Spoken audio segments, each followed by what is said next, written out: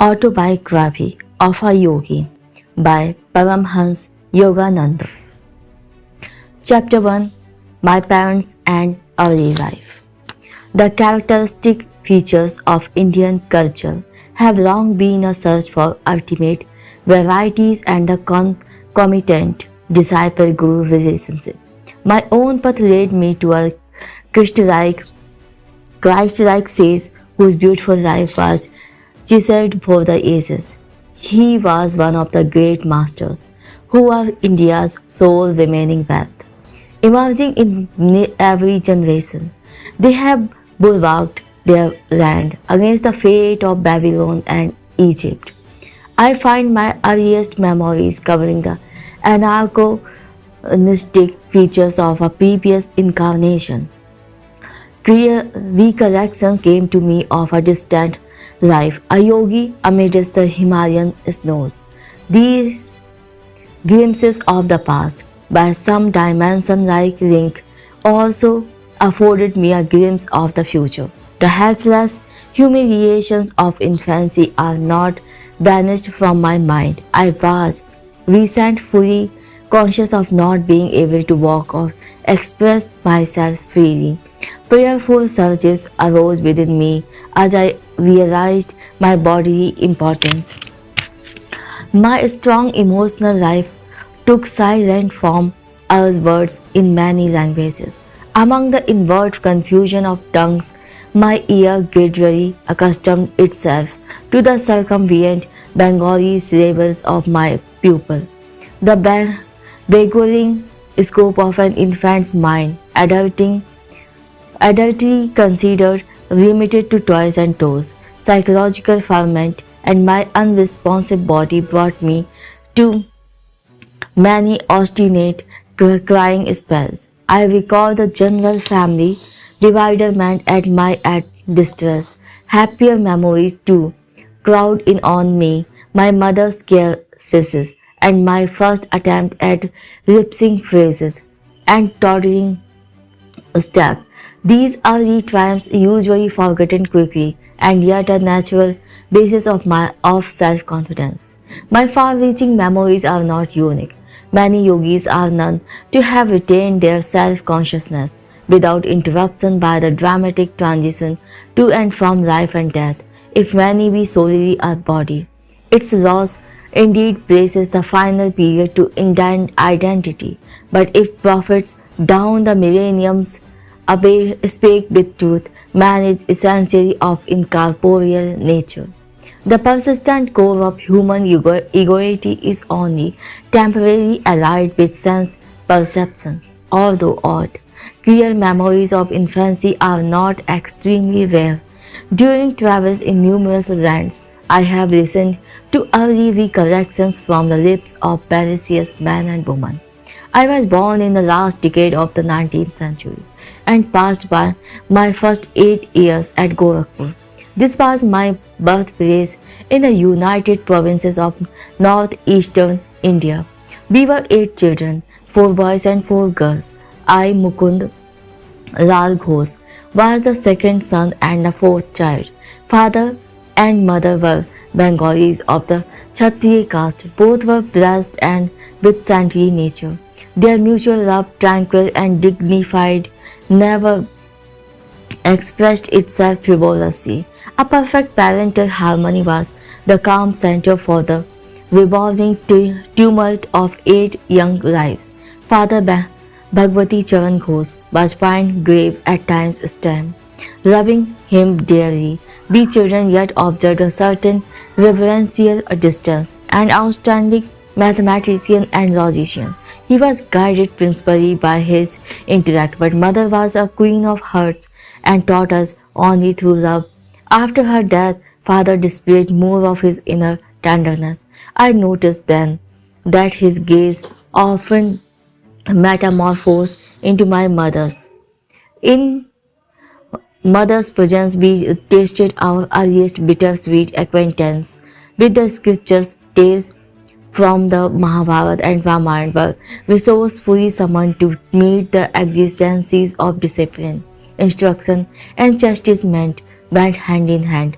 A daily gesture of respect to father was given by mother's dressing us carefully in the afternoon to welcome him home from the office. His position was similar to that of a vice president in the Bengal Nagpur Railway, one of India's large companies. His work involved traveling, and our family lived in several cities during my childhood. Mother had an open hand toward the needy. Father was also kindly disposed, but his respect for law and order extended to the budget. One fortnight mother spent in feeding the poor, more than father's monthly income. All I ask, please, is to keep your charities within a reasonable limit. Even a gentle rebuke from her husband was grievous to mother. She ordered a hackney carriage, not hinting to the children at any disagreement. Goodbye, I am going to my mother's home. Ancient ultimatum. We broke into astounded lamentations. Our maternal uncle arrived opportunely. He whispered to father some sage counsel, garnered no doubt from the aces. From father had made a few conciliatory remarks. Mother happily dismissed the cab. Thus ended the only trouble I ever noticed between my parents, but I recall a characteristic discussion. Please give me 10 rupees for a hapless woman who had just arrived at the house. Mother's smile had its own persuasion. Why 10 rupees? One is enough. Father added a justification. When my father and grandparents died suddenly, I had my first taste of poverty. My only breakfast before walking miles to my school was a small banana. Later at the university, I was in such need that I applied to a wealthy judge for aid of 1 rupee per month. He declined, remarking that even a rupee is important. How bitterly you recall the denial of that rupee. Mother's heart had an instant logic. Do you want this woman also to remember painfully your refusal of 10 rupees, which she needs urgently? You win. With the immemorial gesture of vanquished husbands, he opened his wallet. Here is a 10-rupee note. Give it to her with my goodwill. Father tended to first say no to any new proposal. His attitude toward the strange woman who so readily enlisted mother's sympathy was an example of his customary caution. Aversion to instant acceptance, typical of the French mind in the West, is really only honoring the principle of due reflection. I always found father reasonable and evenly balanced in his judgments. If I could bolster up my numerous requests with one or two good arguments, he invariably put the coveted goal within my reach, whether it were a vacation trip or a new motorcycle. Father was a strict disciplinarian to his children in their early years, but his attitude toward himself was truly Spartan. He never visited the theatre, for instance, but sought his recreation in various spiritual practices and in reading the Bhagavad Gita. Shunning all luxuries, he would cling to one old pair of shoes until they were useless. His sons bought automobiles after they came into popular use, but father was always content with the trolley car for his daily ride to the office. The accumulation of money for the sake of power was alien to his nature. Once after organizing the Calcutta Urban Bank, he refused to benefit himself by holding any of its shares. He had simply wished to perform a civic duty in his spare time. Several years after father had retired on a pension, an English accountant arrived to examine the books of the Bengal Nagpur Railway Company. The amazed investigator discovered that father had never applied for overdue bonuses. He did the work of 3 men. The accountant told the company he has rupees 125,000 over about $41,250 owing to him as back compensation.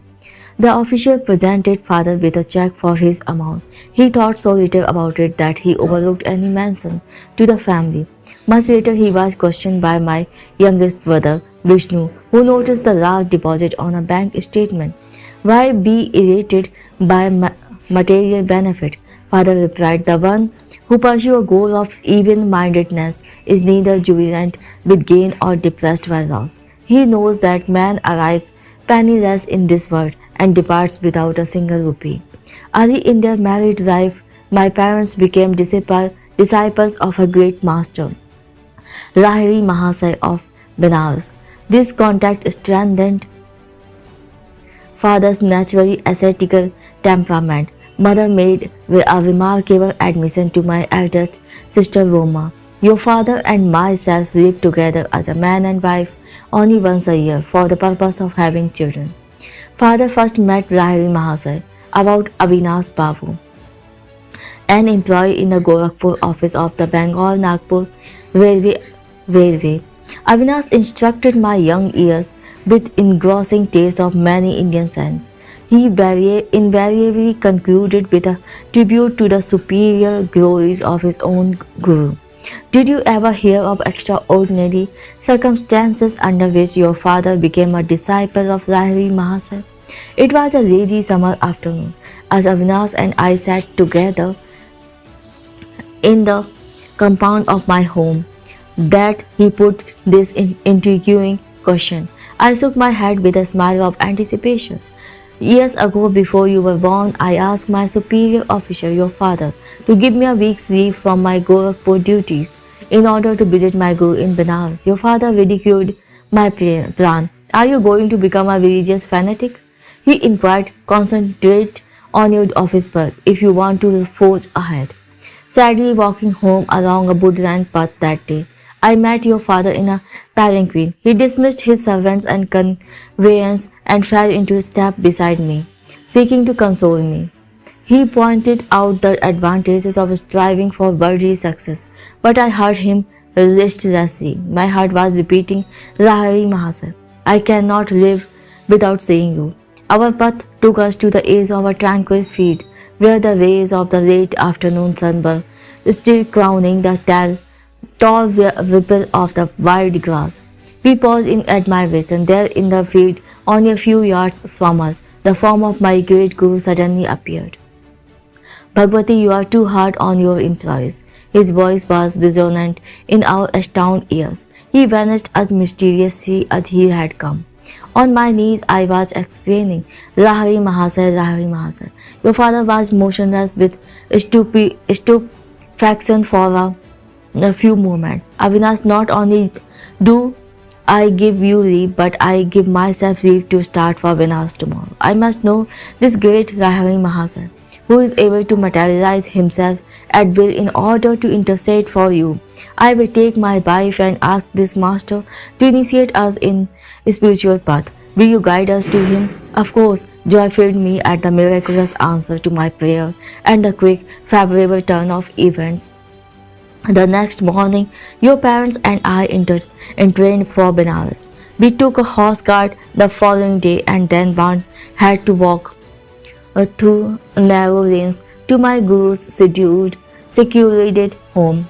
Entering his little parlor, we bowed before the master, enwrapped in his habitual lotus posture.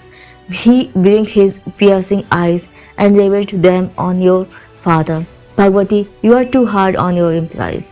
His words were the same as those he had used 2 days before in the Gorakhpur field. He added, I am glad that you have allowed Avinash to visit me and that you and your wife have accompanied him.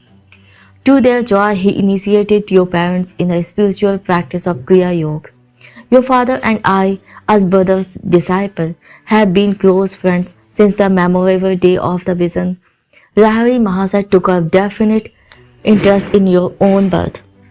Your life shall surely be linked with his own. The master's blessing never fades.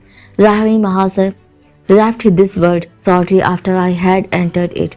His picture, in an ornate frame, always graced our family altar in the various cities to which father was transferred by his office. Many a morning and evening found mother and me meditating before an improvised scene, offering flower dipped in fragrant sandalwood paste with frank incense and myrrh, as well as our united devotions.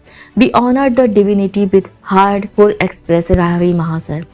His picture had a surprising influence over my life as I grew The thought of the master grew with me. In meditation, I would often see his photographic image emerge from its small frame and taking a living form sit before me. When I attempted to touch the feet of his human and again become the picture.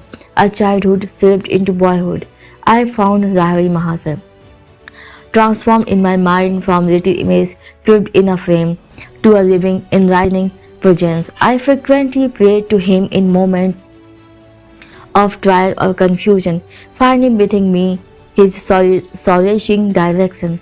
At first, I grieved because he was no longer physically living. As I began manifested to my inward gaze, divine shapes of saints sitting in meditation posture in mountain caves formed like miniature cinema picture on the large screen of radiance. Within my forehead, "Who are you?" I spoke aloud. "We are the Himalayan yogis." The celestial response is difficult to describe. My heart was thrilled. Ah, I longed to go to the Himalayas and become like you. The vision vanished, but the silvery beams expanded in ever widening circles to infinity. What is the wondrous glow? I am Ishwar, I am light. The voice was in murmuring clouds. I want to be one with thee. Out of slow dwindling of my divine ecstasy, I salvaged permanent legacy of inspiration to seek God. He is eternal, ever new joy. This memory persisted long after the day of rapture. Another early recollection is outstanding, and literally so, for I bear the scar to this day. My elder sister Uma and I were seated in the early morning under a neem tree in our Gorakhpur compound. She was helping me with a Bengali primer. What time I could spare my gaze from nearby parrots eating ripe margosha fruit. Uma complained of a boil on her leg and fetched a jar of ointment. I smelled a bit of the salve on my forearm. Why do you see medicine on a healthy arm? Well, sis, I feel I am going to have a boil tomorrow. I am testing your ointment on the spot where the boil will appear. You little liar. Sister, don't call me a liar until you see what happens in the morning. Indignation filled me. Uma was unimpressed and thrice repeated her tone. An adamant resolution sounded in my voice as I made slow reply. By the power of will in me, I say that tomorrow I shall have a fairly large boil in this exact place on my arm, and your boil shall swell to twice its present size. Morning found me with a stalwart boil on the indicated spot. The dimensions of Uma's boils had doubled. With a shriek, my sister rushed to mother. Mukund has become a necromancer. Gravely, mother instructed me never to use the power of words for doing harm. I have always remembered her counsel and followed it. My boil was surgically treated, a noticeable scar left by the doctor's incision is present today on my right forearm is a constant reminder of the power in men's sheer words. Those simple and apparently harmless phrases to Uma, spoken with deep concentration, had possessed sufficient hidden power to explode like bombs and produce definite though injurious effect. I understood later that the explosive vibratory power in speech could be wisely directed to free one's life from difficulties and thus operate without scare or rebuke. Our family moved to Lahore in the Punjab. There I acquired a picture of the Divine Mother in the form of the goddess Kali. It sanctified a small informal screen on the balcony of our home. An unequivocal conviction came over me that fulfillment would crown any of my prayers uttered in that sacred spot. Standing there with Uma one day, I watched two kites flying over the roof of the building on the opposite side of the very narrow lane. Why are you so quiet? Uma pushed me playfully. I am just thinking how wonderful it is that Divine Mother gives me whatever I ask. I suppose she would give you those two kites. My sister laughed derisively. Why not? I began silent prayers for their possession. Matches are played in India with kites whose strings are covered with glue and ground grass. Each player attempts to sever the string of his opponent. Our freed kite sails over the roof. There is great fun in catching it. Inasmuch as Uma and I were on the balcony, it seemed impossible that my loosed kite could come into our hands. Its string would naturally dangle over the roof. The players across the line began their match. Over string, one string was in my direction. It was stationary for a moment. Through sudden abatement of breeze, which sufficed to firmly entangle the string with a cactus plant on top of the opposite house, a perfect loop was formed for my seizure. I handed the prize to Uma. It was just an extraordinary accident and not an answer to your prayer.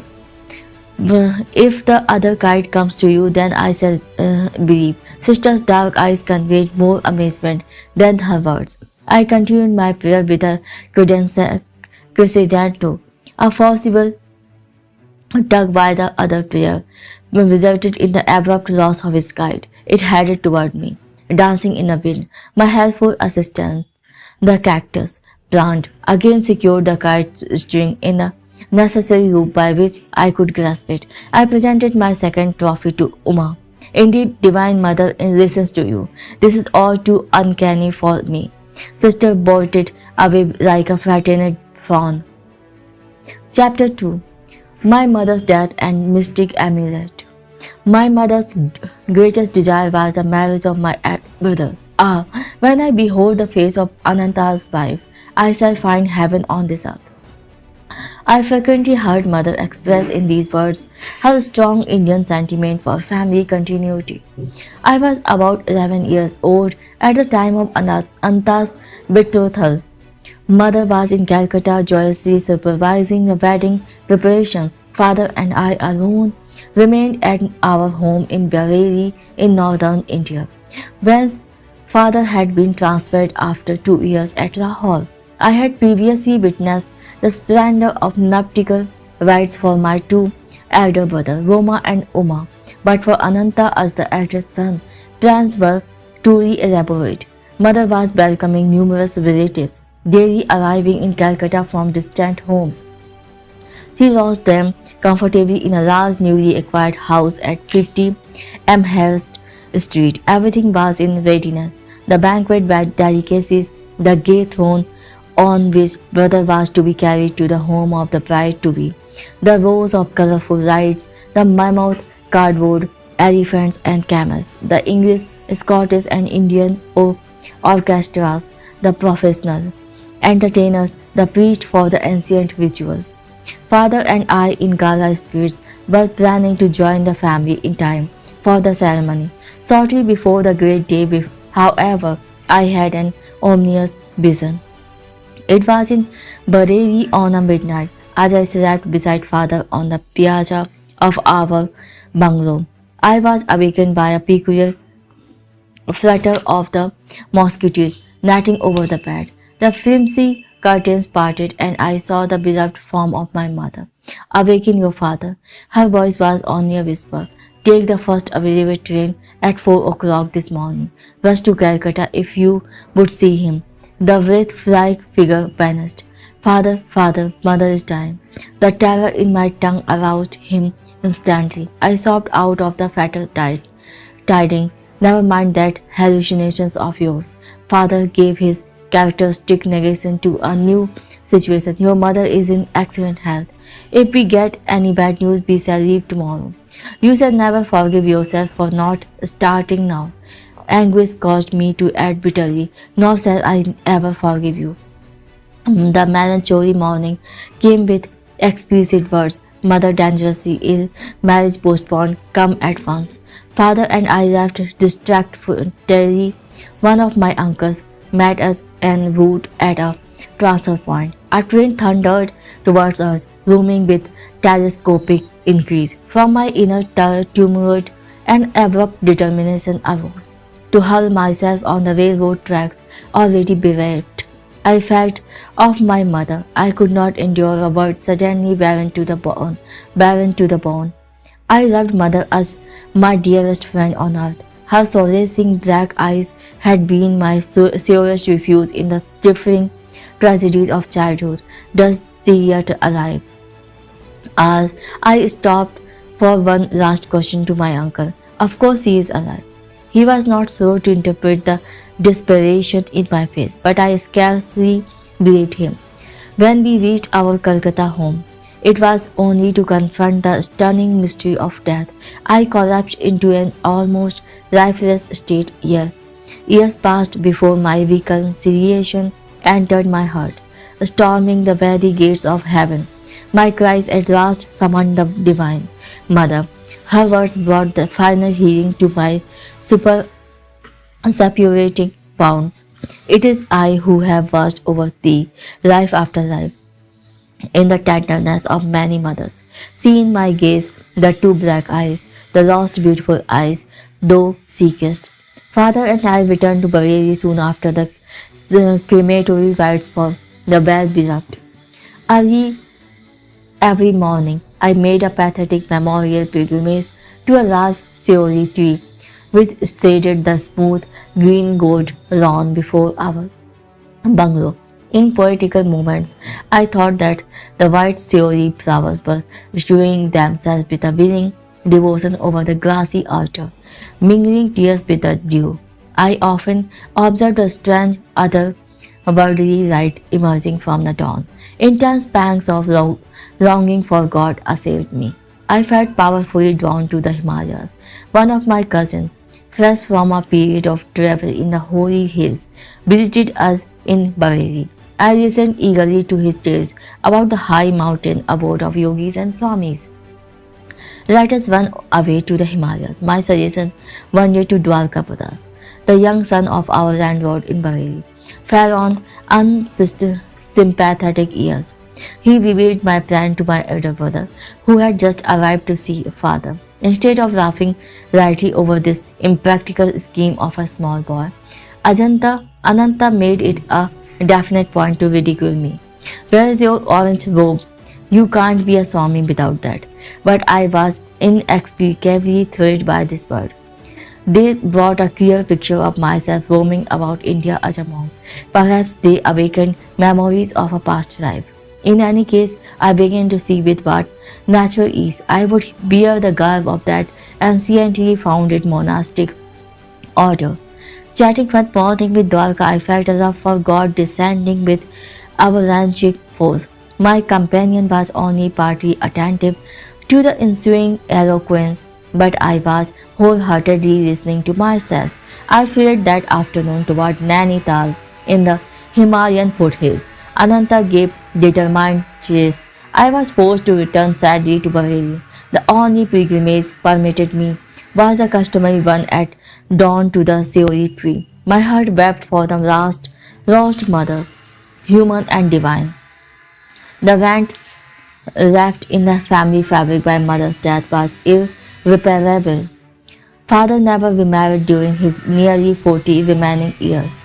Assuming the difficult role of father-mother to his little flock, he grew noticeably more tender, more approachable, with calmness and insight.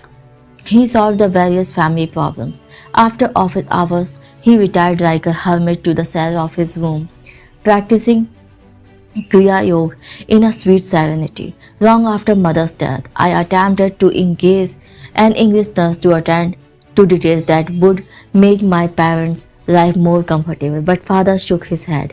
Service to me ended with your mother's. His eyes were removed with a lifelong devotion. I will not accept ministration from any other woman.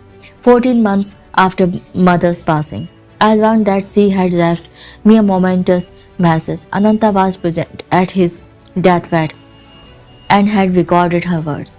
Although she had asked that the disclosure be made to me in 1 year, my brother delayed. He was soon to leave Bareilly for Calcutta to marry the girl mother had chosen for him. One evening he summoned me to his side. Mukund, I have been reluctant to give you strange tidings. Ananta's tone held a note of resignation. My fear was to inflame your desire to leave home, but in any case, you are bristling with divine ardor. When I captured your recently on your way to the Himalayas. I came to a definite resolve. I must not further postpone the fulfillment of my solemn promise. My brother handed me a small box and delivered mother's message. Let these words be my final blessing. My beloved son Mukunda, mother had said, the hour is here when I must relate a number of phenomenal events following your birth. I first knew your destined path when you were but a babe in my arms. I carried you then to the home of my Guru in Banaras, almost hidden behind a throng of disciples. I could barely see Rahari Mahasaya as he sat in deep meditation. While I spat at you, I was praying that the great Guru take notice and bestows a blessing.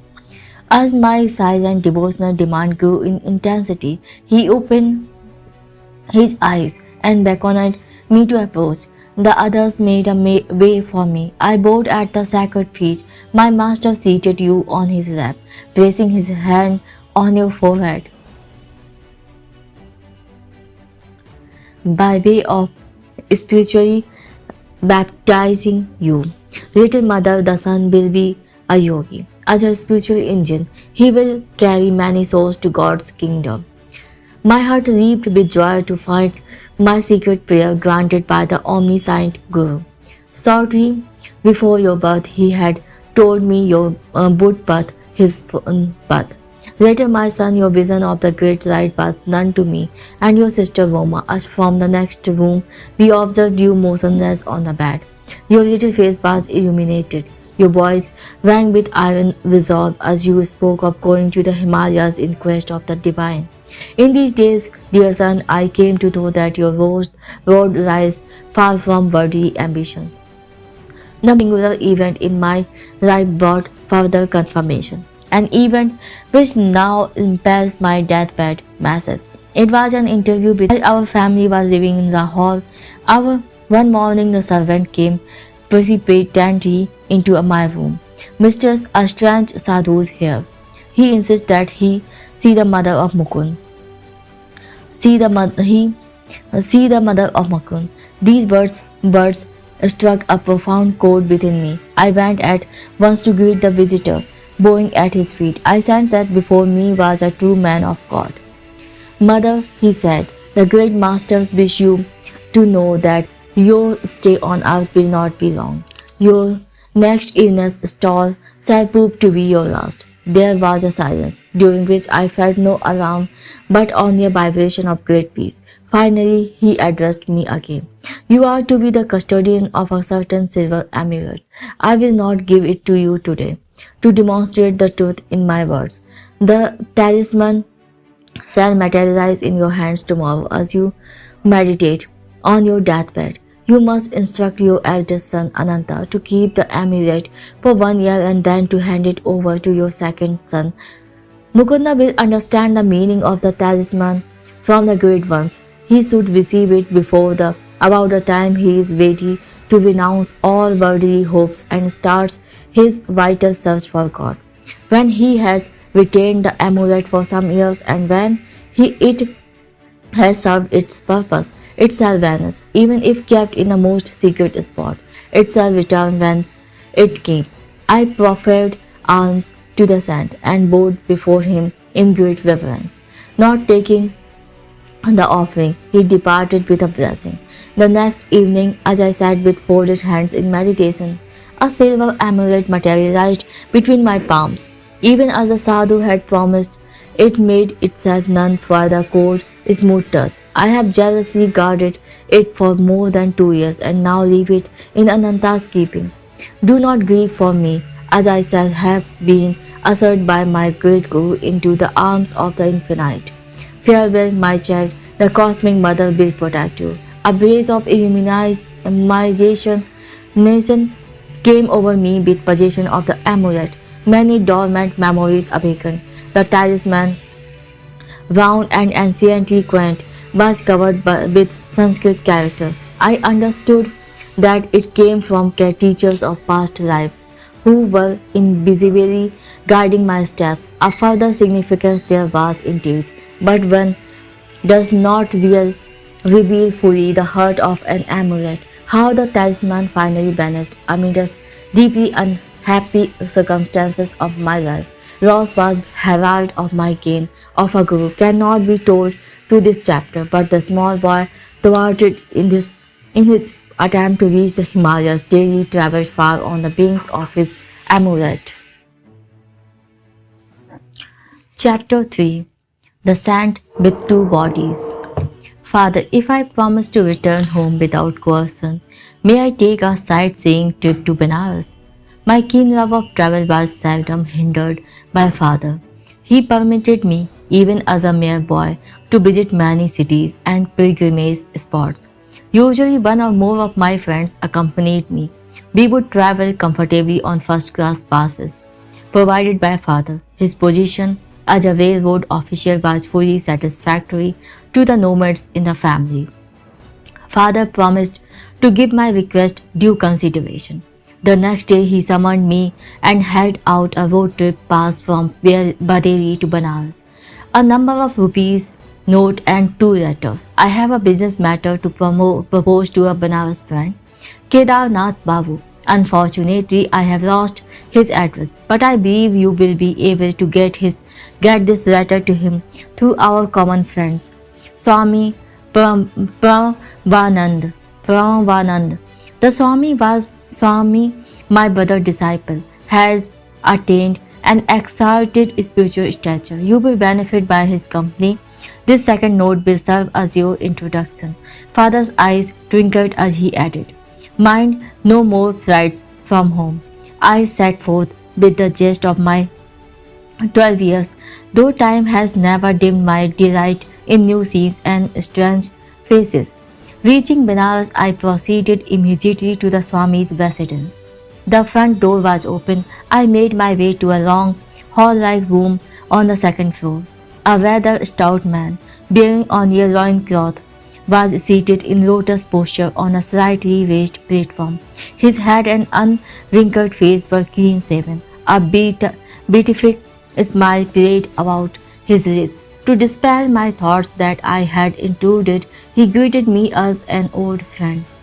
Baba Anand, blessed to my dear son. His welcome was given heartily in a childlike voice. I knelt and touched his feet. Are you Swami Prabhavanand? He nodded. Are you Bhagwati's son? His words were out before I had had time to get father's letter from my pocket. In astonishment, I handed him the note of introduction, which now seemed superfluous. Of course, I will locate Kedarnath Babu for you. The saint again surprised me by his clairvoyance. He glanced at the letter and made a few affectionate reference to my parents. You know I am enjoying two pensions. One is by the recommendations of your father, for whom I once worked in the railroad office. The other is by the recommendation of my heavenly Father, for whom I have consciously finished my earthly duties in life. I found this remark very obscure. What kind of pension, sir, do you receive from the Heavenly Father? Does he drop money in your lap? He laughed. I mean a pension of fathomless peace, a reward for many years of deep meditation. I never grab money now. My few material needs are amply provided for. Later you will understand the significance of a second pension. Abruptly terminating our conversation, the saint became gravely motionless. A sphinx-like air enveloped him. At first, his eyes sparkled, as if observing something of interest, then grew dull. I felt aghast at his paucity. He had not yet told me how I could meet father's friend. A trifle restlessly, I looked about me in the bare room, empty except for us two. My idle gaze took in his wooden sandals lying under the platform seat. Little sir, don't get worried. The man you wish to see will be with you in half an hour. The yogi was reading my mind, a feat not too difficult at the moment. Again he fell into inscrutable silence. My watch informed me that 30 minutes had elapsed. The Swami aroused himself. I think Kedarnath Babu is nearing the door. I heard somebody coming up the stairs. An amazed incomprehension arose suddenly. My thought raced in confusion. How is it possible that father's friend has been summoned to this place without the help of a messenger? The Swami has spoken to no one but myself since my arrival. Abruptly, I quitted the room and descended the steps. Halfway down, I met a thin, fair skinned man of medium height. He appeared to be in a hurry. Are you Kedarnath Babu? Excitement colored my voice. Yes, are you not Bhagwati's son who has been waiting here to meet me? He smiled in friendly fashion. Sir, how do you happen to come here? I felt baffled resentment over his inexplicable presence. Everything is mysterious today. Less than an hour ago, I had just finished my bath in the Ganges when Swami Pravanand approached me. I have no idea how he knew I was there at that time. Bhagwati's son is waiting for you in my apartment, he said. Will you come with me? I gladly agreed. As we proceeded hand in hand, the Swami in his wooden sandals was strangely able to outback me, though I wore these stout walking shoes. How long will it take you to reach my place? Bhavanandji suddenly halted to ask me this question. About half an hour. I have something else to do at present. He gave me an enigmatical glance. I must leave you behind. You can join me in my house, where Bhagwati's son and I will be awaiting you. Before I could remonstrate, he dashed swiftly past me and disappeared in the crowd. I walked here as fast as possible. This explanation only increased my bewilderment. I inquired how long he had known the Swami. We met a few times last year, but not recently. I was very glad to see him again today at the bathing ghat. I cannot believe my ears. Am I losing my mind? Did you meet him in a vision, or did you actually see him, touch his hand, and hear the sound of his feet? I don't know what you are driving at, he thrust angrily. I am not lying to you. Can't you understand that only through the Swami could I have known you were waiting at this place for me? Why, that man, Swami Pravanand, has not left my sight a moment since I first came about an hour ago. I blurted out the whole story. His eyes opened widely. Are we living in this material age, or are we dreaming? I never expected to witness such a miracle in my life. I thought this Swami was just an ordinary man, and now I find he can materialize an extra body and work through it. Together we entered the saint's room. Look, those are the very sandals he was wearing at the ghat, Kedarnath Babu whispered. He was clad only in a loincloth, just as I see him now. As the visitor bowed before him, the saint turned to me with a quizzical smile. Why are you stupefied at all this? The subtle unity of the phenomenon world is not hidden from true yogis. I instantly see and converse with my disciples in distant Calcutta. They can similarly transcend at will every obstacle of gross matter.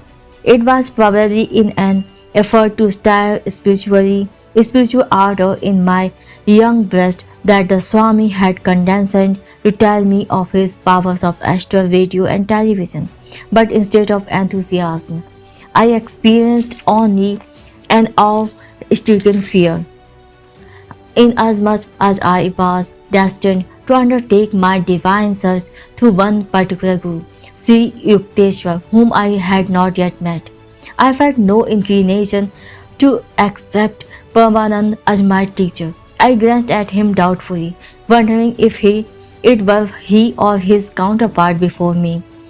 The master sought to banish my disquietude by bestowing a soul-awakening gaze and by some inspiring words about his guru. Rahari Mahasaya was the greatest yogi I ever knew. He was divinity itself in the form of flesh. If a disciple, I reflected, could materialize an extra fleshly form at will, what miracles indeed could be bared to his master? I will tell you how priceless is a guru's help. I used to meditate with another disciple for 8 hours every night. We had to work at the railroad office during the day, finding difficulty in carrying on my clerical duties. I desired to devote my whole time to God. For 8 years I persevered, meditating half the night. I had wonderful results. Tremendous spiritual perceptions illumined my mind, but a little veil always remained between me and the infinite. Even with superhuman earnestness, I found the final irrevocable union to be denied me. One evening I paid a visit to Rahari Mahasaya and pleaded for his divine intercession. My importunities continued during the entire night. Angelic Guru, my spiritual anguish is such that I can no longer bear my life without meeting the great beloved face to face. What can I do? You must meditate more profoundly. I am appealing to thee, O God, my master. I see thee materialized before me in a physical body.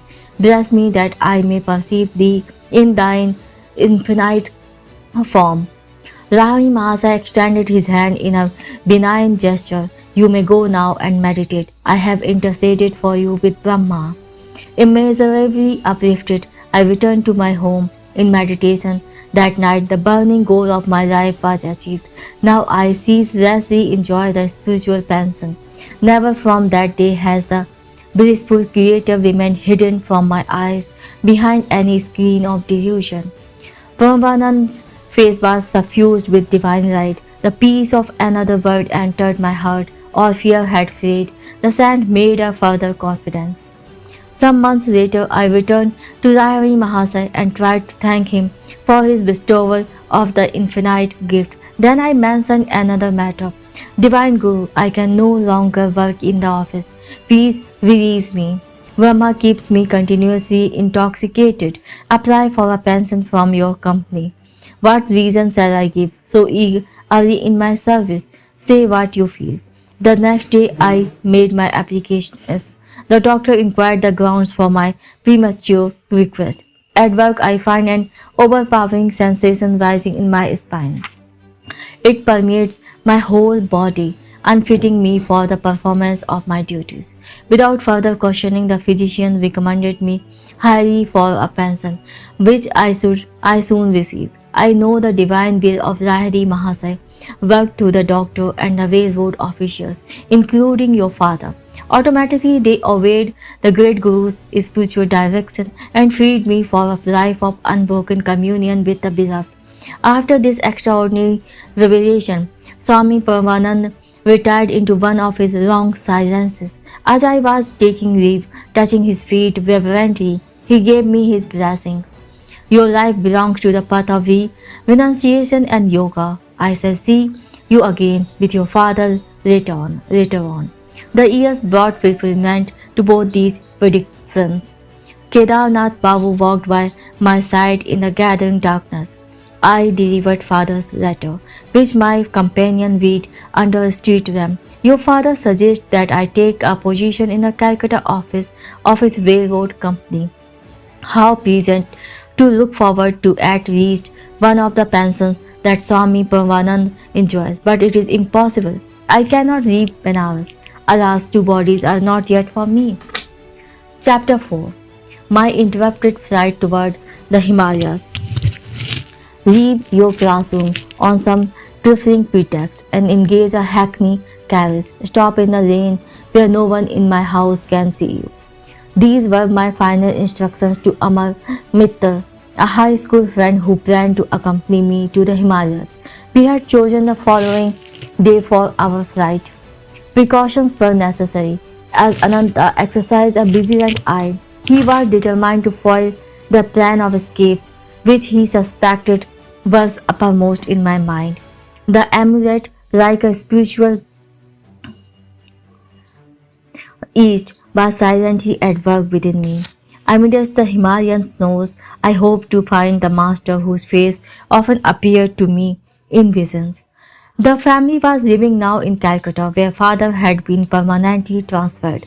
Following the patriarchal Indian custom, Anant had brought his bride to live in our room, now at 4 Gurpur Road. There in a small attic room, I engaged in daily meditation and prepared my mind for the divine search. The memorable morning arrived with inauspicious event.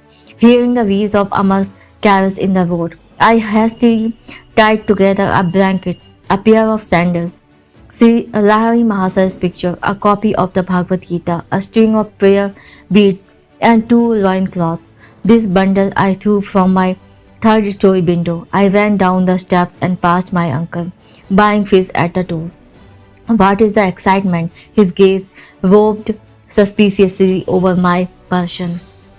I gave him a non-committal smile and walked to the lane. Retrieving my bundle, I joined Amar with conspiratorial caution. We drove to Chandni Chowk, a merchandise center. For months we had been saving our tiffin money to buy English clothes, knowing that my clever brother could easily play the part of a detective. We thought to outfit him by European garb. On the way to the station, we stopped for my cousin, Jatin Ghosh, whom I called Jatinda. He was a new convert, longing for a guru in the Himalayas. He donned the new suit we had in readiness. Well camouflaged, we hoped a deep elation possessed our hearts. All we need now are canvas shoes. I led my companions to a shop displaying rubber-soled footwear. Articles of leather gotten only through the slaughter of animals must be absent on this holy trip. I halted on the street to remove the leather cover from my Bhagavad Gita and the leather straps from my English-made Sora topi helmet. At the station, we bought tickets to Bodwan, where we planned to transfer for Haridwar in the Himalayan foothills. As soon as the train like ourselves was in flight, I gave utterance to a few of my glorious anticipation. Just imagine I ejaculated. We shall be initiated by the masters and experience the trance of cosmic consciousness. Our flesh will be charged with such magnetism that wild animals of the Himalayas will come tamely near us. Tigers will be no more than meek house cats awaiting our caresses. This remark, picturing a prospect I considered entrancing both metaphorically and literally, brought an enthusiastic smile from Amar, but Jatinda averted his gaze, directing it through the window at the scampering landscape. Let the money be divided in three portions. Jatinda broke a long silence with this suggestion. Each of us should buy his own ticket at Burdwan. Thus no one at the station will surmise that we are running away together. I unsuspectingly agreed. At dusk, our train stopped at Burdwan. Jatinda entered the ticket office. Amar and I sat on the platform. We waited 15 minutes, then made unavailing inquiries, searching in all directions. We shouted Jatinda's name with the urgency of fright, but he had faded in the dark unknown surrounding the little station. I was completely unnerved, shocked to a peculiar numbness that God would countenance this depressing episode. The romantic occasion of my first carefully planned flight after him was cruelly marred. Amar, we must return home. I was weeping like a child. Jatinda's careless departure is an ill omen. This trip is doomed to failure. Is this your love for the God, Lord? Can't you stand the little test of a treacherous companion? Through Amar's suggestion of a divine rest, my heart steadied itself. We refreshed ourselves with famous Burdwan sweetmeats, Sita Bhog, food for the goddess, and motichur, nuggets of sweet pearl. In a few hours, we entrained for Haridwar via Bareilly, changing trains at Mughal Sarai. We discussed a vital matter as we waited on the platform. Amar, we may soon be closely questioned by railroad officials. I am not underrating my brother's ingenuity. No matter what the outcome, I will not speak untruth. All I ask of you, Mukunda, is to keep. Don't laugh or grin while I am talking. At this moment, a European station agent accosted me. He waved a telegram whose import I immediately grasped. Are you running away from home in anger? No, I was glad his choice of words permitted me to make empathetic reply. Not anger, but divinest melancholy was responsible. I knew for my unconventional behavior. The officer then turned to Amar. The duel of wits that followed hardly permitted me to maintain the counselatic stoic gravity. Where is the third boy? The man injected a full ring of authority into his voice. Come on, speak the truth. Sir, I notice you are wearing eyeglasses. Can't you see that we are only two? Amar smiled impudently. I am not a magician. I can't conjure up a third companion. The officer, noticeably disconcerted by this impertinence, sought a new field of attack. What is your name? I am called Thomas. I am the son of an English mother and a converted Christian Indian father. What is your father's name? I call him Thompson. I call him Thompson. By this time, my inward mirth had reached a zenith. I unceremoniously made for the train, whistling for departure. Amar followed with the officer, who was credulous and obliging enough to put us into a European compartment. It evidently pained him to think of two half-English boys traveling in the section allotted to natives. After his polite exit, I lay back on the seat and laughed uncontrollably. My friend wore an expression of breathed satisfaction at having outwitted a veteran European official. On the platform, I had contrived to read the telegram. From my brother, it went thus: three Bengali boys in English clothes running away from home toward Haridwar via Mughalsarai. Please detain them until my arrival. Ample reward for your services. Amar, I told you not to leave marked timetables in your home. My glance was reproachful. Brother must have found one there. My friend sheepishly acknowledged the thrust. We halted briefly in Bareilly, where Dwarka Prasad awaited us with a telegram from Ananta. My old friend tried valiantly to detain us. I convinced him that our flight had not been undertaken lightly, as on a previous occasion. Dwarka refused my invitation to set forth to the Himalayas, while our train stood in a station that night, and I was half asleep. Amar was awakened by another questioning officer. He too fell a victim to the hybrid charms of Thomas and Thompson. The train bore us triumphantly into a dawn arrival at Haridwar. The majestic mountains loomed invitingly in the distance. We dashed through the station and entered the freedom of city crowds. Our first act was to change into native costumes, as Ananta had somehow penetrated our European discourse. A premonition of capture weighed on my mind. Deeming it advisable to leave Haridwar at once, we bought tickets to proceed north to Rishikesh, a soil long hallowed by feet of many masters. I had already boarded the train. While Amar lagged on the platform, he was brought to an abrupt halt by a shout from a policeman. Our unwelcome guardian escorted us to a station bungalow and took charge of our money. He explained courteously that it was his duty to hold us until my elder brother arrived. Learning that the truant's destination had been the Himalayas, the officer related a strange story. I see you are crazy about science. You will never meet a greater man of God than the one I saw only yesterday. My brother officer and I first encountered him 5 days ago. We were patrolling by the Ganges on a sharp lookout for a certain murderer. Our instruction was to capture him, alive or dead. He was known to be masquerading as a sadhu in order to rob pilgrims. A short way before us, we spied a figure which resembled the description of the criminal. He ignored our command to stop. We ran to overpower him. Approaching his back, I wielded an axe with tremendous force. The man's right arm was severed almost completely from his body. Without outcry or any glance at the ghastly wound, the stranger astonishingly continued his swift path. As we jumped in front of him, he spoke quietly. I am not the murderer you are seeking. I was deeply mortified to see I had injured the person of a divine-looking sage. Prostrating myself at his feet, I implored his pardon and offered my turban cloth to staunch the heavy spurts of blood. Son, that was just an understandable mistake on your part. The saint regarded me kindly. Run along and don't reproach yourself. The beloved mother is taking care of me. He pushed his dangling arm into its stump and rope. It adhered. The blood inexplicably ceased to flow.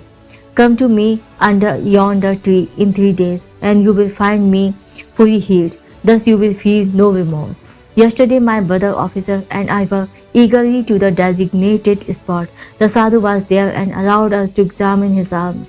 It bore no scare or trace of hurt. I am going via Rishikesh to the Himalaya solitudes. He blessed us as he departed quickly. I feel that my life has been uplifted through his sanctity. The officer concluded with a pious ejaculation. His experience had obviously moved him beyond his usual depth. With an impressive gesture, he handed me a printed clipping about the miracle in the usual garbled manner of the sensational type of newspaper, not missing, alas, even in India. The reporter's version was slightly exaggerated. It indicated that the sadhu had been almost decapitated. Amar and I lamented that we had missed the great yogi, who could forgive his prosecutor in such a Christ-like way. India, materially poor for the last 2 centuries, yet has an inexhaustible fund of divine wealth. Spiritual skyscrapers may occasionally be encountered by the wayside, even by worthy men like this Polish man. We thanked the officer for relieving our tedium with his marvelous story. He was probably intimating that he was more fortunate than we. He had met an illuminated saint without effort. Our earnest search had ended, not at the feet of a master, but in a coarse police station so near the Himalayas, and yet in our captivity so far. I told Amar I felt doubly impelled to seek freedom. Let us slip away when opportunity offers. We can go on foot to holy Rishikesh. I smiled encouragingly. But my companion had turned pessimist as soon as the stalwart prop of our money had been taken from us. If we started a trek over such dangerous jungle land, we should finish not in the city of saints but in the stomachs of tigers. If we started a trek over such dangerous jungle, Ananta and Amar's brother arrived after 3 days. Amar greeted his relative with affectionate relief. I was unreconciled. Ananta got no more from me than a severe upbraiding. I understand how you feel. My brother spoke soothingly. All I ask you is to accompany me to Benares to meet a certain saint and go on to Calcutta to visit your grieving father for a few days. Then you can resume your search for a master. Amar entered the conversation at this point to disclaim any intention of returning to Haridwar with me. He was enjoying the familiar warmth, but I knew I would never abandon the quest for my guru. Our party entrained for Benares. There I had a singular and instant response to my prayers. A clever scheme had been prearranged by Ananta. Before seeing me at Haridwar, he had stopped in Benares to ask a certain scriptural authority to interview me later. Both the Pandit and his son had promised to undertake my disillusion from the path of a sannyasi. Ananta took me to their home. The son, a young man of ebullient manner, greeted me in the courtyard. He engaged me in a lengthy philosophic discourse, professing to have a clairvoyant knowledge of my future. He discountenanced my idea of being a monk. You will meet continual misfortune and be unable to find God. If you insist on deserting your ordinary responsibilities, you cannot work out your past karma without bodily experience. Krishna's immortal words rose to my lips in reply. Even he with the worst of karma who ceaselessly meditates on me quickly loses the effects of his past bad actions, becoming a high-souled being. He soon attained perennial peace. Arjun, know this for certain. The devotee who puts his trust in me never perishes. But the forceful prognostications of the young man had slightly shaken my confidence. With all the fervor of my heart, I prayed silently to God. Please solve my bewilderment and answer me right here and now. If thou dost desire me to read the life of a renunciate or a worthy man. I noticed a sadhu of noble countenance standing just outside the compound of the Pandit's house. Evidently, he had overheard the spirited conversation between the self-styled clairvoyant and myself, for the stranger called me to his side. I felt a tremendous power flowing from his calm eyes. Son, don't listen to that ignoramus. Ignoramus. I respond to your prayer. The Lord tells me to assure you that your sole path in this life is that of the renunciate. With astonishment as well as gratitude, I smiled happily at this decisive message. Come away from that man. The ignoramus was calling me from the courtyard. My saintly guide raised his hand in blessing and slowly departed. That sadhu is just as crazy as you are. It was a hoary-headed pandit who made this charming observation. He and his son were gazing at me lugubriously. I heard that he too had left his home in a big search for God. I turned away to Ananta. I remarked that I would not engage in further discussion with our host. My brother agreed to my immediate departure. We soon entrained for Calcutta.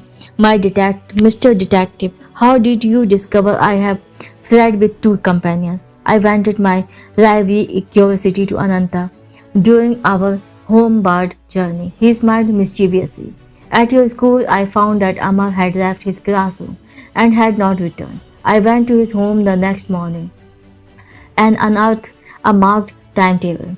Amar's father was just leaving by carriage and was talking to the coachman. My son will not ride with me to his school this morning. He has disappeared. The father moaned.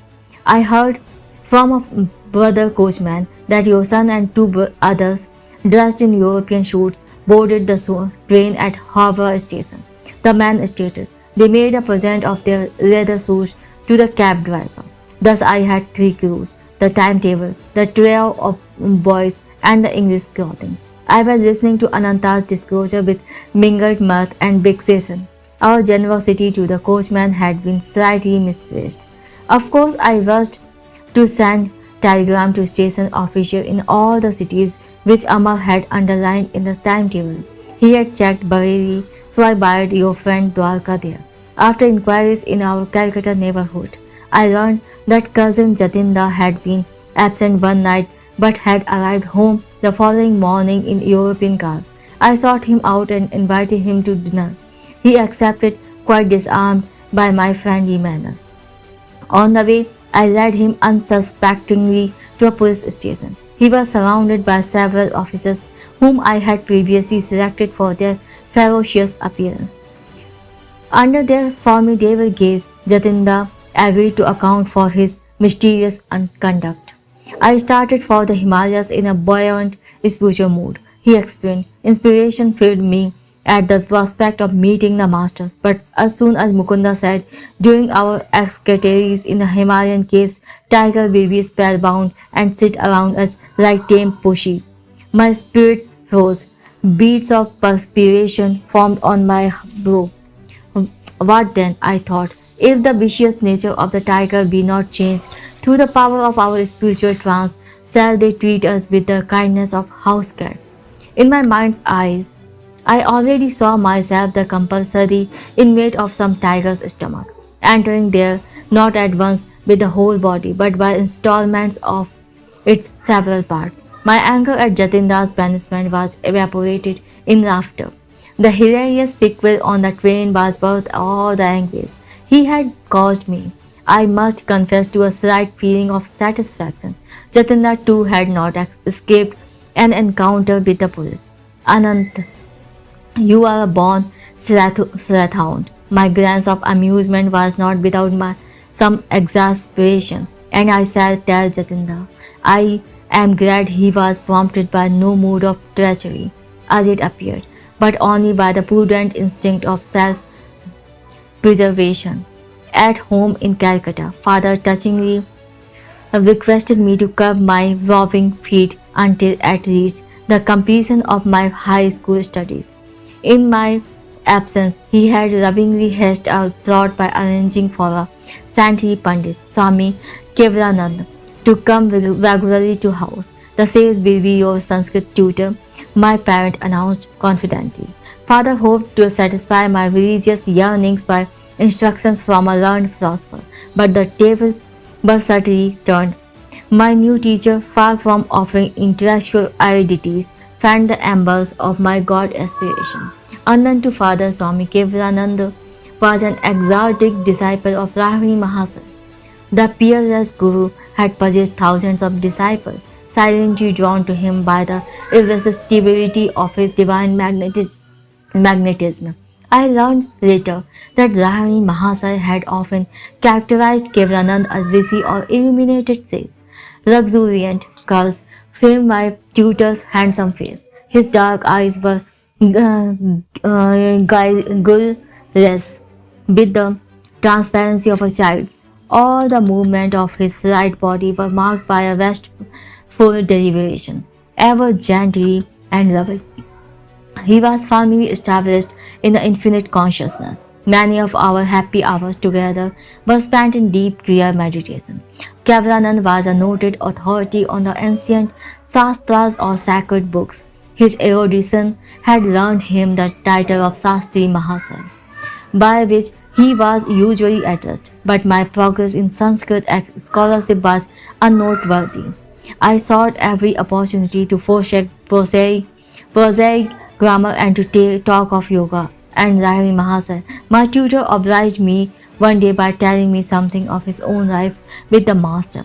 Very fortunate. I was able to remain near Rahmi Mahasaya for 10 years. His Benares home was my nightly goal of pilgrimage. The Guru was always present in a small front parlor on the first row. As he sat in lotus posture on a backless wooden seat, his disciples garlanded him in a semicircle.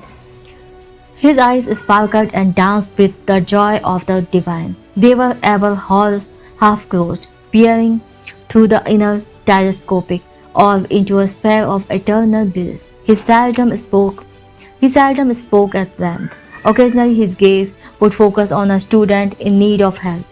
Hearing words poured them like an avalanche of light. And indescribable peace blossomed within me at the Master's glance. I was permeated with his fragrance, as though from a lotus of infinity. To me, with him, even without exchanging a word for days, was experience which changed my entire being. If any invisible barrier rose in the path of my concentration, I would meditate at the Guru's feet. There the most tenuous states came easily within my grasp. Such perception eluded me in the presence of lesser teacher. The Master was a living temple of God whose secret doors were open to all disciples through devotion. Rahani Mahasaya was no bookish interpreter of the scriptures. Effortlessly he dipped into the divine library, form of word and spray of thoughts gushed from the fountain of his omniscience. He had the wondrous gravis which unlocked the profound philosophical science embedded ages ago in the Vedas. If asked to explain the different planes of consciousness mentioned in the ancient text, he would smilingly assent, I will undergo those states and presently tell you what I perceive. He was thus diametrically unlike the teachers who commit scriptures to memory and then give forth unrealistic abstractions. Please expound the holy stanzas as the meaning occurs to you. The taciturn Guru often gave this instruction to a nearby disciple. I will guide your thoughts that the right interpretation be uttered. In this way, many of Rahari Mahasaya's perceptions came to be recorded with voluminous commentaries by various students. The Master never counseled slavish belief. Words are only cells, he said. Win conviction of God's presence through your own joyous contact in meditation.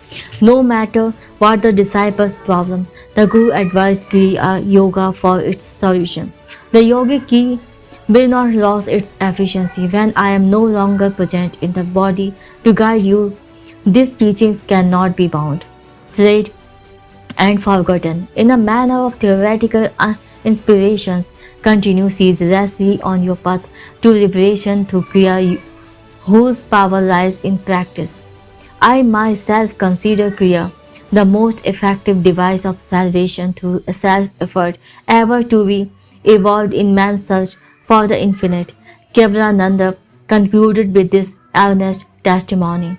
Through its use, the omnipotent God, hidden in all man, became visibly incarnated in the flesh of Lahiri Mahasaya and a number of his disciples. A Christ-like miracle by Lahiri Mahasaya took place in Kevalananda's presence. My saintly tutor recounted the story one day, his eyes removed from the Sanskrit text before us. A blind disciple, Ramu, aroused my active pity. Should he have no light in his eyes when the faithfully served our master, in whom the divine was fully blazing? One morning I sought to speak to Ramu, but he sat for patient hours fanning the Guru with a handmade palm leaf pankha. When the devotee finally left the room, I followed him. Ramu, how long have you been blind? From my birth, sir. Never have my eyes been blessed with a glimpse of the sun. Our omnipotent Guru can help me. You, please make a supplication. On the following day, Ramu diffidently approached Rahari Mahasaya. The disciple felt almost ashamed to ask that physical wealth be added to his spiritual superabundance. Master, the illuminator of the cosmos is in you. I pray you to bring his light into my eyes, that I perceive the sun's lesser glow. Ramu, someone has connived to put me in a difficult position. I have no healing power. Sir, the infinite one within you can certainly heal. That is indeed different. Ramu, God's limit is nowhere. He who ignites the stars and the cells of flesh with mysterious life effluence can surely bring luster of vision into your eyes. The master touched Ramu's forehead at the point between the eyebrows. Keep your mind concentrated there and frequently chant the name of the Prophet Ram for 7 days. The splendor of the sun shall have a special dawn for you. Lo, in 1 week it was so. For the first time, Ramu beheld the fair face of nature. The omniscient one had unerringly directed his disciple to repeat the name of Ram, adored by him above all other saints. Ramu's faith was the devotionally plugged soil in which the Guru's powerful seed of permanent healing sprouted. Kevalanand was silent for a moment, then paid a further tribute to his Guru. It was evident in all miracles performed by Lahiri Mahasaya that he never allowed the ego principle to consider itself a causative force. By perfection of resistless surrender, the Master enabled the prime healing power to flow freely through him. The numerous bodies which were spectacularly healed through Lahiri Mahasaya eventually had to feed the flames of cremation, but the silent spiritual awakening he effected, the Christ-like disciples he fashioned, are his imperishable miracles. I never became a Sanskrit scholar. Kevalanand taught me a divinal syntax. Chapter 5. A perfume scent displays his wonder. To everything there is a season, and a time to every purpose under the heaven. I did not have this wisdom of Solomon to comfort me. I gazed searchingly about me on any excursion from home for the face of my destined Guru, but my path did not cross his own until after the completion of my high school studies. 2 years elapsed between my flight with Amar toward the Himalayas and the great day of Sri Yukteswar's arrival into my life. During that interim, I met a number of sages, the perfume scent, the tiger Swami, Nagendra Nath Bahaduri, Master Mahasaya, and the famous Bengali scientist Jagdish Chandra Bose. My encounter with the perfume scent had two preambles, one harmonious and the other humorous.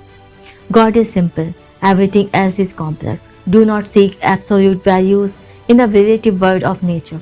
These philosophical finalities gently entered my ear as I stood silently before a temple image of Kali.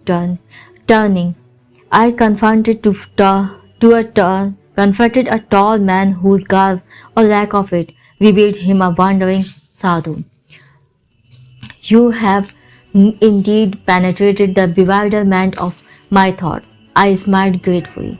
The confusion of benign and terrible aspects in nature are symbolized by Kali, has puzzled wiser heads than mine.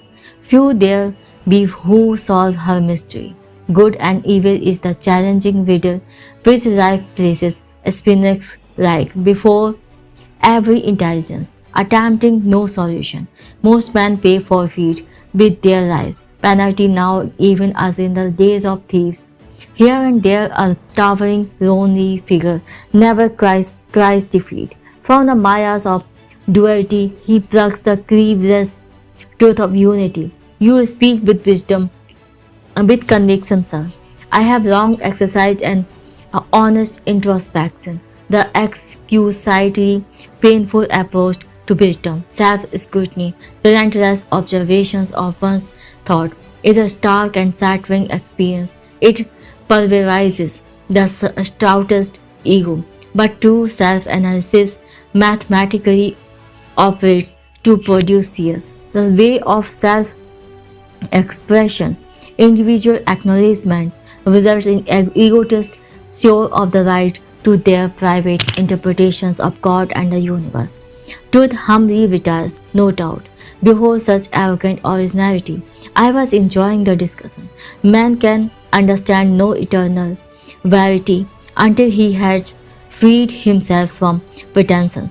The human mind, bare to a centuried slime, is teeming with repulsive life of countless world delusions.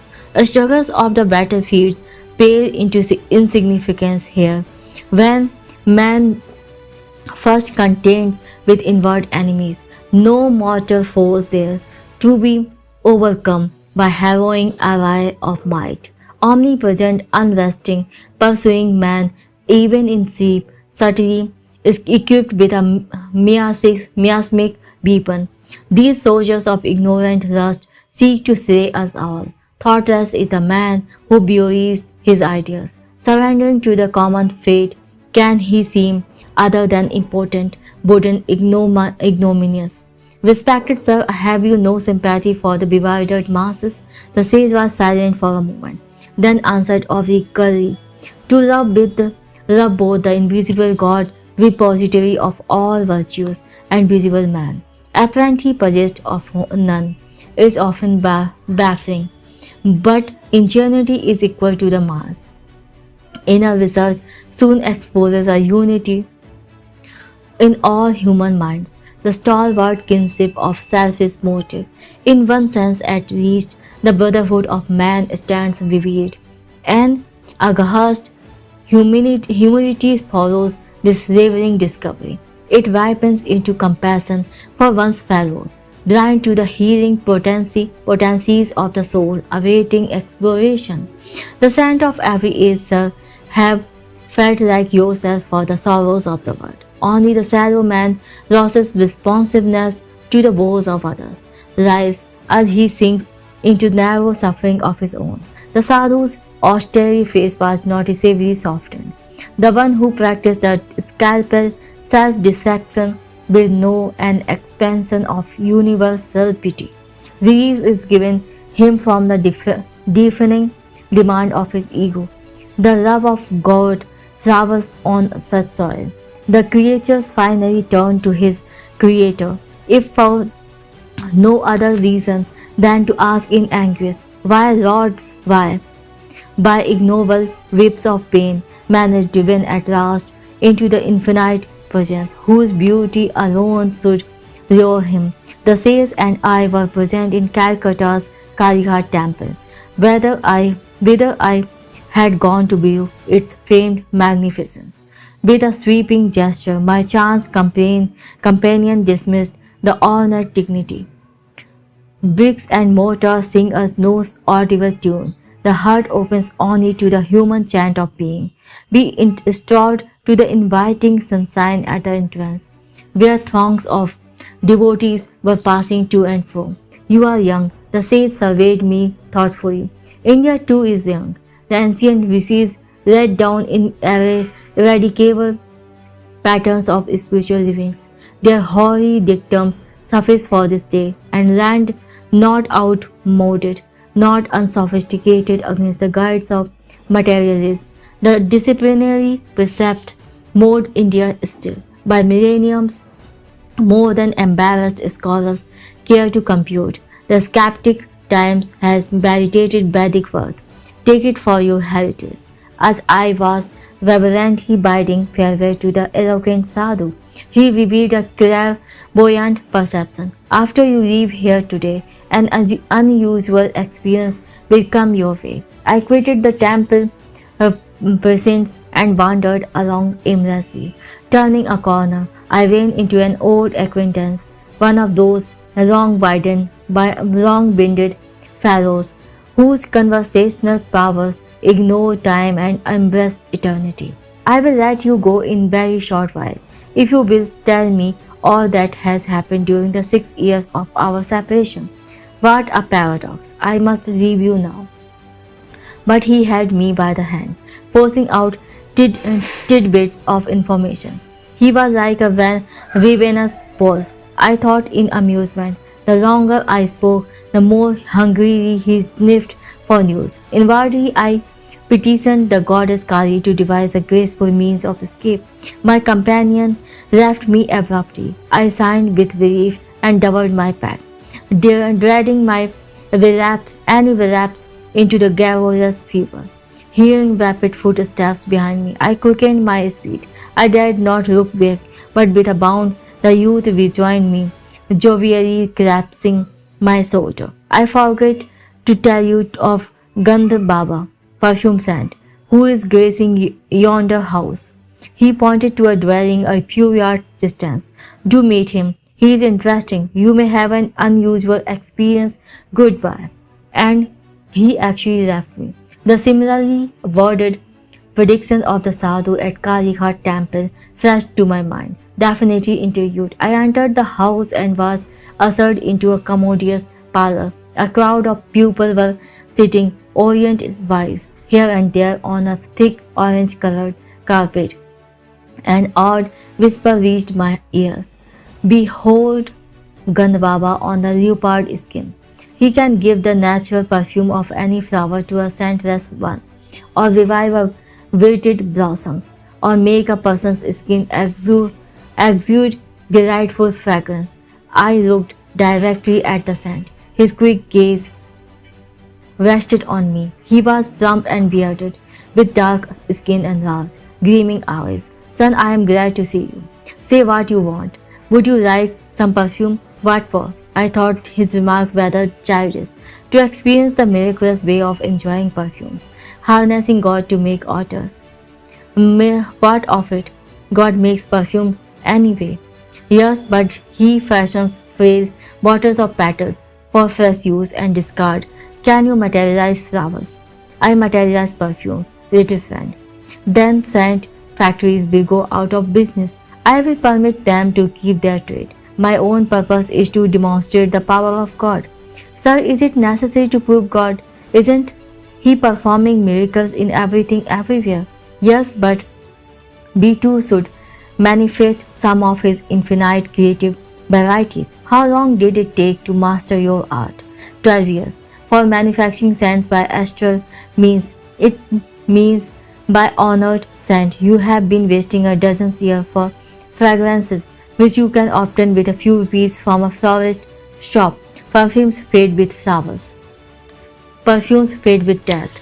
Why should I desire that which pleasures the body only? Mr. Prosper, you please my mind. Now stretch forth your right hand. He made a gesture of blessing. I had a few feet away from Gandh Baba. No one else was near enough to contact my body. I extended my hand, which the yogi did not touch. What perfume do you want? Rose, be it so. To my great surprise, the charming fragrance of rose was wafted strongly from the center of my palm. I smilingly took a large white Santa's flower from a nearby vase. Can this odorless blossom be permeated with jasmine? Be it so. A jasmine fragrance instantly shot from the petals. I thanked the wonder worker and seated myself by one of his students. He informed me that Gandh Baba, whose proper name was Bishu, Bishudhanand, had learned many astonishing yoga secrets from a master in Tibet. The Tibetan yogi, I was assured, had attained the age of over 1,000 years. His disciple Gandhababa does not always perform his perfume feats in the simple verbal manner you have just witnessed. The student spoke with obvious pride in his master. His procedure differs widely to accord with diversity in temperaments. He is marvelous. Many members of the Calcutta intelligentsia are among his followers. I inwardly resolved not to add myself to their number. A guru to literary marvels was not to my liking. With polite thanks to Gandhababa, I departed. Sauntering home, I reflected on the three varied encounters the day I had brought forth. My sister Uma met me as I entered our Gurpur road door. You are getting quite stylish, using perfumes. Without a word, I motioned her to smell my hand. What an attractive rose fragrance. It is unusually strong. Thinking it was strongly unusual, I silently placed the estuary scented blossom under her nostril. Oh, I love jasmine. She seized the flower. A ludicrous bafflement passed over her face as she repeatedly sniffed the odor of jasmine from a type of flower she well known to be scentless. Her reactions disarmed my suspicion that Gun Baba had induced an auto-suggestive state whereby I alone could detect the fragrances. Later I heard from a friend Alaknanda that the perfume scent had a power which I wished were possessed by the starving millions of Asia and today of Europe as well. I was present with 100 other guests at Gun Baba's home in Bodhwan. Alaknanda told me. It was a gala occasion because the yogi was reputed to have the power of extracting objects out of thin air. I laughingly requested him to materialize some out of season tangerines.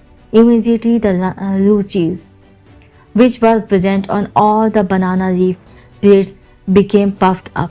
Each of the bread envelopes proved to contain a peeled tangerine. I bit into my own with some trepidation, but found it delicious. Years later, I understood by inner realization how Gandha Baba accomplished his materialization. The method, alas, is beyond the reach of the world's hungry hordes. The different sensory stimuli to which man reacts, tactual, visual, or gustatory, auditory, and olfactory, are produced by vibratory variations in electrons and protons. The vibrations in turn are vibrated by lifetrons, subtle life forces, or finer than atomic energies, intelligently charged with the five distinctive sensory idea substances. Gandha Baba, tuning himself with the cosmic force by certain yogic practices, was able to guide the lifetrons to rearrange their vibratory structure and objectives the desired result. His perfume, food, and other miracles were actual materialization of mundane vibrations and not inner sensation, hypnotically produced performance of miracles such as shown by the perfume scents are spectacular but spiritually useless, having little purpose beyond entertainment. They are digressions from a serious search of God. Hypnotism had been used by physicians in minor operations as a sort of physical chloroform or for persons who might be endangered by an anesthetic. But a hypnotic state is harmful to those often subjected to it. A negative psychological effect ensues which in time deranges the brain cells. Hypnotism is trespass into the territory of another's consciousness. Its temporary phenomena had nothing in common with the miracles performed by men of divine realization. Awake in God, true sense effect changes in this dream world by means of a will harmoniously attuned to the creative cosmic dreamer. Ostentations, display of unusual powers are described by master, decried by master. The Persian mystic Abu said, once laughed at certain fakirs who were proud of their miraculous powers over water, air, and space. A frog is also at home in the water, Abu said, pointed out in gentlest scorn. The crow and the vulture easily fly in the air. The devil is simultaneously present in east and in the west. A true man is he who dwells in righteousness among his fellow men, who buys and sells, yet is never for a single instant forgetful of God. On another occasion, the great Persian teacher gave his views on the religious life thus: to lay aside what you have in your head, selfish desires and ambitions, to freely bestow what you have in your hand and never to flinch from the blows of adversity. Nevertheless, the impartial sage at Kalighat temple, nor the Tibetan trained yogi had satisfied my yearning for a guru. My heart needed no tutor for its recognition and cried its own bravos, the more resoundingly because unoften summoned from silence. When I finally met my master, he taught me by sublimity of example alone the measure of a true man. Chapter 6 The Tiger Swami. I have discovered the Tiger Swami's address. Let us visit him tomorrow. This welcome suggestion came from Chandy, one of my high school friends. I was eager to meet the saint who, in his pre-monastic life, had caught and fought tigers with his naked hands. A boy's enthusiasm over such remarkable feats was strong within me. The next day dawned wintry cold, but Chandy and I sallied forth gaily. After much vain hunting in Bhawanipur, outside Calcutta, we arrived at the right house. The door had two iron rings, which I sounded piercingly. Notwithstanding the clamor, a servant approached with razory gait. His ironical smile implied that visitors, despite their noise, were powerless to disturb the calmness of a saint's home. Feeling a silent rebuke, my companion and I were thankful to be invited into the parlor. Our long wait there caused uncomfortable misgivings. India's unwritten law for the truth seeker is patience. A master may purposely make a test of one's eagerness to meet him. This psychological ruse is freely employed in the West by doctors and dentists. Finally summoned by the servant, Chandy and I entered a sleeping apartment. The famous Sohong Swami was seated on his bed. The sight of his tremendous body affected us strangely. With bulging eyes, we stood speechless. We had never before seen such a chest or such football-like biceps. On an immense neck, the Swami's fierce yet calm face was adorned with flowing locks, beard and mustache. A hint of dove-like and tiger-like qualities shone in his dark eyes. He was unclothed, save for a tiger skin about his muscular waist. Finding our voice, my friend and I greeted the monk, expressing our admiration for his prowess in the extraordinary feline arena. Will you not tell us, please, how it is possible to subdue with bare fist the most ferocious of jungle beasts, the wild Bengals? My sons, it is nothing to me to fight tigers. I could do it today if necessary. He gave a childlike laugh. You look upon tigers as tigers. I know them as pussycats. Swamiji, I think I know I could impress my subconsciousness with the thought that tigers are pussycats. But could I make tiger believe it? Of course, strength also is necessary. One cannot expect victory from a baby who imagines a tiger to be a house cat. Powerful hands are my sufficient weapons. He asked us to follow him to the patio, where they struck the edge of a wall. A brick crashed to the floor. The sky peered boldly through the gaping lost tooth of the wall. I fairly staggered in astonishment. He who can remove mortared bricks from a solid wall with one blow, I thought, must surely be able to displace the teeth of tigers. A number of men have physical power such as mine, but still lack in cool confidence.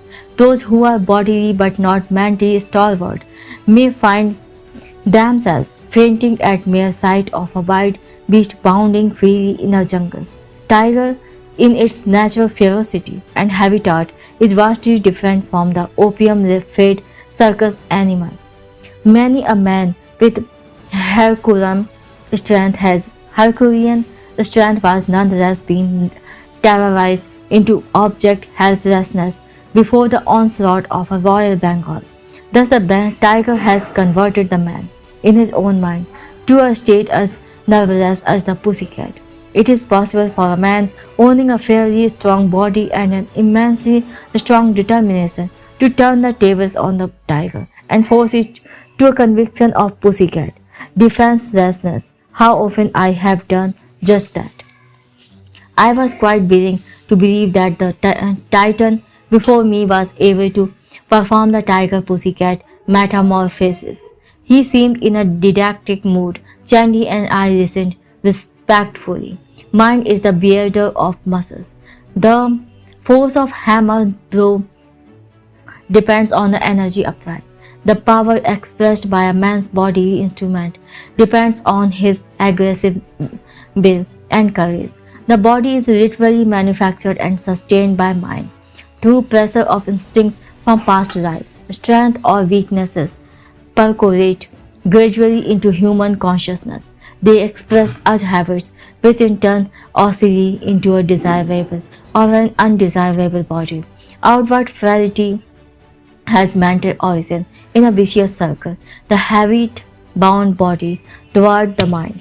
If the master allows himself to be commanded by a servant, the latter becomes autocratic.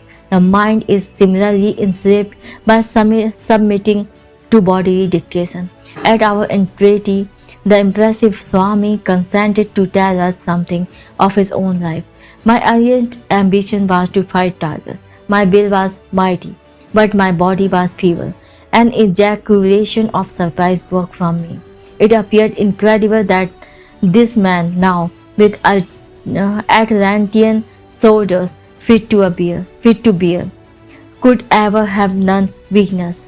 It was my indomitable persistency in thoughts of health and strength that I overcame my handicap. I have every reason to extol the compelling mental vigor, which I found to be the real subduer of the Royal Bengals. Do you think, revered Swami, that I could ever fight tigers? This was the first and the last time that the bizarre ambition ever visited my mind. Yes, he was smiling. But there are many kinds of tigers. Some roams in jungles of human desires. No spiritual benefit accrues by knocking beasts unconscious. Rather be victor over the inner powerless. Many be here, sir. How you change from a tamer of wild tigers to a tamer of wild peasants. The Swami fell into silence. Remoteness came into his gaze, summoning visions of bygone years. I discerned his slight mental struggle to decide whether to grant my request. Finally, he smiled in acquiescence. When my fame reached a zenith, it brought the intoxication of pride. I decided not only to fight tigers but to display them in various tricks. My ambition was to force serious beasts to behave like domesticated ones.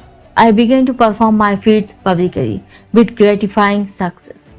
One evening my father entered my room in pensive mood. Son, I have words of warning. I would save you from coming ills produced by grinding wheels of cause and effect. Are you a fatalist, father? Should superstition be allowed to discover the powerful waters or my activities? I am not fatalist, son, but I believe in the just law of retribution as taught in the Holy Scriptures. There is resentment against you in the jungle family. Sometimes it may act to your cost. Father, you astonish me. You well know what tigers are, beautiful but merciless. Even immediately after an enormous meal of some hapless creature, a tiger is fired with fresh lust at sight of new prey. It may be a joyous gazelle, frisking over the jungle grass, capturing it and biting an opening in the soft throat. The malevolent beast tastes only a little of the mutely crying blood and goes its wanton way. Tigers are the most contemptible of the jungle breed. Who knows, my blows may inject some slight sanity of consideration into their thick heads. I am headmaster in a forest finishing his school to teach them gentle manners. Please, Father, think of me as tiger tamer and never as tiger killer. How could my good actions bring ill upon me? I beg you not to impose any command that I change my way of life. Chandy and I were all attention, understanding. The past dilemma. In India, a child does not rightly disobey his parents' wishes. In stoic silence, father listened to my explanation. He followed it with a disclosure which he uttered gravely. Son, you compel me to relate an ominous prediction from the lips of a saint. He approached me yesterday as I sat on the veranda in my daily meditation. Dear friend, I come with a message for your belligerent son. Let him cease his savage activities. Otherwise, his next tiger encounter shall result in his severe wounds, followed by 6 months of deadly sickness. He shall then forsake his former ways and become a monk. This tale did not impress me. I considered that father had been the credulous victim of a deluded fanatic. The tiger Swami made this confession with an impatient gesture. Us thought at some stupidity, grimly silent for a long time. He seemed oblivious of our presence. When he took up the dangling thread of his narrative, it was suddenly with subdued voice. Not long after father's warning, I visited the capital city of Coast Bihar. The picturesque territory was new to me, and I expected a restful change. As usual everywhere, a curious crowd followed me on the street. I would catch bits of whispered comment. This is the man who fight wild tigers. Has he legs or tree trunks? Look at his face. He must be an incarnation of the king of tigers himself. You know how village urchins function like final editions of a newspaper. With what speed do the even later speech bulletins of the woman circulate from house to house? Within a few hours, the whole city was in a state of excitement over my presence. I was relaxing quietly in the evening when I heard the beats of galloping horses. They stopped in front of my dwelling place. In came a number of tall, turbaned policemen. I was taken aback. All things was possible unto these creatures of human law. I thought, I wonder if they are going to take me to task about matters utterly unknown to me. But the officers bowed with unbounded courtesy. Honored sir, we are sent to welcome you on behalf of the Prince of Coach Bihar. He is pleased to invite you to his palace tomorrow morning. I speculated a while on the prospect. For some obscure reason, I felt sharp regret at this interpretation in my quiet trip, but the suppliant manner of the policeman moved me. I agreed to go. I was bewildered the next day to be obsequiously escorted from my door into a magnificent coach drawn by 4 horses. A servant held an ornate umbrella to protect me from the scorching sunlight. I enjoyed the peasant ride through the city and its woodland outskirts. The royal scion himself was at the palace door to welcome me. He proffered his old own gold brocaded seat, smilingly placing himself in a chair of simpler design. All this politeness is certainly going to cost me something, I thought in mounting astonishment. The prince's motive emerged after a few casual remarks. My city is filled with the rumor that you can fight wild tigers with nothing more than your naked hands. Is it a fact? It is quite true. I can scarcely believe it. You are a Calcutta Bengali, nurtured on the white rice of city folk.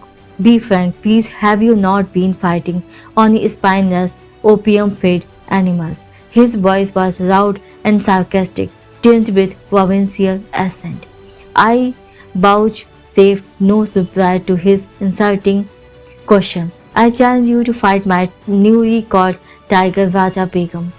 If you can successfully resist him, bind him with a chain and leave his case in a conscious state, you shall have this Royal Bengal. Several thousand rupees and many other gifts shall also be bestowed. If you refuse to meet him in combat, I shall blazon your name throughout the state as an impostor. His insolent word struck me like a volley of bullets. I shot an angry acceptance, half rising from the chair in his excitement. The prince sank back with a sadistic smile. I was reminded of the Roman emperors who delighted in setting Christians in bestial arenas. The match will be set for a week hence. I regret that I cannot give you permission to view the tiger in advance. Whether the prince feared I might seek to hypnotize the beast or secretly feed him opium, I know not. I left the palace nothing with amusement that the royal umbrella and panoplied coats were now missing. The following week I methodically prepared my mind and body for the coming ordeal. Through my servant I learned of fantastic tales that Sand's direful prediction to my father had somehow got abroad, enlarging as it went. Many simple villagers believed that an evil spirit cursed by the gods had reincarnated as tiger which took various demoniac forms at night but remained a stripped animal during the day. The demon tiger was supposed to be the one sent to humble me. Another imaginative version was that animal prayers to tiger heaven had achieved a response in the shape of Raja Begum. He was to be the instrument to punish me. The audacious vibe so insulting to the entire tiger species. A fearless, fangless man daring to challenge a claw-armed, sturdy-limbed tiger, the concentrated venom of all humiliated tigers. The villagers declared had gathered momentum sufficient to operate hidden laws and bring about the fall of the proud tiger tamer. My servant further apprised me that the prince was in his element as manager of the boat between man and beast. He had surprised the erection of a storm-proof pavilion designed to accommodate thousands. Its center held Raja Begum in an enormous iron case, surrounded by an outer safety room. The captive emitted a ceaseless series of blood-curdling roars. He was fed sparingly to kindle a wrathful appetite. Perhaps the prince expected me to be the meal of reward. Crowds from the city and suburbs bought tickets eagerly in response to the beat of a drum announcing the unique contest. The day of battle saw hundreds turned away for lack of seats. Many men broke through the tent opening or crowded any space below the galleries. As the Tiger Swami's story approached a climax, my excitement mounted with it. Chandy also was rapidly mute. Amidst piercing sound explosions from Raja Begum and the hubbub of the somewhat terrified crowd, I quietly made my appearance, scantily clad around the waist. I was otherwise unprotected by clothing. I opened the bolt on the door of the safety room and calmly locked it behind me. The tiger sensed blood. Leaping with a thunder rose crash on his bars. He sent forth a fearsome welcome. The audience was hushed with pitiful fear. I seemed a meek lamb before the waking beast. In a twice I was beaten the case, but as I slammed the door, Raja Begum was headlong upon me. My right arm was desperately torn. Human blood, the greatest deed a tiger can know, fell in appearing to streams. The prophecy of the saint seemed about to be fulfilled. I rallied instantly from the shock of the first serious injury I had ever received, banishing the sight of my gory fingers by thrusting them beneath my waistcloth. I swung my left arm in bone-cracking blow. The beast reared back, swerved around the rear of the case, and sprang forward convulsively. My famous fistic punishment rained on his head. But Raja Begum's taste of blood had acted like the maddening first sip of wine to a dipsomaniac long deprived. Punctuated by deafening roar, the brute's assault grew in fury. My inadequate defense of only one hand left him vulnerable before claws and fangs. But I dealt out dashing retribution. Mutually ensanguined, we struggled us to the death. The case was pandemonium as blood splashed in all directions and blast of pain and lethal lust came from the bestial throat. Shoot him, kill the tiger. Shrieks arose from the audience. So fast did man and beast move that a guard's bullet bent amiss. I mustered all my will force, bellowed fiercely, and landed a final concussive blow. The tiger collapsed and lay quietly, like a pussycat. I interjected. The Swami laughed in hearty appreciation, then continued the engrossing tale. Raja Begum was vanquished and lost. His royal pride was further humbled. With my lacerated hands, I audaciously forced upon his jaws. For a dramatic moment, I held my head within the yawning death trap. I looked around for a chain, pulling one from a pile on the floor. I bound the tiger by his neck to the case bars. In triumph, I moved toward the door, but that fiend incarnate, Raja Begum, had stamina worthy of his supposed demoniac origin. With an incredible lunge, he snapped the chain and leaped on my back. My shoulder fast in his jaw. I felt violently, but in a trice I had him pinned beneath me. Under merciless blows, the treacherous animal sank into semi-consciousness. This time I secured him more carefully. Slowly I left the case. I found myself in a new uproar, this time one of delight. The crowd cheer broke us through from a single gigantic throat. Disastrously molded, I had yet fulfilled the three conditions of the fight, stunning the tiger, binding him with a chain, and leaving him without requiring assistance for myself. In addition, I had so drastically injured and frightened the aggressive beast that he had been content to overlook the opportune prize of my head in his mouth. After my bound were treated, I was honored and garlanded. Hundreds of gold pieces showered at my feet. The whole city entered a holiday period. Endless discussions were heard on all sides about my victory over one of the largest and most serious tigers ever seen. Raja Begum was presented to me as promised, but I felt no elation. A spiritual change had entered my heart. It seemed that with my final exit from the case, I had also closed the door on my worldly ambitions. I woefully period followed for 6 months. I lay near death from blood poisoning. As soon as I was well enough to leave Coos Bihar, I returned to my native town. I know now that my teacher is the holy man who gave the wise warning. I humbly made this confession to my father. Oh, if I could only find him! My longing was sincere. For one day the saint arrived unheralded. Enough of tiger taming. He spoke with calm assurance. Come with me, I will teach you to subdue the beast of ignorance roaming in jungles of the human mind. You are used to an audience, let it be a galaxy of angels, entertained by your thrilling mastery of yoga. I was initiated into the spiritual path by my saintly guru. He opened my soul doors, rusty and resistant with long disuse. Hand in hand, we soon set out for my training in the Himalayas. Chandy and I bowed at the Swami's feet, grateful for his vivid outline of a life story cyclone. I felt amply repaid for the long probationary wait in the court parlor. Chapter 7. The Levitating Scent.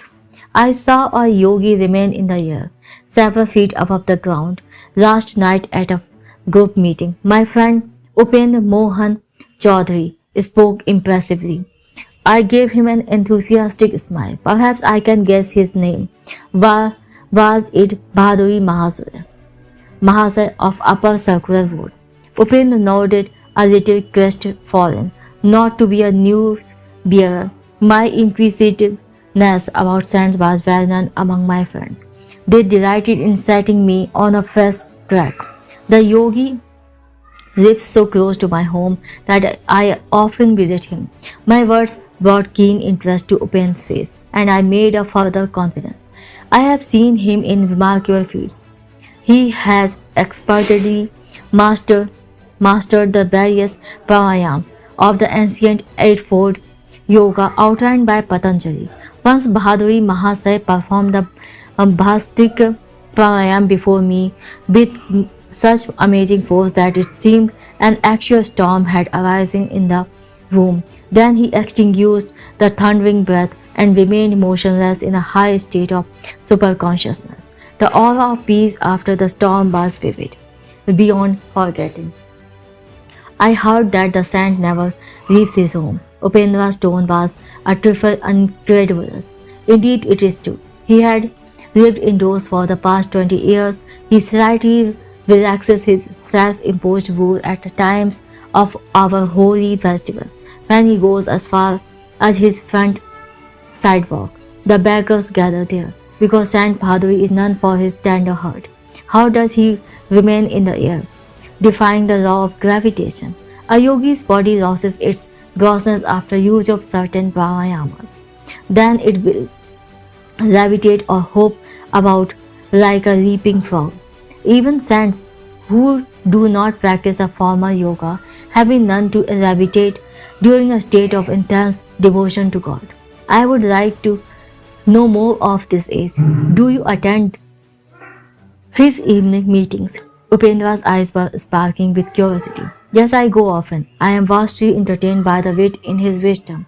Occasionally, my prolonged laughter masks the solemnity of his gatherings. The saint is not displeased, but his disciples look daggers.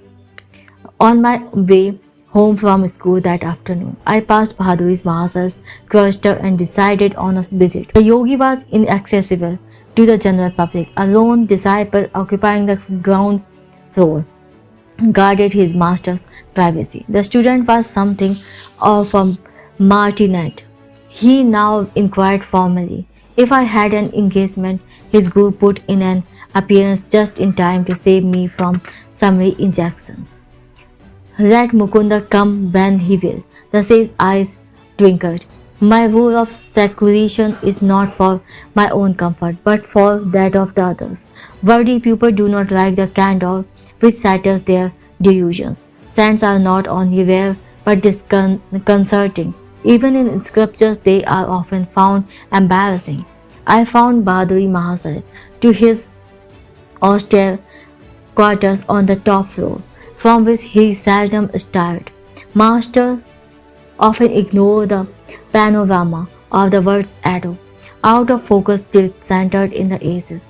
The contemporaries of a sage were not alone those of the narrow present.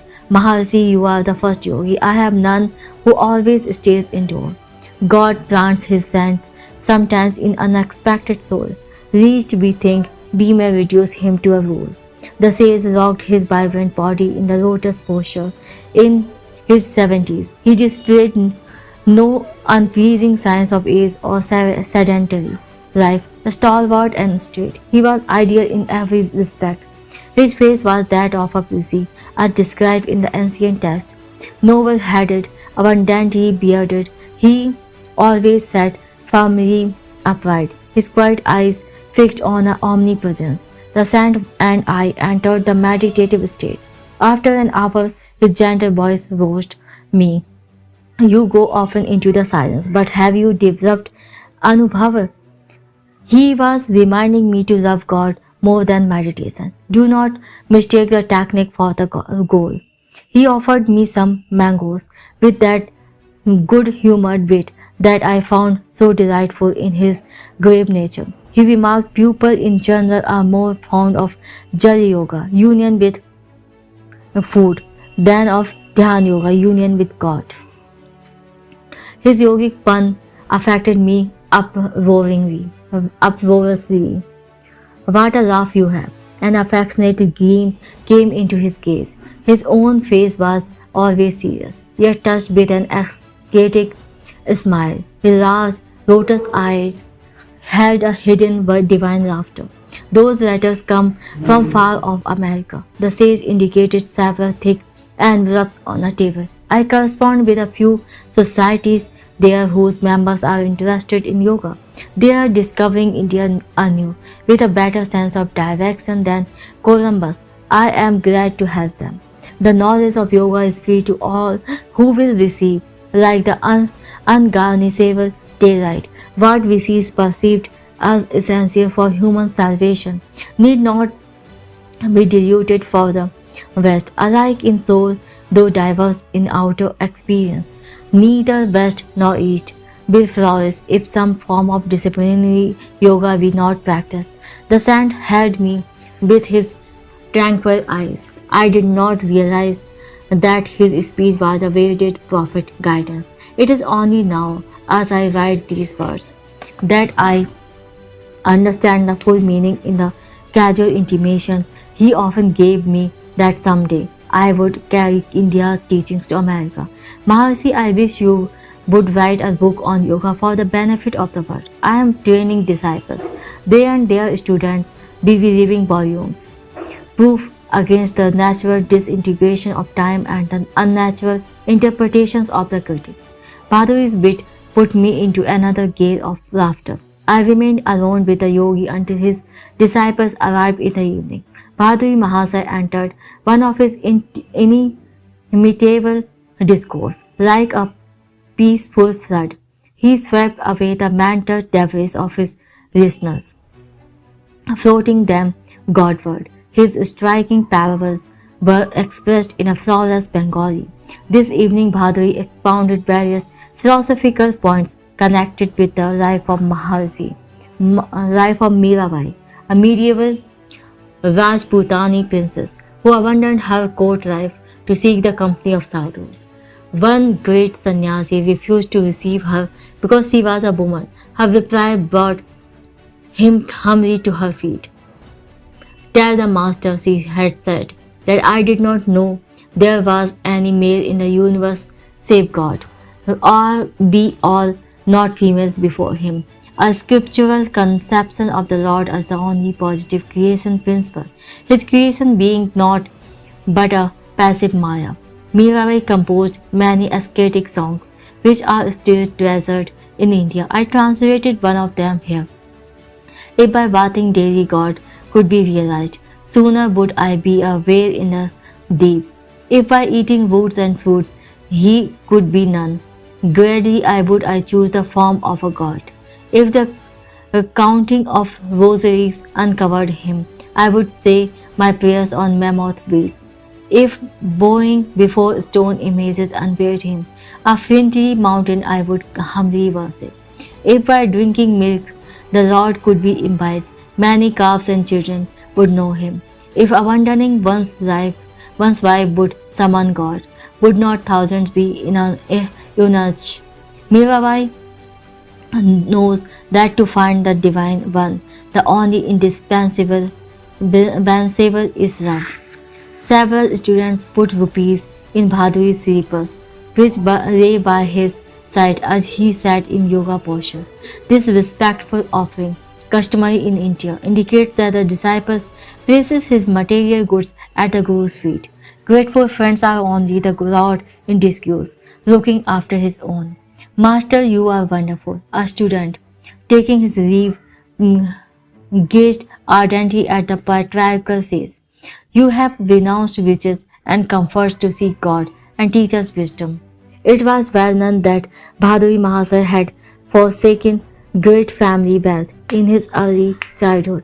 When single-mindedly he entered the yogic path, you are reversing the case. The saint's face had a mild rebuke. I have left a few petty rupees, a few petty pleasures for a cosmic empire of endless bliss. How then have I denied myself anything? I know the joy of sharing the treasure. Is that a sacrifice? They relinquish an unparalleled divine purchasing for a poor handful of earthly toys. I chuckled over this paradoxical view of renunciation, one which puts the cap of crisis on any saintly beggar, whilst transforming all proud millionaires into unconscious martyrs. The divine order arranges our future more wisely than any insurance company. The master is concluding words over the realizing creed of his faith. The world is full of uneasy believers in an outward security. Their bitter thoughts are like scars on their foreheads. The one who gave us air and milk from our first breath knows how to provide day by day for his devotees. I continued my after-school pilgrimages to the saint's door. With silent zeal, he aided me to attain Anubhav. One day he moved to Ram Mohan Roy Road, away from the neighborhood of my Gurpur Road home. His loving disciples had built him a new hermitage, Nana's Nagendra Mutt. Although it throws me ahead of my story by a number of years, I will recount here the last words given to me by Bhaduri Mahasar. Shortly before I embarked for the West, I sought him out and humbly knelt for his farewell blessing. Son, go to America, take the dignity of Hori India for your seed. Victory is written on your brow. The noble distant pupil will well receive you. Chapter 8. India's great scientist J.C. Bose. Jagdish Chandra Bose wireless inventions and antedated notes of Marconi. Overhearing this provocative remark, I walked closer to a sidewalk group of professors engaged in scientific discussion. If my motive in joining them was racial pride, I regret it. I cannot deny my keen interest in evidence that India can play a leading part in physics and not metaphysics alone. What do you mean, sir? The professor obligingly explained. Bose was the first one to invent a wireless coherer and an instrument for indicating the refraction of electric waves. But the Indian scientist did not exploit this invention commercially. He soon turned his attention from the inorganic to the organic world. His revolutionary discoveries as a plant physiologist are outpacking even his radical achievement as a scientist, as a physicist. I politely thanked my mentor, he added. The great scientist is one of my brother professor at Presidency College. I paid a visit the next day to the sage at his home, which was close to mine on Gurpur Road. I had long admired him from a respectful distance. The grave and retiring botanist greeted me graciously. He was a handsome, robust man in his 50s, with thick hair, broad forehead, and the abstracted eyes of a dreamer. The precision in his tones revealed the lifelong scientist habit. I have recently returned from an expedition to scientist societies of the West. Their members exhibited intense interest in delicate instruments of my invention, which demonstrate the invisible unity of all life. The Bose crescograph was the enormity of 10 million magnifications. The microscope enlarged only a few thousand times, yet it brought vital impetus to biological scientists. The crescograph opens calculable vistas. You have done much, sir, to hasten the embrace of East and West in the impersonal arms of science. I was educated at Cambridge, How admirable is the Western method of submitting all theory to scrupulous experimental verification. That empirical procedure has gone hand in hand with the gift for introspection, which is my Eastern heritage. Together, they have enabled me to surrender the silences of natural realms, long uncommunicative, the telltale charts of my Glasgow are evidence for the most skeptical that plants have a sensitive nervous system and a varied emotional life. Love, hate, joy, fear, pleasure, pain, excitability, stupor, and countless appropriate responses to stimuli are as universal in plants as in animals. The unique throb of life in all creation could seem only poetic imagery before your advent. Professor, a scent I once knew would never pluck flowers. Shall I rob the rosebuds of its pride in beauty? Shall I cruelly affront its dignity by my rude divestment? His sympathetic words are verified literally through my discoveries. The poet is intimate with truth, while the scientist approaches awkwardly. Come someday to my laboratory and see the unequivocal testimony of Glasgow Graph. Gratefully, I accepted the invitation and took my departure. I heard later that the botanist had left Presidency College and was planning a research center in Calcutta. When the Bose Institute was opened, I attended the dedicatory services. Enthusiastic hundreds strolled over the premises. I was charmed with the artistry and spiritual symbolism of the new home of science. Its front gate, I noted, was a sanctuary barracks from a distant scene. Behind the lotus fountain, a sculptured female figure with a torch conveyed the Indian respect for woman as a immortal light bearer. The garden had a small temple consecrated to the noumenon beyond phenomena. The thought of the divine incorporeity was suggested by absence of any altar image. Bo's speech on this great occasion might have issued from the lips of one of the inspired ancient VCs. I dedicate today this institute as not merely a laboratory but a temple.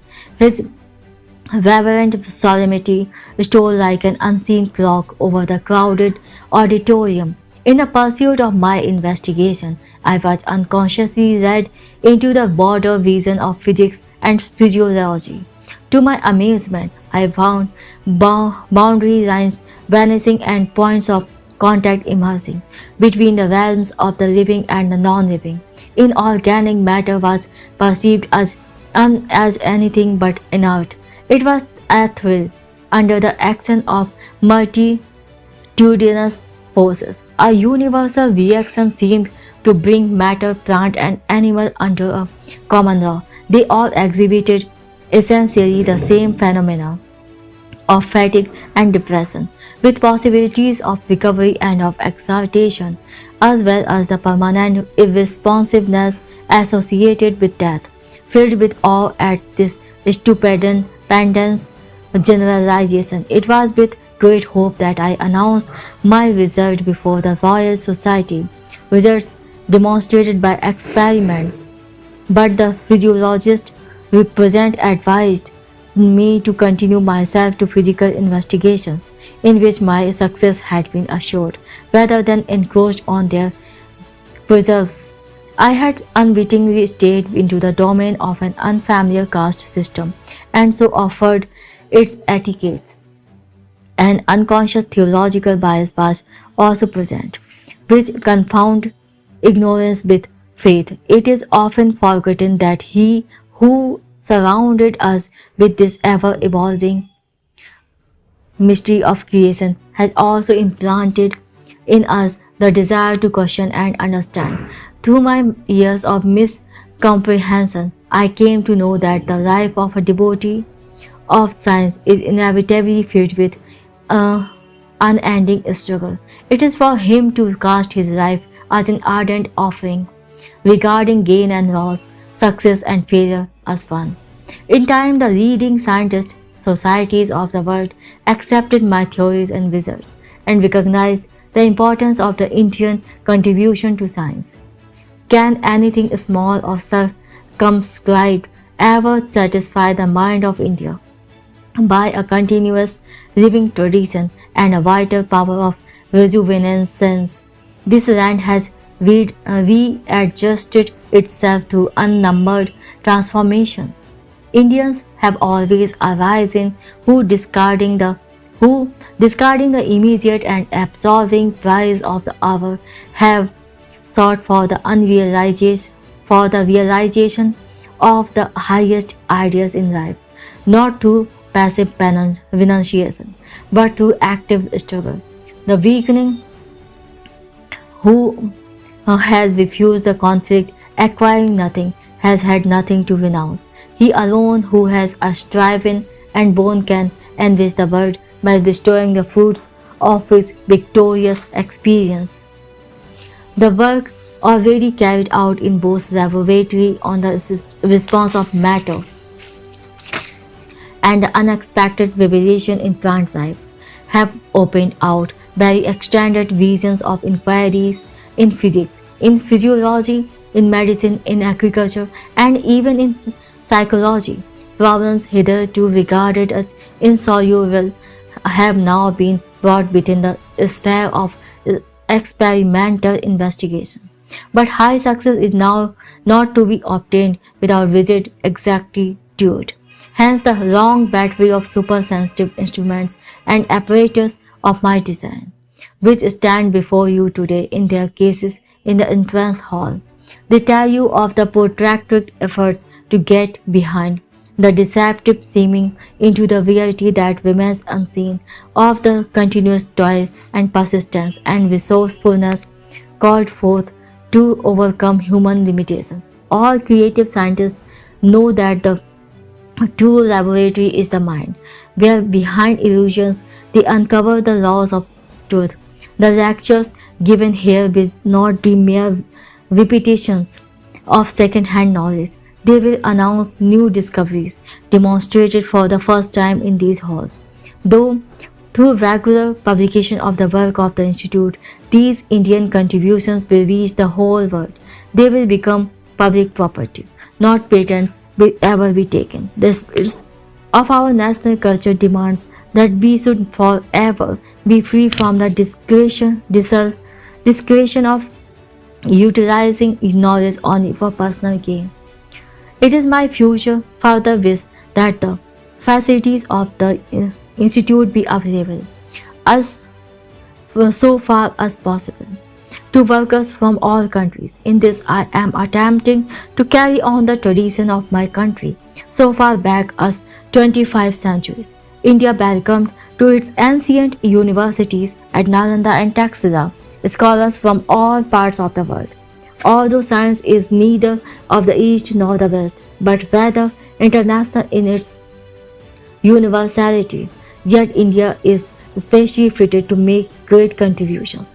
The burning Indian imagination, which can extort new order out of a mass of apparently contradictory facts, is held in check by the habit of concentration.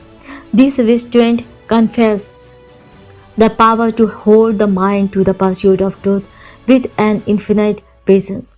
Tears stood in my eyes at the scientist's concluding words.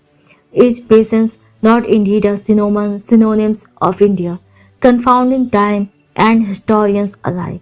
I visited the research center again, soon after the day of opening. The great botanist, mindful of his promise, took me to his quiet laboratory. I will attach the crescograph to this fern.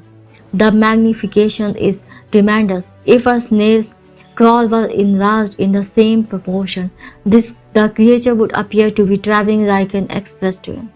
My gaze was fixed eagerly on the screen, which reflected the magnified fern shadow. Minute-like movement was now clearly perceptible. The plant was growing very slowly before my fascinated eyes. The scientist touched the tip of the fan with a small metal ball. The developing pantomime came to an abrupt halt, resuming the eloquent rhythms as soon as the rod was withdrawn. You saw how any slight outside interference is detrimental to the sensitive tissues. Bose remarked, "Watch, I will now administer chloroform and then give an antidote." The effect of the chloroform discontinued all growth. The antidote was revivifying. The evolutionary gesture on the screen had me more rapidly than a movie plot. My companion, here in the role of villain, thrust a sharp instrument through a part of the fern. Pain was indicated by spasmodic flutters. When he passed a razor partially through the stem, the shadow was violently agitated, then stirred itself with the final punctuation of death. By first chloroforming a huge tree, I achieved a successful transplantation. Usually, such as monarchs of the forest, die very quickly after being moved. Jagdish smiled happily as he recounted the life-saving maneuver. Graphs of my delicate apparatus have proved that trees possess a circulatory system. Their shape movements correspond to the blood pressure of animal bodies. The ascent of shape is not explicable on the mechanical grounds ordinarily advanced, such as capillary attraction. The phenomenon has been solved through the crescograph as the activity of living cells. Mm, Peristaltic waves issue from a cylindrical tube which extends down a tree and serves as an actual heart. The more deeply we perceive, the more striking becomes the evidence that a uniform plan links every form in manifold nature. The great scientist pointed to another Bose instrument. "I will show you experiments on a piece of tin. The life force in matter responds adversely or beneficially to stimuli. Ink markings will register the various reactions." Deeply engrossed, I watched the graph which recorded the characteristic waves of atomic structures. When the professor applied chloroform to the tin, the vibratory writings stopped. They recommenced as the metal slowly regained its normal state. My companion dispensed a poisonous chemical, simultaneous with the quivering end of the tin. The needle dramatically wrote on the chart a death notice. Both instruments have demonstrated that metal, such as the steel used in scissors and machineries, are subject to fatigue and regain efficiency by periodic rest. The life pulse in metals is seriously harmed or even extinguished through the applications of electric current or heavy pressure. I looked around the room at the numerous inventions, eloquent testimony of a tireless ingenuity. Sir, it is lamentable that mass agricultural development is not speedy by fuller use of your marvelous mechanism. Would it not be easily possible to employ some of them in quick laboratory experiments to indicate the influence of various types of fertilizers on plant growth? You are right. Countless use of those instruments will be made by future generations. The scientists seldom know contemporaneous reward. It is enough to possess the joy of creative service, with expressions of unreserved gratitude to the indefatigable sage. I took my leave. Can the astonishing fertility of his genius ever be exhausted? I thought. No diminution came with the years. Inventing an intricate instrument, the resonant cardiograph. Bose then pursued extensive researches on innumerable Indian plants. An enormous unsuspected pharmacopoeia of useful drugs was revealed. The cardiograph is instructed with an unerring accuracy by which a 100th part of a second is indicated on a graph. Resonant records measure infinitesimal pulsations in plant, animal, and human structure. The great botanist predicted that use of his cartograph will lead to BB section on plants instead of animal. Side by side recording of the effects of a medicine given simultaneously to a plant and an animal have shown astounding unanimity in result. He pointed out everything in man has been foreshadowed in the plant. Experimentation on vegetation will contribute to lessening of human suffering. Years later, both pioneer plant findings were substantiated by other scientists. Work done in 1938 at Columbia University was reported by the New York Times as follows. It has been determined with the past few years that when the nerves transmit messages between the brain and other parts of the body, tiny electrical impulses are being generated.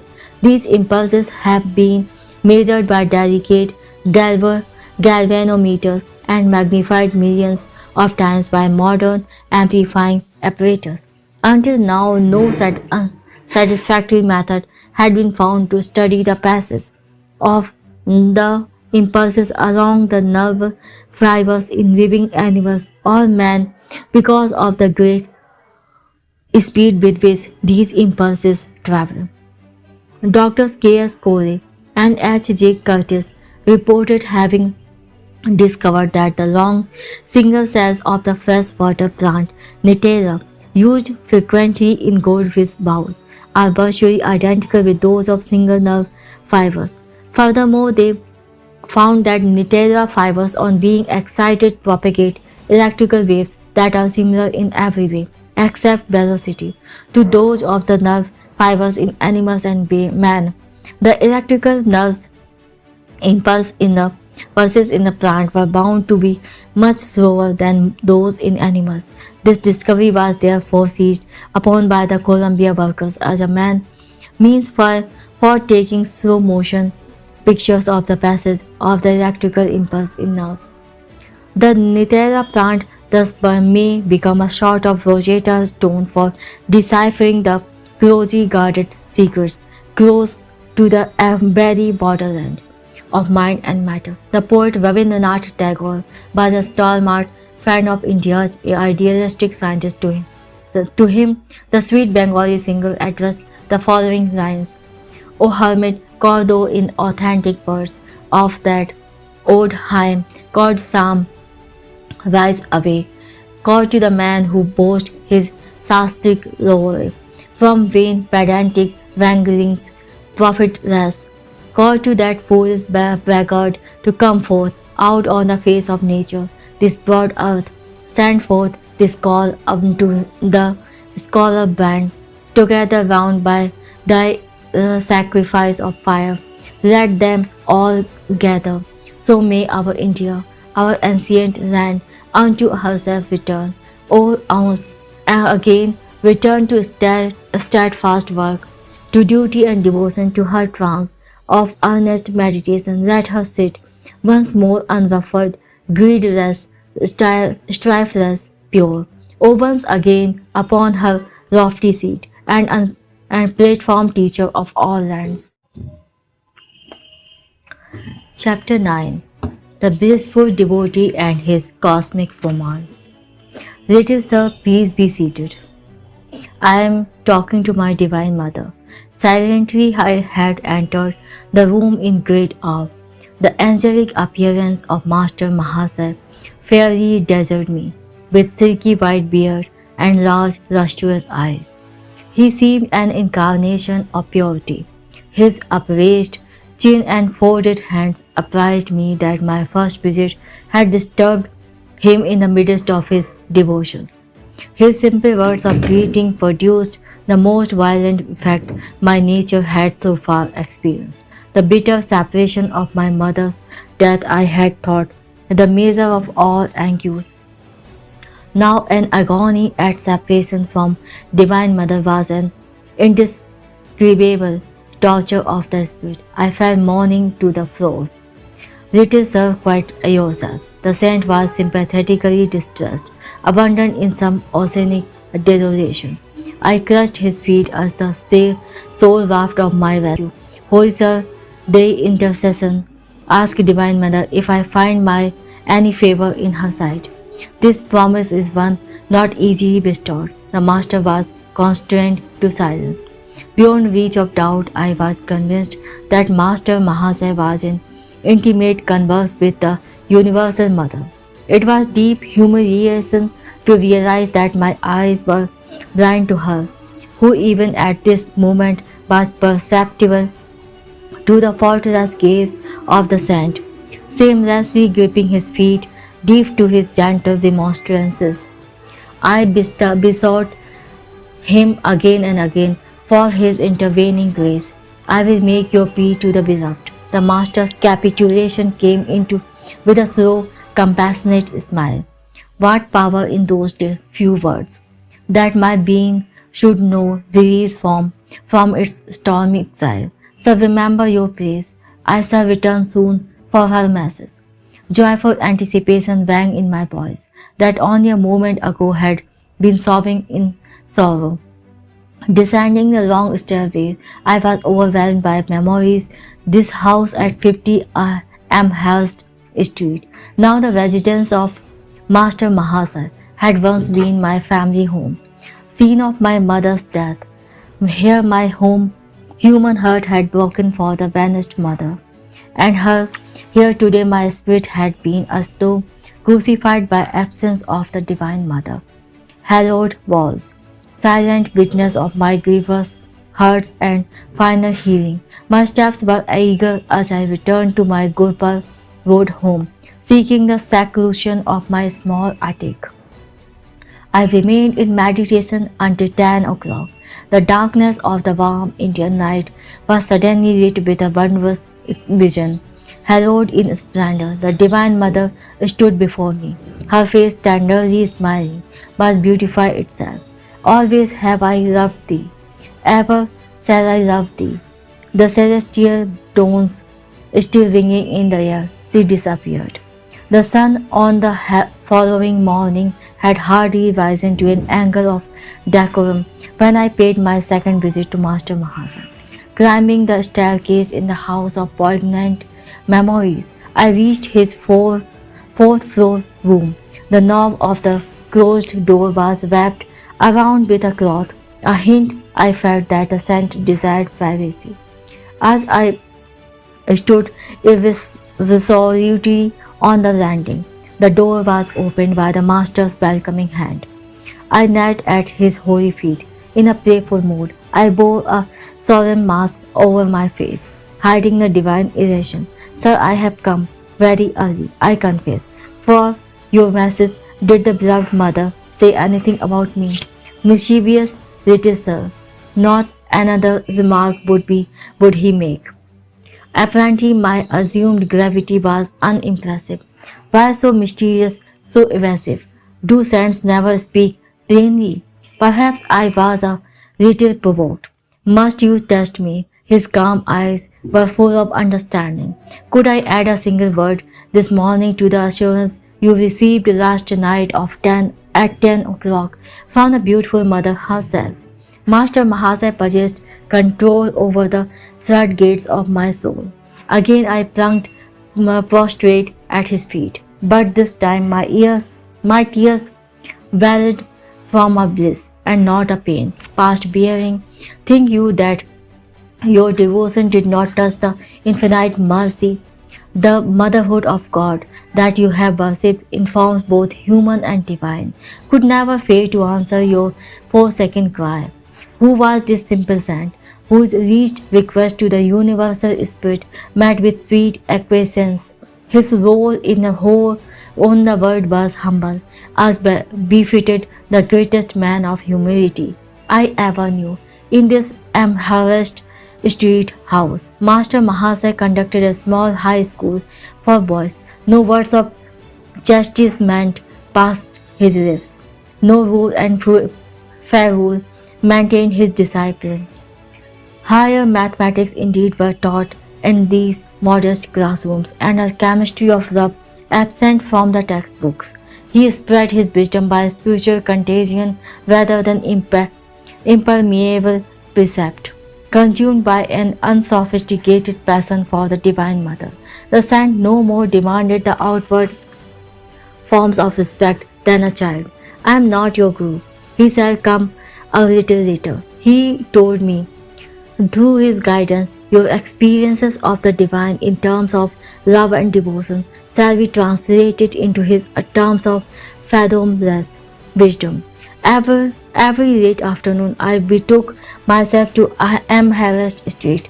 I shot Master Mahasa's divine cup so full that its drop daily overflowed on my being.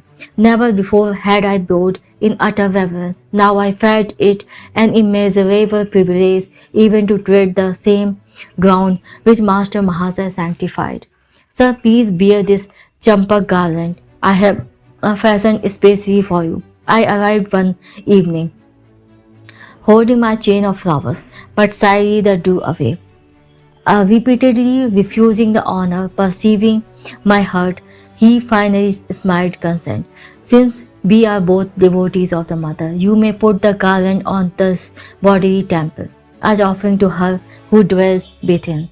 His vast nature lacked space in which any egotistical consideration could gain foothold. Let us go tomorrow to the Dakshineswar temple, forever hallowed by my Guru. Master Mahasaya was a disciple of a Christ-like master, Sri Ramakrishna Paramhans. The 4-mile journey on the followed morning was taken by boat on the Ganges. We entered the 9-domed temple of Kali, where the figures of the Divine Mother and Shiva rest on a burnished silver lotus, its 1,000 petals meticulously chiseled. Master Mahasaya beamed in enchantment. He was engaged in his inexhaustible romance with the beloved. As he chanted her name, my enraptured heart seemed shattered into 1,000 pieces. We strode later through the sacred precincts, halting in a tamarisk grove. The manner characteristically exuded by this tree by symbolic of the heavenly food Master Mahasaya was bestowing. His divine invocations continued. I sat rigidly motionless on the grass amid the pink feathery tamarisk flower. Temporarily absent from the body, I soared in a supernal visit. This was the first of many pilgrimages to Dakshineshwar with the holy teacher. From him I learned the sweetness of God in the aspect of mother or divine mercy. The childlike saint found little appeal in the father aspect or divine justice. The stern, exacting mathematical judgment was aligned to his gentle nature. He can serve as an earthly prototype for the very angels of heaven. I thought fondly, watching him one day at his prayers, without a breath of censure or criticism. He surveyed the world with eyes long familiar with the primal purity. His body, mind, speech, and actions were effortlessly harmonized with his soul's simplicity. My master told me so. Swinging from personal assertion, the saint ended any sage counsel with this invariable tribute. So deep was his identity with Sri Ramakrishna that Master Mahasaya no longer considered his thoughts as his own. Hand in hand, the saint and I walked one evening on the block of his school. My joy was dimmed by the arrival of a conceited acquaintances who burdened us with a lengthy discourse. I see this man does not please you. The saint's whisper to me was unheard by the egotist, spellbound by his own monologue. I have spoken to Divine Mother about it. She realizes our sad predicament. As soon as we get to yonder red house, she was promised to remind him of more urgent business. My eyes were glued to the sight of salvation, reaching its great gate. The man unaccountably turned and departed, neither finishing his sentence nor saying goodbye. The assaulted air was comforted with peace. Another day found me walking alone near the Howrah railway station. I stood for a moment by a temple, silently criticizing a small group of men with drum and cymbals who were violently reciting a chant. How undevotionally they used the Lord's divine name in mechanical repetition. I reflected. My gaze was astonished by the rapid approach of Master Mahasaya. Sir, how come you here? The saint, ignoring my question, answered my thoughts. Isn't it true, little sir, that the beloved's name sounds sweet from all lips, ignorant or wise? He passed his arm around me affectionately. I found myself carried on his magic carpet to the merciful presence. Would you like to see some bioscopes? This question one afternoon from Master Mahasas was mystifying. The term was then used in India to signify motion pictures. I agreed, glad to be in his company in any circumstances. A brisk walk brought us to the garden fronting Calcutta University. My companion indicated a bench near the Godigiri or pond. Let us sit here for a few moments. My master always asked me to meditate whenever I saw an expanse of water. Here its placidity reminds us of the vast calmness of God. As all things can be reflected in water, so the whole universe is mirrored in the lake of cosmic mind. So my Gurudev often said. Soon we entered a university hall where a lecture was in progress. It proved every merry dull, though varied occasionally by lantern slide illustrations, equally uninteresting. So this is the kind of bioscope the master wanted me to see. My thought was impatient, yet I would not hurt the saint by revealing boredom in my face. But he leaned toward me confidentially. I see, little sir, that you don't like this bioscope. I have mentioned it to Divine Mother. She is in full sympathy with us both. She tells me that the electric lights will now go out and won't we relight it until we have a chance to leave the room. As his whisper ended, the hall was plunged into darkness. The professor's student voice was strident in astonishment, then remarked, the electrical system of this hall appears to be defective. By this time, Master Mahasaya and I were safely across the threshold, glancing back from the corridor. I saw that the scene of our martyrdom had again become illuminated. Little sir, you were disappointed in that bioscope, but I think you will like a different one. The saint and I were standing on the sidewalk in front of the university building. He gently slapped my chest over the heart. A transforming silence ensued, just as the modern talkies become inaudible motion pictures. When the sound apparatus goes out of the order, so the divine hand, by some strange miracle, stifles the earthly bustle. The pedestrian, as well as the passing trolleys, cars, automobiles, bullock carts, and iron-wheeled hackneys, carriages, were all in noiseless transit, as though possessing an omnipresent eye. I beheld the scene which were behind me and to each side as easily as those in front. The whole spectacle of activity in that small section of Calcutta passed before me without a sound, like a glow of fire dimly seen beneath a thin coat of ashes. A mellow luminescence permeated the panoramic view. My own body seemed nothing more than one of the many shadows, though it was motionless, while the others flitted mutely to and fro. Several boys, friends of mine, approached and passed on. Though they had looked directly at me, it was without recognition. The unique pantomime brought me an inexpressible ecstasy. I drank deep from some blissful fount. Suddenly my chest received another soft blow from Master Mahasaya. The pandemonium of the world burst upon my unwilling ears. I staggered as though half awakened from a gossamer dream. The transcendental wine removed beyond my reach. Little sir, I see. You found the second bioscope to your liking. The saint was smiling. I started to drop in gratitude on the ground before him. You can't do that to me now. You know God is in your temple also. I won't let Divine Mother touch my feet through your hands. If anyone observed the unpretentious master and myself as we walked away from the crowded pavement, the onlooker surely suspected us of intoxication. I felt that the falling shades of evening were sympathetically drunk with God.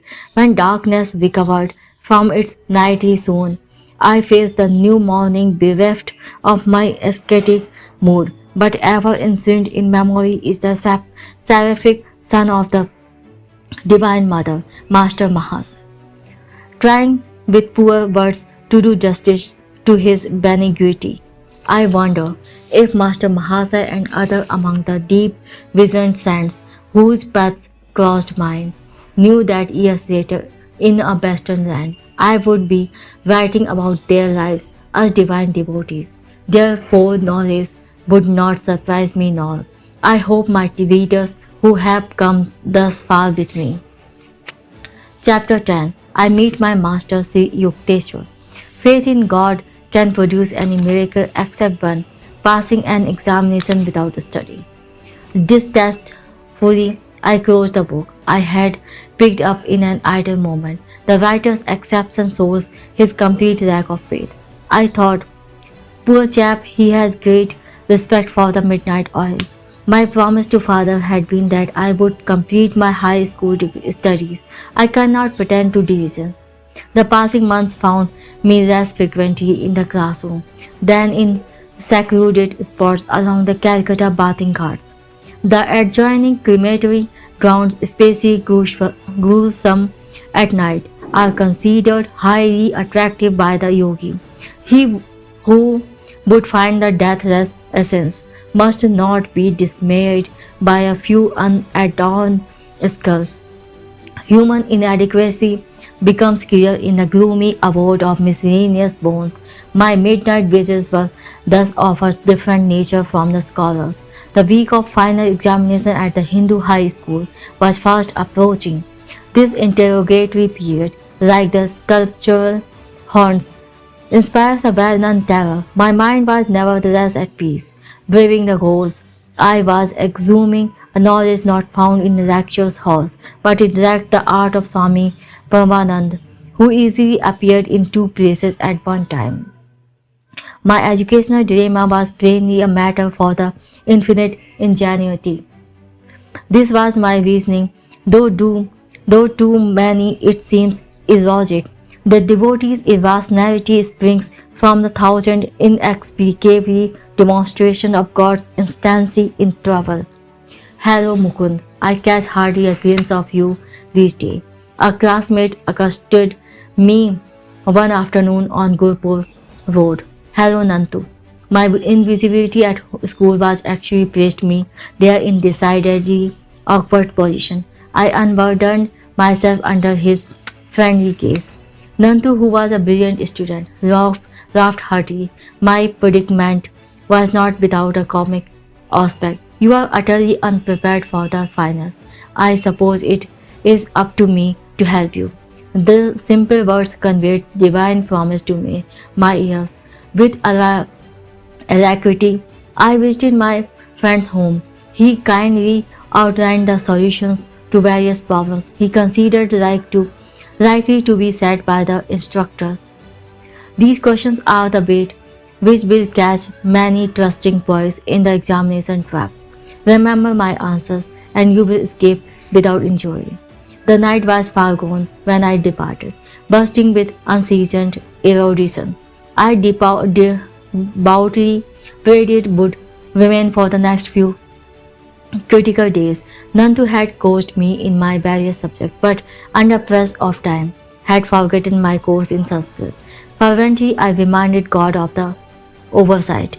I set out a short walk the next morning, assimilating my new knowledge to the rhythm of swinging footsteps. As I took a shortcut through the weeds of a corner lot, my eye fell on a few loose printed seeds. Our triumphant pounce proved them to be Sanskrit words. I sought out a pandit for aid in my stumbling interpretation. His rich voice filled the air with the ageless, honeyed beauty of the ancient tongue.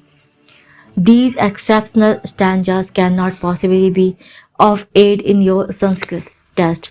The scholar dismissed them skeptically. But familiarity with that particular poem enabled me on the following day to pass the Sanskrit examination. Through the discerning help Nantu had given, I also attained the minimum grade for success in all my other subjects. Father was pleased that I had kept my word and concluded my secondary school course. My gratitude spread to the Lord, whose sole guidance I perceived in my visit to Nantu and my walk by the unhabitual route of the Davis failed a lot. Prayerfully, he had given a dual expression to his timely design for my rescue. I came across the discarded book whose author had denied God precedence in the examination hall. I could not restrain a chuckle at my own silent comment. It would only add to this fellow's confusion. If I were to tell him that divine meditation among the cadavers is a shortcut to a high school diploma. In my new dignity, I was now openly planning to leave home together with a young friend, Jitendra Majumdar. I decided to join a Mohammedan hermitage in Benares and receive its spiritual discipline. A desolation fell over me one morning at thought of separation from my family. Since mother's death, my affection had grown especially tender for my two younger brothers, Sananda and Vishnu. I rushed to my retreat, the little attic, which was witnessed so many scenes in my turbulent sadhana. After a 2 hour flood of tears, I felt singularly transformed, as by some alchemical cleanser. All attachment disappeared. My resolution to seek God as a friend of friends sat like granite within me. I quickly completed my travel preparation. I make one last plea. Father was distressed as I stood before him for final blessing. Do not forsake me and your grieving brothers and sisters. Revered Father, how can I tell my love for you? But even greater is my love for the Heavenly Father, who has given me the gift of a perfect Father on earth. Let me go, that I someday return with a more divine understanding. With reluctant parental consent, I set out to join Jitendra, already in Banaras at the Hermitage. On my arrival, the young head Swami Dayanand greeted me cordially. Tall and thin, of thoughtful mien, he impressed me favorably. His fair face had a Buddha-like composure. I was pleased that my new home possessed an attic, where I managed to spend the dawn and morning hours. The ashram members, knowing little of meditation practices, thought I should employ my whole time in organizational duties. They gave me praise for my afternoon work in their office. Don't try to catch God so soon. This ridicule from a fellow resident accompanied one of my early departures toward the attic. I went to Dayanand, busy in his small sanctum overlooking the Ganges. Swamiji, I don't understand what is required of me here. I am seeking direct perception of God. Without Him, I cannot be satisfied with affiliation or creed or performance of good works. The orange-robed ecclesiastic gave me an affectionate pat, staggering a mock rebuke. He admonished a few nearby disciples. Don't bother Mukund, he will learn our ways. I politely concealed my doubt. The students left the room, not overly bent with their chastisement. Dayanand had further words for me. Mukund, I see your father is regularly sending you money. Please return it to him. You require none here. A second injunction for your discipline concerns food. Even when you feel hunger, don't mention it. Whether famines meant gleamed in my eyes. I knew not that I was hungry. I knew only too well. The invariable hour for the first hermitage meal was 12 noon, and I had been accustomed in my own home to a large breakfast at 9 o'clock. The 3 hour gap became daily more interminable. Gone were the Calcutta years when I could rebuke the cook for a 10-minute delay. Now I tried to control my appetite. One day I undertook a 24-hour fast. With double gist, I awaited the following midday. The Anandji's train is late. We are not going to eat until he arrives. Jitendra brought me this devastating news. A gesture of welcome to the Swami who had been absent for 2 weeks. Many delicacies were in readiness. An appetizing aroma filled the air. Nothing else offering what else could be swallowed except pride over yesterday's achievement of a fast. Lord hastened the train. The heavenly provider, I thought, was hardly included in the interdiction with which Dayanan had silenced me. Divine attention was elsewhere. However, the plodding clock covered the hours. Darkness was descending as our leader entered the door.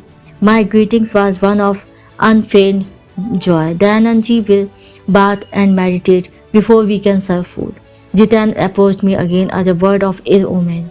I was in near collapse. My young stomach, new to deprivation, protested with grunting vigor. Pictures I had seen of famine victims passed wraith-like before me. The next Benares death was from starvation is due at once in this hermitage. I thought, impending doom averted at 9 o'clock. Ambrosial summons. In memory that meal is vivid as one of life's perfect hours. Intense absorption yet permitted me to observe that Dayanand had absent-mindedly. He was apparently above my gross pleasures. Swamiji, were not you hungry? Happily repeated. I was alone with the leader in his study. Oh yes, I have spent the last 4 days without food or drink. I never eat on twins filled with the heterogeneous vibrations of bodily pupil. Strictly I observe the Sastric rules for monks of my particular order. Certain problems of our organizational work lie on my mind. Tonight at home I neglected my dinner. What's the hurry? Tomorrow I will make it a point to have a proper meal. He laughed madly. Shame spread within me like a suffocation. But the past day of my torture was not easily forgotten. I ventured a further remark. Swamiji, I am puzzled, following your instruction. Suppose I never ask for food and nobody gives me any. I should starve to death. Die then, this alarming counsel split the air. Die if you must, Mukund. Never admit that you live by the power of food and not by the power of God. He who has created every form of nourishment, he who has bestowed appetite, will certainly see that his devotee is sustained. Do not imagine that vice maintains you, or that money or man support you. Could they add if the Lord withdraws your life breath? They are his indirect instruments. Merely is it by any skill of yours that food digests in your stomach. Use the sword of your discrimination. Mukund cut through the chains of agency and perceived the single cause. I found his incisive words entering some deep marrow. Gone was an age-old delusion by which bodily imperatives outweighed the soul. There and then I tasted the Spirit's all-sufficiency. In how many strange cities in my later life of ceaseless travel did occasion arise to prove the serviceability of this lesson in a Benares hermitage. The sole treasure which had accompanied me from Calcutta was the sadhu's silver amulet bequeathed to me by mother. Guarding it for years, I now had it carefully hidden in my ashram room. To renew my joy in the talismanic testimony, one morning I opened the locked box, the sealed covering untouched. Lo, the amulet was gone. Mournfully I tore open its envelope and made unmistakably sure it had vanished, in accordance with the sadhu's prediction, into the ether whence he had summoned it. My relationship with Dayanand's follower grew steadily worse. The household was alienated, hurt by my determined aloofness. my strict adherence to meditation on the very ideal for which I had left home and all worldly ambitions called forth shallow criticism on all sides. Torn by spiritual anguish, I entered the attic one dawn, resolved to pray until answers was vouchsafed. Merciful Mother of the Universe, teach me thyself, through visions or through a guru sent by thee. The passing hours found my sobbing in peace without response. Suddenly I felt lifted as thought, though body to a spare circumscribed. The Master comes today. A divine womanly voice came from everywhere and nowhere. This is supernal experience was pierced by a shout from a definite local. A young priest nicknamed Habu was calling me from the downstairs kitchen. Mukund, enough of meditation. You are needed for an errand. Another day, I might have replied impatiently. Now I wiped my tear-swollen face and meekly obeyed the summons. Together, Habu and I set out for a distant marketplace in the Bengali section of Banaras. The ungentle Indian sun was not yet at zenith as we made our purchases in the bazaars.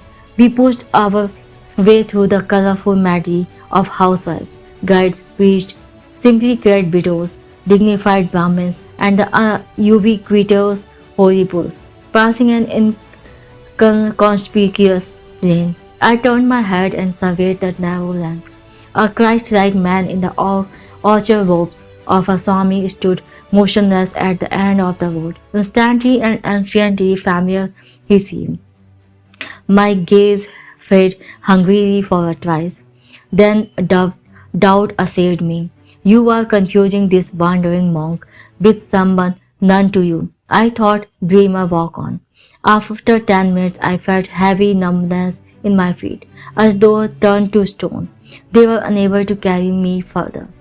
Laboriously, I turned around. My feet regained normalcy. I faced the opposite direction again. The curious weight oppressed me. The scent is magnetically drawing me to him. With this thought, I heaved my passage into the arms of Habu. He had been observing my erratic footwork with amazement and now burst into laughter. What ails you? Are you crazy? My tumultuous emotion prevented any retort. I sped silently away, retracing my steps as though being sought. I reached the narrow lane. My quick glance revealed the quiet figure steadily gazing in my direction. A few eager steps and I was at his feet. Gurudev, the divine face was none other than he of my thousand visions. These halcyon eyes, in a leonine head with pointed beard and flowing locks, had often peered through gloom of my nocturnal reveries, holding a promise I had not fully understood. O my own, you have come to me. My Guru uttered the word again and again in Bengalis, his voice tremulous with joy. How many years I have waited for you. We entered a oneness of silence. Words seemed the rankest superfluities. Eloquence flowed in soundless chant from heart of master to disciple. With an antenna of irrefragable insight, I sensed that my Guru knew God and would lead me to Him. The obscuration of this life disappeared in a fragile dawn of prenatal memories. Dramatic time, past, present, and future are its cycling scenes. This was not the first son to find me at these holy feet. My hand in his, my Guru led me to his temporary residence in the Ram Mahal section of the city. His athletic figure moved with firm tread, tall, erect, about 55 at this time. He was active and vigorous as a young man. His dark eyes were large, beautiful with plumpness, wisdom. Slightly curly hair softened a face of striking power. Strength mingled subtly with gentleness. As we made our ways to the stone balcony of a house overlooking the Ganges, he said affectionately, I will give you my hermitage and all I possess. Sir, I come for wisdom and God contact. Those are your treasure troves I am after. The swift Indian twilight had dropped its half curtain before my master spoke again. His eyes had unfathomable tenderness. I give you my unconditional love. Precious words. A quarter century elapsed before I had another auricular proof of his love. His lips were strange to order. Silence became his oceanic heart. Do you give me the same unconditional love? He gazed at me with childlike trust. I will love you eternally, Gurudeva. Ordinary love is selfish, darkly rooted in desires and satisfactions. Divine love is without condition, without boundary, without change. The flux of the human heart is gone forever at the transfixing touch of pure love. He added humbly, if ever you find me falling from a state of God realization, please promise to put my head on your lap and help to bring me back to the cosmic beloved. We both worship. He rose then in the gathering darkness and guided me to an inner room. As we ate mangoes and almond sweetmeats, he unobtrusively wove into his conversation an intimate knowledge of my nature.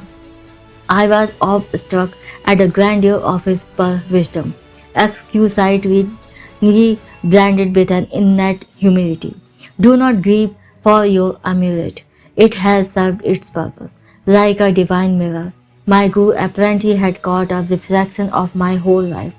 The living reality of your presence, Master, is joy beyond any symbol. It is time for a change inasmuch as you are unhappily situated in the hermitage. I had made no reference to my life. They now seemed superfluous.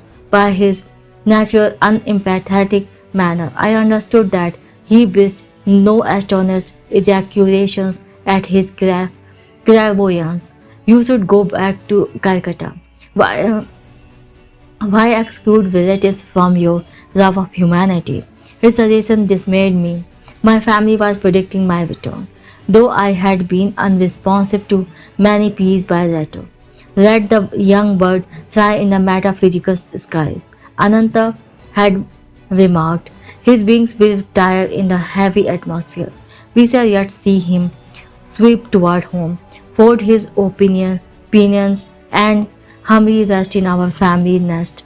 This discouraging smile flashed in my mind. I was determined to do no swooping in the direction of Calcutta. Sir, I am not returning home, but I will follow you anywhere. Please give me your address and your name. Swami Sri Yukteswar Giri, my chief hermitage is in Serampur on Ghat Lane. I am visiting my mother here for only a few days. I wandered at God's intricate play with his devotees. Serampur is about 12 miles from Calcutta. Yet in those regions I had never caught a glimpse of my guru. We had to travel for our meeting to the ancient city of Kasi, Benares, hallowed by memories of Lahiri Mahasaya. Here too the feet of Buddha, Shankaracharya, and other yogi Christ had blessed the soil. You will come to me in 4 weeks. For the first time, Sri Yukteswar's voice was stern. Now I have told my eternal affection and have shown my happiness at finding you. That is why you disregard my request. The next time we meet, you will have to reawaken my interest. I won't accept you as a disciple easily. There must be complete surrender by obedience to my strict training. I remained obstinately silent. My guru easily penetrated my difficulty. Do you think your relatives will laugh at you? I will not return. You will return in 30 days. Never. Bowing reverently at his feet, I departed without lightening the controversial tension. As I made my way in the midnight darkness, I wondered why the miraculous meeting had ended on an inharmonious note. The dual scale of Maya that balanced every joy with a grief. My young heart was not yet malleable to the transforming fingers of my guru. The next morning I noticed increased hostility in the attitude of the hermitage member. My days became spiked with invariable rudeness. In 3 weeks, Dayanand left the ashram to attend a conference in Bombay. Pandemonium broke over my hapless head. Mukund is a parasite, accepting hermitage hospitality without making proper return. Overhearing this remark, I regretted for the first time that I had obeyed the request to send back my money. To father, with heavy heart, I sought out my soul friend Jiten. I am leaving. Please convey my respectful regrets to Dayanand when he returned. I will leave also. My attempts to meditate here meet with no more favor than yours. Own, Jitan spoke with determination. I have made a Christ-like saint. Let us visit him in Sevamampur. And so the word prepared to sweep. Chapter 11. Two penniless boys in Vrindavan. It would serve you right if father disinherited you, Mukund. How foolishly you are throwing away your life. An elder brother sermon was assaulting my ears. Jitan and I, fresh from the train, a figure of speech merely beaver covered with dust, had just arrived at the home of Ananta, recently transferred from Calcutta to the ancient city of Agra. Brother was a supervising accountant for the Bengal Nagpur Railway. You will know, Ananta. I seek my inheritance from the Heavenly Father. Money first, can come later. Who knows, life may be too long. God first, money is his slave. Who can tell? Life may be too short. My retort was summoned by the exigencies of the moment and had not no presentiment. Yet the leaps of time unfolded to early finality for Ananta. A few years later, he entered the land where bank notes await neither first nor last. Wisdom from the hermitage, I suppose. But I see you have left Benares. Ananta's eyes gleamed with satisfaction. He yet hoped to secure my opinions in the family nest.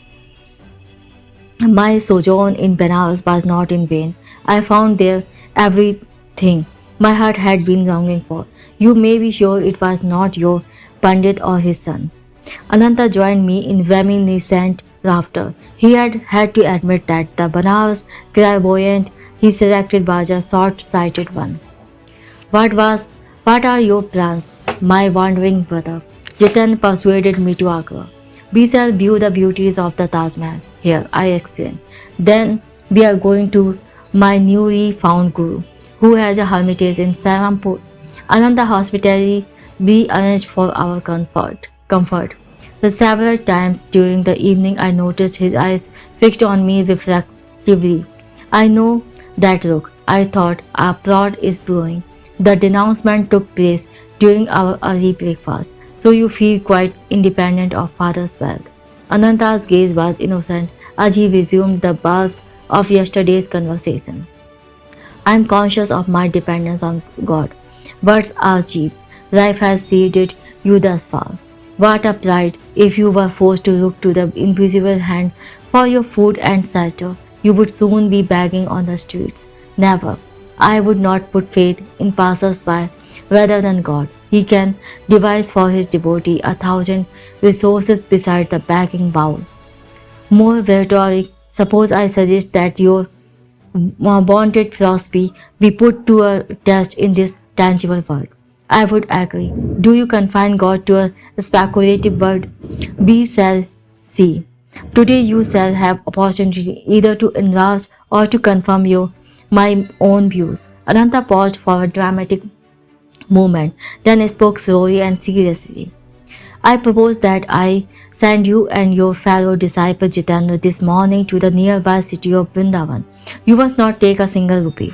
You must not beg, either for food nor or money. You must not reveal your predicament to anyone. You must not go without your meals. And you must not be stranded in Vrindavan. If you return to my bungalow here before 12 o'clock tonight, without having broken any rule of the test, I shall be the most astonished man in the Agra. I accept the challenge. No hesitation was in my words or in my heart. Grateful memories flashed of the instant beneficence, my healing of deadly cholera, to appeal to Rahari Mahasa's picture, the playful gift of the two kites on the Lahore roof with Uma. The opportune amulet amidst my discouragement, the decisive message through the unknown Benares Sadhu outside the compound of the Pandit's home, the vision of Divine Mother and her majestic words of love. Her swift heed through Master Mahasaya to my trifling embarrassment, the last minute guidance which materialized my high school diploma and the ultimate boon, my living master from the midst of lifelong dreams. Never could I admit my philosophy unequal to any tussle on a world's harsh proving ground. Your willingness does you credit. I will escort you to the train at once. Ananta turned to the open mouth Jitendra. You must go along as a witness and very likely a fellow victim. A half hour later, Jitendra and I were in possession of one-way tickets for our impromptu trip. We submitted in a saturated corner of the station to a search of our persons. Ananta was quickly satisfied that we were carrying no hidden hoard. Our simple dhotis concealed nothing more than was necessary. As faith invaded the serious realm of finance, my friend spoke protestingly. Ananta, give me 1 or 2 rupees as a safeguard. Then I telegraph you in case of misfortune. Jitan, my ejaculation was sharply reproachable. I will not proceed with the test if you take any money as final security. There is something reassuring about the clink of coins. Jitendra said no more as I regarded him sternly.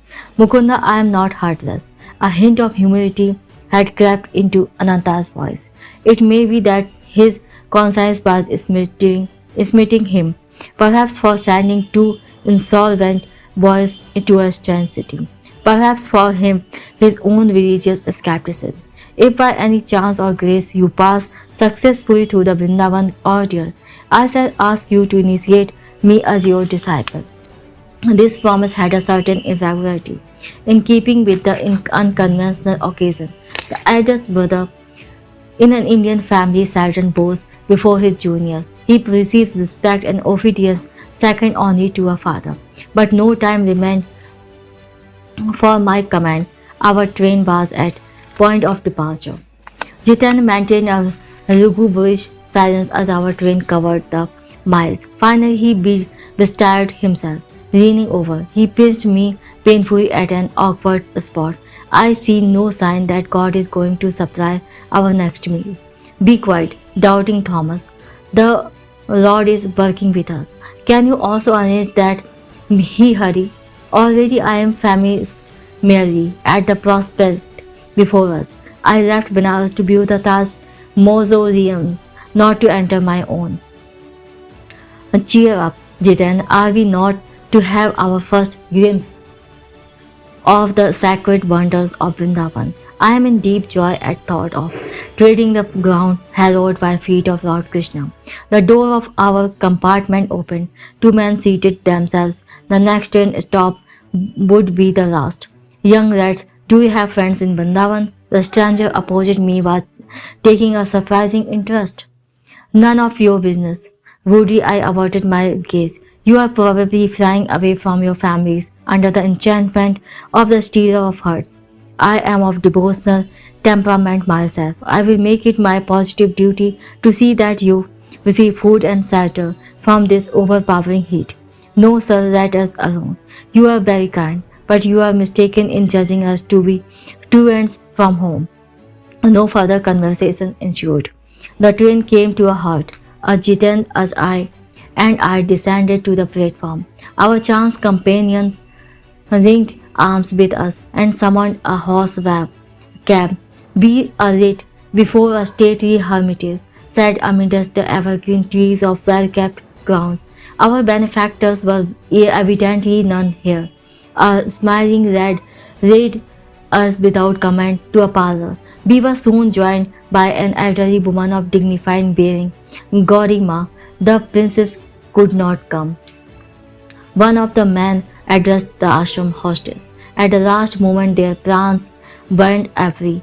They sent deep regrets, but we have brought 2 other guests. As soon as we met on the train. I felt drawn to them as devotees of Lord Krishna.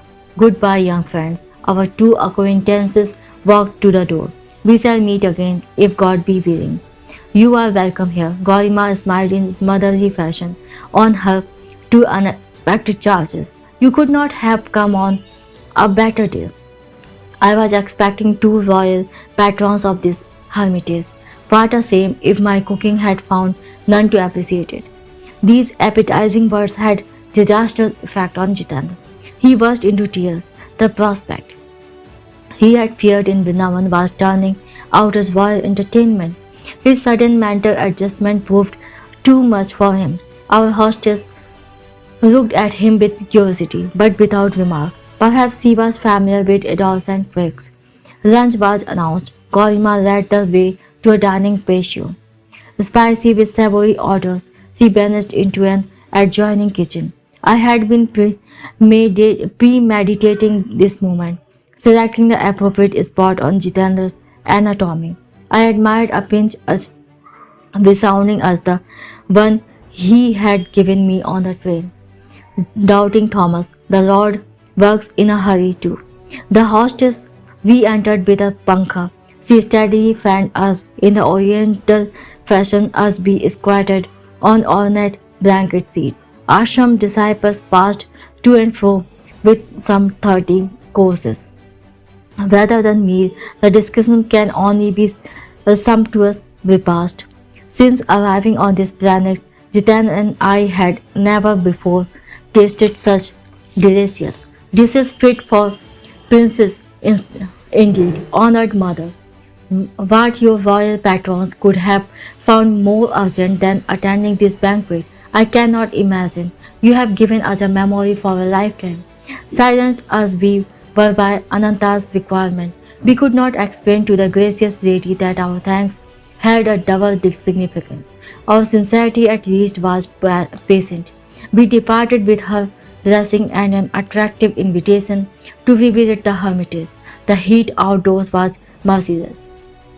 My friend and I made for the shelter of a lordly kadam tree at the ashram gate. Sharp words followed. Once again Jitan was beset with misgivings. A fine mess you have got me into. Our lunch even was only accidental good fortune. How can we see the sights of this city without a single pice between us? And how on earth are you going to take me back to Ananta? You forget God quickly, now that your stomach is filled. My words not bitter, but accusatory. How short is human memory for divine favors? No man lives who has not seen certain of his prayers granted. I am not likely to forget my folly in venturing out with a madcap like you. Be quiet. Jitan, the same Lord who fed us will show us Vrindavan and return us to Agra. A slight young man of pleasing countenance approached at rapid pace, halting under our tree. He bowed before me. Dear friends, you and your companion must be strangers here. Permit me to be your host and guide. It is scarcely possible for an Indian to pay. But Jitendra's face was suddenly sickly. I politely declined the offer. You are surely not banishing me. The stranger's alarm would have been comic in any other circumstances. Why not? You are my guru. His eyes sought mine trustfully. During my midday devotion, the blessed Lord Krishna appeared in a vision. He showed me two forsaken figures under this berry tree. One face was yours, my master. Often have I seen it in meditation. What joy if you accept my humble services. I too am glad you have found me. Neither God nor man has forsaken us, though I was motionless, smiling at the eager face before me, and an inward obeisance cast me at the divine feet. Dear friend, will you not honor my home for a visit? You are kind, but the plan is unfeasible. I will already be a guest of my brother in Agra. At least give me memories of touring Vrindavan with you. I gladly consented. The young man who said his name was Pratap Chatterjee hailed a horse carriage. We visited Madan Mohan temple and other Krishna saints. Night descends while we were at our temple devotion. Excuse me while I get Sundays. Pratap entered a shop near the railroad station. Jitan and I sauntered along the wide street, crowded now in the comparative coolness. Our friend was absent for some time, but finally returned with gifts of many sweetmeats. Please allow me to gain this religious merit. Pratap smiled pleadingly as he held out a bundle of rupee notes and two tickets just purchased to Agra. The reverence of my acceptance passed for the invisible hand, scoffed at by Ananta. Hand its bounty not far exceeded necessity. We sought out a secluded spot near the station. Pratap, I will instruct you in the Kriya of Rai Mahasaya, the greatest yogi of modern times.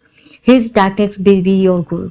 The initiation was concluded in a half hour. Kriya is your Chintamani, I told the new student. The technique which, as you see, is simple, embodies the art of quickening man's spiritual evolution.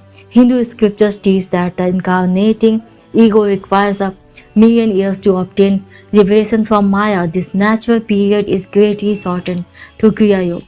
Just as Jagdish Chandra Bose had demonstrated that plant growth can be accelerated far beyond its normal rate, so man's psychological development can be also speeded by an inner science.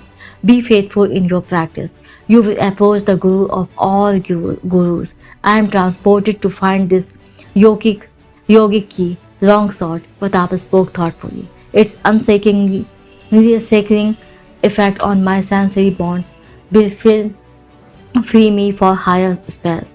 The vision today of Lord Krishna could only mean my highest good. We sat a while in silent understanding, then walked slowly to the station. Joy was within me as I boarded the train, but this was Jitendra's day for tears. My affectionate farewell to Pratap had been punctuated by stifled sobs from both my companions.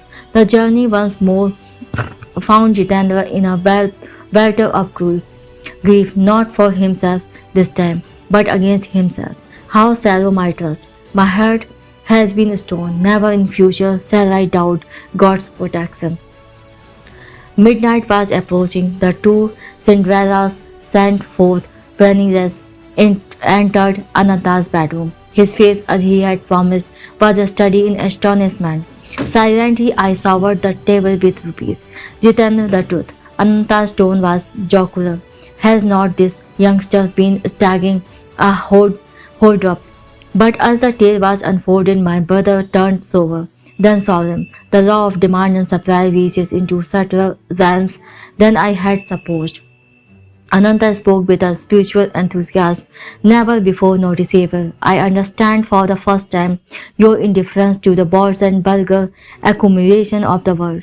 Late as it was, my brother insisted that he receive Diksha into Kriya Yoga. The Guru Mukund had to serve the responsibility of two unsought disciples in one. Breakfast the following morning was eaten in a harmony, absent the day before. I smiled at Jitendra. You shall not be cheated of the Taj. Let us view it before starting for Serampur. Bidding farewell to Ananta, my friend and I were soon before the glory of Agra, the Taj Mahal.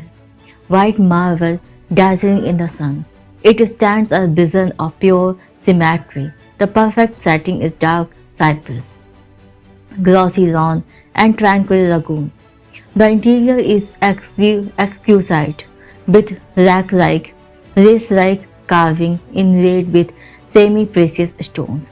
Delicate wreaths and scrolls emerge intricately from marbles, bronze and violet.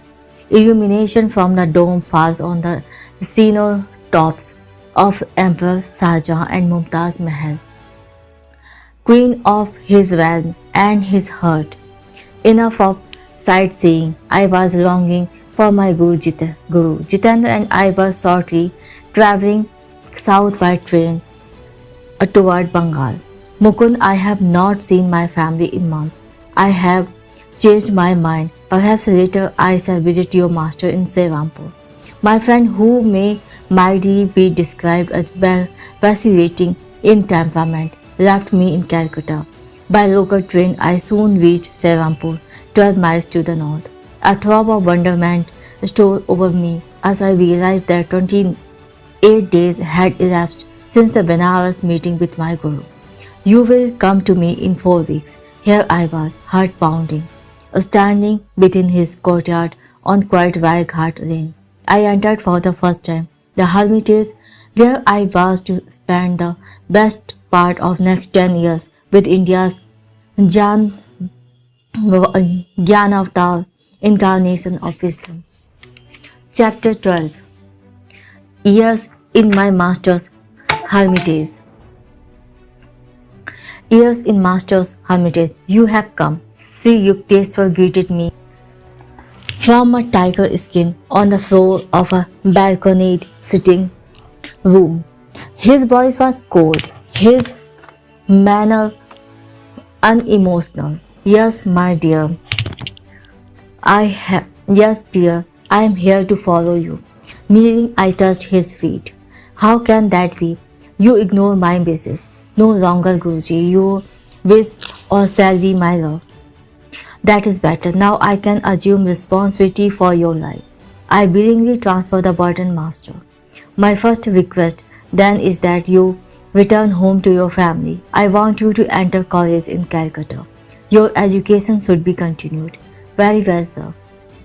I hide my consternation. Would importunate books pursue me down the years? First father, now see Yukteswar. Someday you will go to the West. Its people will lend ears more receptive to India's ancient wisdom if the strange Hindu teacher has a university degree.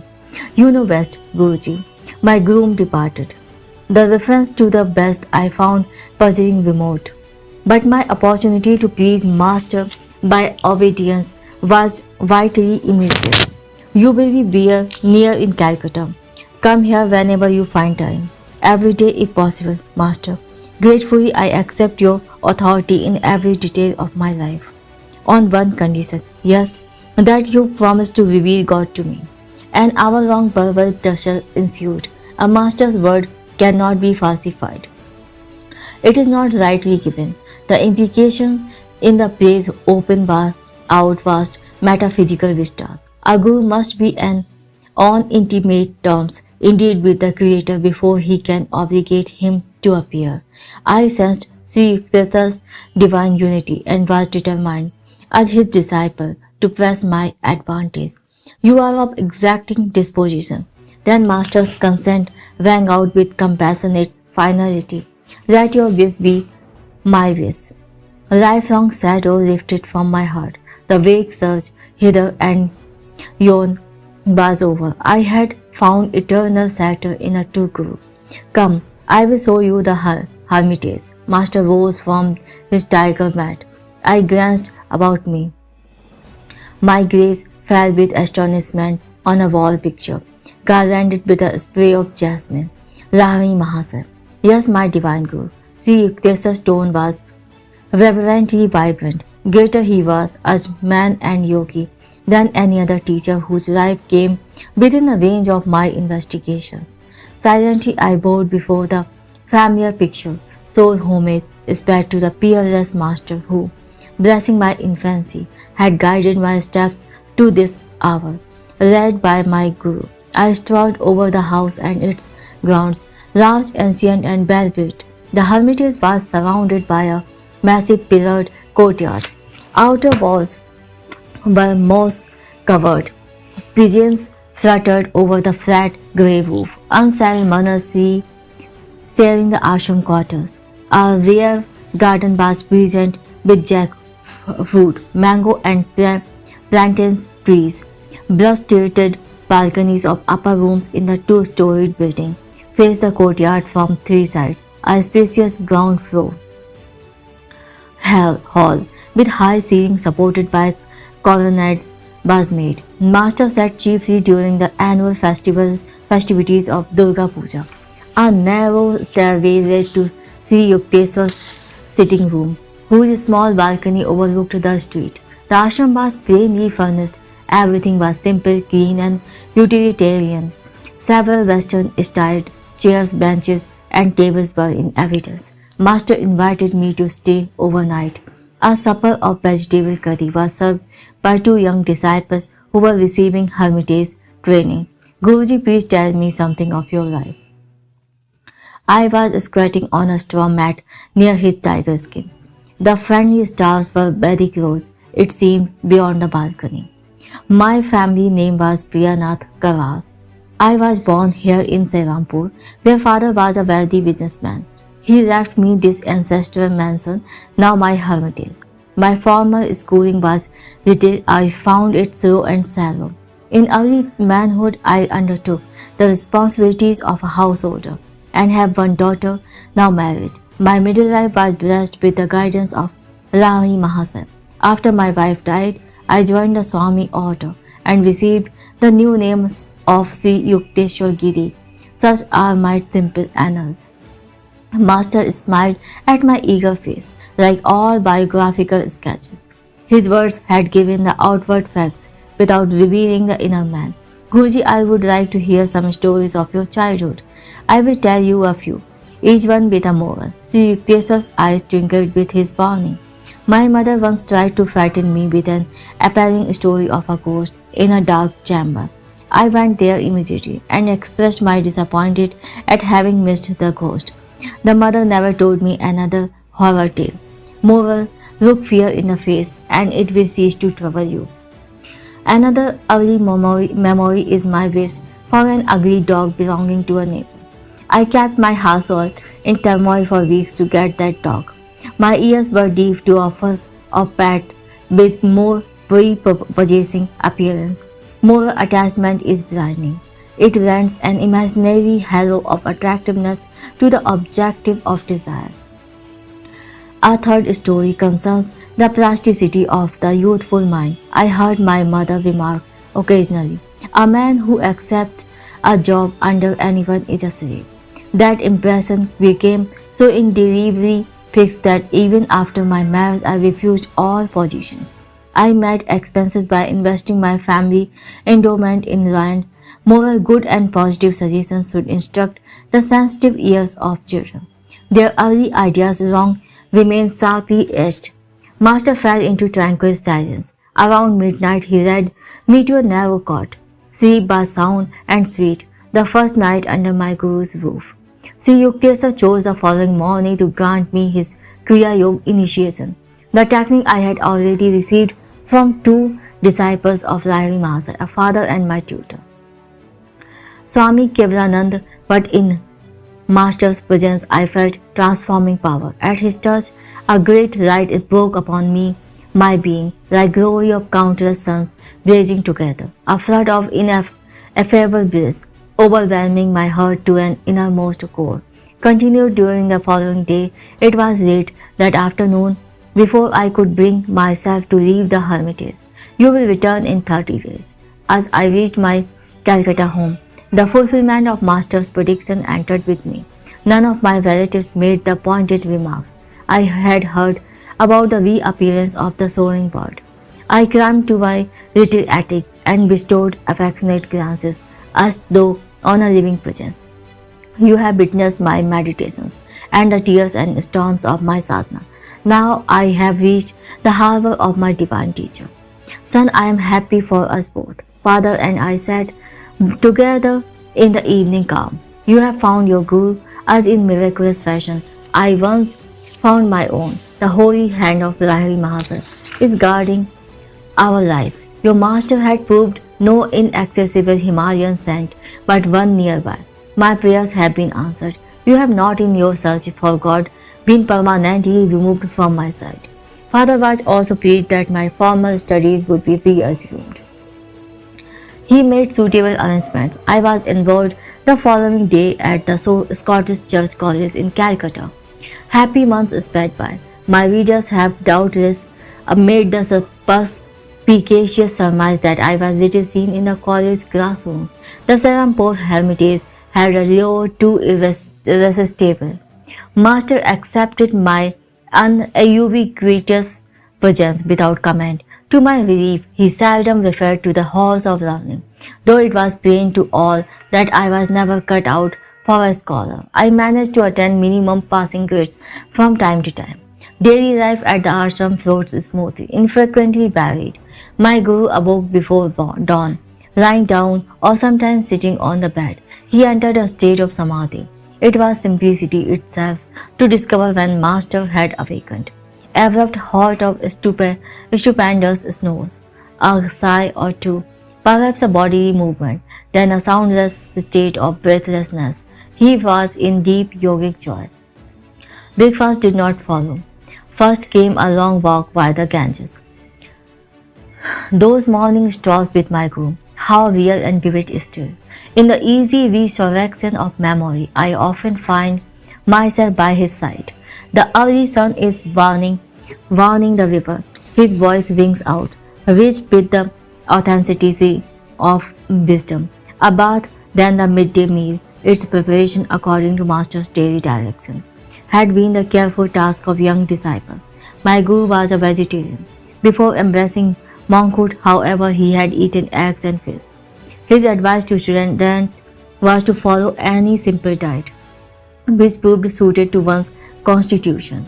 Master ate little often rice, colored with turmeric or juice of beets or spinach, and lightly sprinkled with buffalo ghee or melted butter. Another day he might have rented dal or chana curry with vegetable. For desserts, mangoes or oranges with rice pudding or jackfruit juice. Visitor appeared in the afternoon. A steady stream poured from the world into the hermitage's tranquility. Everyone found in Master an equal courtesy and kindness. To a man who had realized himself a soul, not a body or the ego, the rest of humanity assumes a striking similarity of aspect. The impartiality of saints is rooted in wisdom. Master have escaped Maya, its alternating phases of intellectual and idiocy, no longer cast on influential glance. Sri Yukteswar showed no special consideration to those who happened to be powerful or accomplished. Neither did he slight others for their poverty or illiteracy. He would listen respectfully to words of truth from a child and openly ignore a conceited pundit. 8 o'clock was the supper hour, and sometimes found lingering guests. My guru would not excuse himself to eat alone. None left his ashram hungry or dissatisfied. Sri Yukteswar was never at a loss, never dismayed by unexpected visitors. Scanty food would emerge a banquet under his resourceful direction, yet he was economical. His modest funds were bent far. Be comfortable within your purse. He often said, extravagance will buy you discomfort, whether in the details of hermitage entertainment or his building and repair work or other practical concerns. Master manifested the originality of a creative spirit.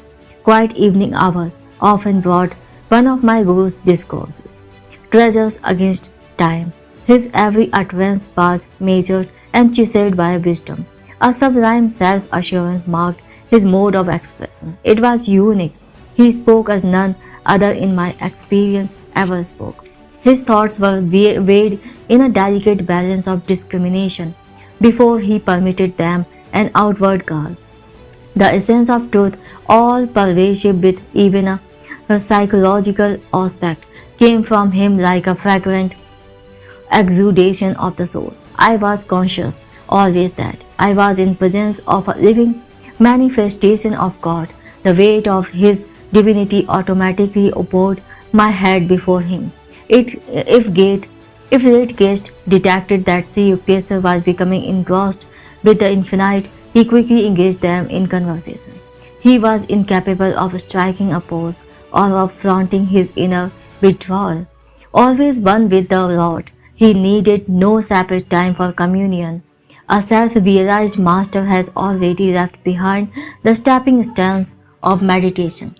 The flower falls when the fruit appears, but saints often cling to spiritual forms for the encouragement of disciples.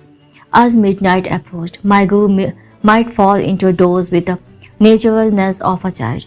There was no fuss about bedding. He often lay down, without even a pillow, on a narrow davenport, which was the background for his customary tiger skin seat. A night-long philosophical discussion was not rare. Any disciple could summon it by intensity of interest. I felt no tiredness then, no desire for sleep. Master's living words were sufficient. Oh, it is dawn. Let us walk by the Ganges. So ended many of my periods of nocturnal edification. My early months with Sri Yukteswar culminated in a useful lesson how to outwit a mosquito. At home, my family always used protective curtains at night. I was dismayed to discover that in the Serampur hermitage, this prudent custom was honored in the breach. Yet the insects were in full residency. I was beaten from head to foot. My guru took pity on me. Buy yourself a curtain, and also one for me. He laughed and added, if you buy only one for yourself, all mosquitoes will concentrate on me. I was more than thankful to comply. Every night that I spent in Serampur, my guru would ask me to arrange the bedtime curtains. The mosquitoes one evening were especially virulent, but master failed to issue his usual instructions. I listened nervously to the anticipatory hum of the insects. Getting into bed, I threw up a propitiatory prayer in their general direction. A half hour later, I coughed pretentiously to attract my guru's attention. I thought I would go mad with the words and especially the singing drone as the mosquitoes celebrated bloodthirsty rites. No responsive style from master. I approached him cautiously. He was not breathing. This was my first observation of him in a yogic trance. It filled me with fright. His heart must have failed. I placed a mirror under his nose. No breath paper appeared. To make doubly certain, for minutes I closed his mouth and nostrils with my fingers. His body was cold and motionless. In a daze, I turned toward the door to summon help. So a budding experimentalist, my poor nose. Master's voice was shaky with laughter. Why don't you go to bed? Is the whole world going to change for you? Change yourself. Be rid of the mosquito consciousness. Meekly I returned to my bed. Not one insect ventured near. I realized that my guru had previously agreed to the curtains only to please me. He had no fear of mosquitoes. His yogic power was such that he either could will them not to bite or could escape to an inner invulnerability.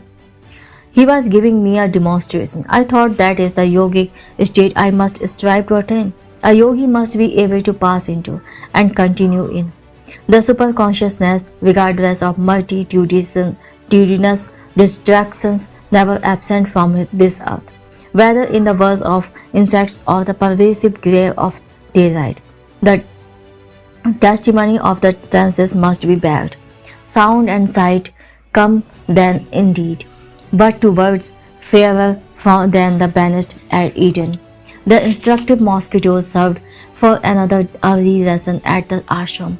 It was the gentle hour of dusk. My guru was matchlessly interpreting the ancient text. At his feet I was in perfect peace. A rude mosquito entered the idol and competed for my attention as it dug a poisonous hypodermic needle into my thigh. I automatically raised an avenging hand, reprieve from impending execution. An opportune memory came to me of one of Patanjali's yoga aphorism that on ahimsa harmlessness. Why didn't you finish the job? Master, do you advocate taking life? No, but the death blow already had been struck in your mind. I don't understand. Patanjali. Meaning was the removal of desire to kill. Sri Yukteswar had found my mental process on an open book. This word is inconveniently arranged for a literal practice of ahimsa. Man may be compared to exterminate harmful creatures. He is not under similar compulsion to feel anger or animosity. All forms of life have equal right to the air of Maya. The saint who uncovers the secret of creation will be in harmony with its countless bewildering expressions. All men may approach that understanding who curbed the inner passion for destruction. Guruji, should one offer himself a sacrifice rather than kill a wild beast? No man's body is precious. It has the highest evolutionary value because of unique brain and spine centers. These enable the advanced devotees to fully grasp and express the loftiest aspects of divinity. No lower form is so equipped. It is true that one incurs the depth of a minor sin if he is forced to kill an animal or any living things, but the Vedas teach that wanton loss of a human body is a serious transgression against the karmic law. I sighed in relief. Scripture reinforced of postman of one's natural instincts is not always forthcoming.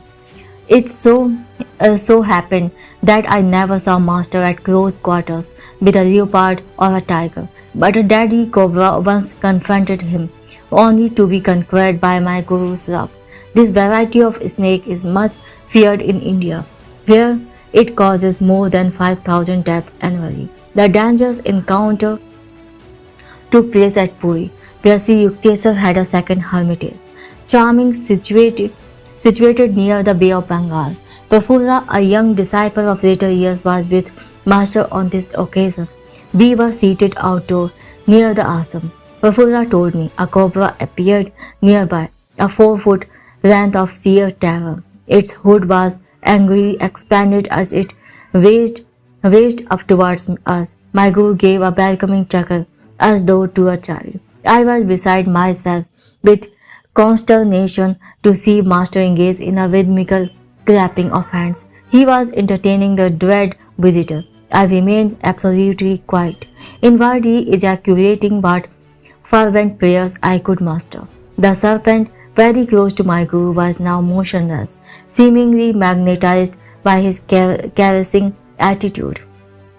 The frightful hood gradually contracted. The snake slithered between Master's feet and disappeared into the bushes. Why my guru would move his hands and why the cobra would not strike them were inexplicable to me then. Prafulla concluded, I have since come to realize that my divine Master is beyond fear of hurt from any living creature. One afternoon during my early months at the ashram, found Sri Yukteswar's eyes fixed on me piercingly. You are too thin, Mukunda. His remark struck a sensitive point, that my sun-keen eyes and emaciated appearances were far from my liking was testified to by row of tonics in my room at Calcutta. Nothing availed. Chronic dyspepsia had pursued me since childhood. My despair reached an occasional zenith when I asked myself if it were worthwhile to carry on this life with a body so unsound. Medicines have limitations. The creative life force has none. Believe that. You shall be well and strong. Sri Yukteswar's words aroused a conviction of personally applicable truth which no other healer, and I had tried many, had been able to summon within me. Day by day, behold, I waxed. 2 weeks after Master's hidden blessing, I had accumulated the invigorating weight which eluded me in the past. My persistent stomach ailments vanished with a lifelong permanency. On later occasions, I witnessed my Guru's instantaneous divine healing of persons suffering from ominous disease, tuberculosis, diabetes, epilepsy, or paralysis. Not one could have been more grateful for his cure than I was at sudden freedom from my cadaverous aspect. Years ago, I too was anxious to put on weight, Sri Yukteswar told me. During convalescence after a severe illness, I visited Ravi Mahasai in Banaras. Sir, I have been very sick and lost many pounds. I see, Yukteswar, you made yourself unwell and now you think you are thin. This reply was far from one I had expected. My Guru, however, added encouragingly, let me see, I am sure you ought to feel better tomorrow. Taking his words as a gesture of secret healing towards my receptive mind, I was not surprised the next morning at a welcome accession of strength. I sought out my master and exclaimed exultingly, Sir, I feel much better today. Indeed, today you invigorate yourself. No, master, I protested. It was you who helped me. This is the first time in week that I have had any energy. Oh yes, your malady has been quite serious. Your body is frail yet. Who can say how it will be tomorrow? The thought of possible return of my weakness brought me a shudder of cold fear. The following morning I could hardly drag myself to Rahvi Maharaj's home. Sir, I am ailing again. My guru's glance was quizzical. So once more you indispose yourself. Gurudev, I realize now that day by day you have been ridiculing me. My patience was exhausted. I don't understand why you disbelieve my truthful reports. Really it has been your thoughts that have made you feel alternately weak and strong. My master looked at me affectionately. You have seen how your health was exactly followed your expectations. Thought is a force, even as electricity or gravitation. The human mind is a spark of the almighty consciousness of God. I could show you that whatever your powerful mind weaves very intensely would instantly come to pass. Knowing that Rahvi Maharaj never spoke idly, I addressed him with great awe and gratitude. Master, if I think I am well and have regained my former weight, shall that happen? It is so even at this moment. My guru spoke gravely, his gaze concentrated on my eyes. Hello, I felt an increase not alone of strength but of weight. Rahmi Mahasaya retreated into silence. After a few hours at his feet, I returned to my mother's home, where I stayed during my visits to Benares. My son, what is the matter? Are you swelling with dropsy? Mother could hardly believe his eyes. My body was now of same robust dimension it had possessed before my illness. I weighed myself and found that in one day I had gained 50 pounds. They remained with me permanently. Friends and acquaintances who had seen my thin figure were aghast with wonderment. A number of them changed their mode of life and became disciples of Rahmi Mahasaya. As a result of this miracle, my Guru, awake in God, knew this world to be nothing but an objectivized dream of the Creator. Because he was completely aware of his unity with the divine dreamer, Rahmi Mahasaya could materialize or dematerialize or make any change he wished in the cosmic vision. All creation is governed by law. Sri Yukteswar concluded the ones which manifest in the outer universe, discoverable by scientists, are called natural laws. But there are subtler laws ruling the real realms of consciousness, which can be known only through the inner science of yoga. The hidden spiritual planes also have their natural and lawful principles of operation. It is not the physical scientist, but the fully self-realized master who comprehends the true nature of matter. Thus, Christ was able to restore the servant's ear after it had been served by one of the disciples. Severed by one of the disciples. Sri Yukteswar was a peerless interpreter of the scriptures. Many of my happiest memories are centered in his discourse, but his jeweled thoughts were not cast into ashes of heedlessness or stupidity. One restless movement of my body or my slight lapse into absent-mindedness sufficed to put an abrupt period to Master's exposition. You are not here. Master interrupted himself one afternoon with this disclosure. As usual, he was keeping track of my attention with a devastating immediacy. Guruji, my tone was a protest. I have not stirred. My eyelids have not moved. I can repeat each word you have uttered. Nevertheless, you were not fully with me. Your objection forces me to remark that in your mental background you were creating three institutions. One was a Sylvan retreat on a plain, another on a hilltop, a third by the ocean.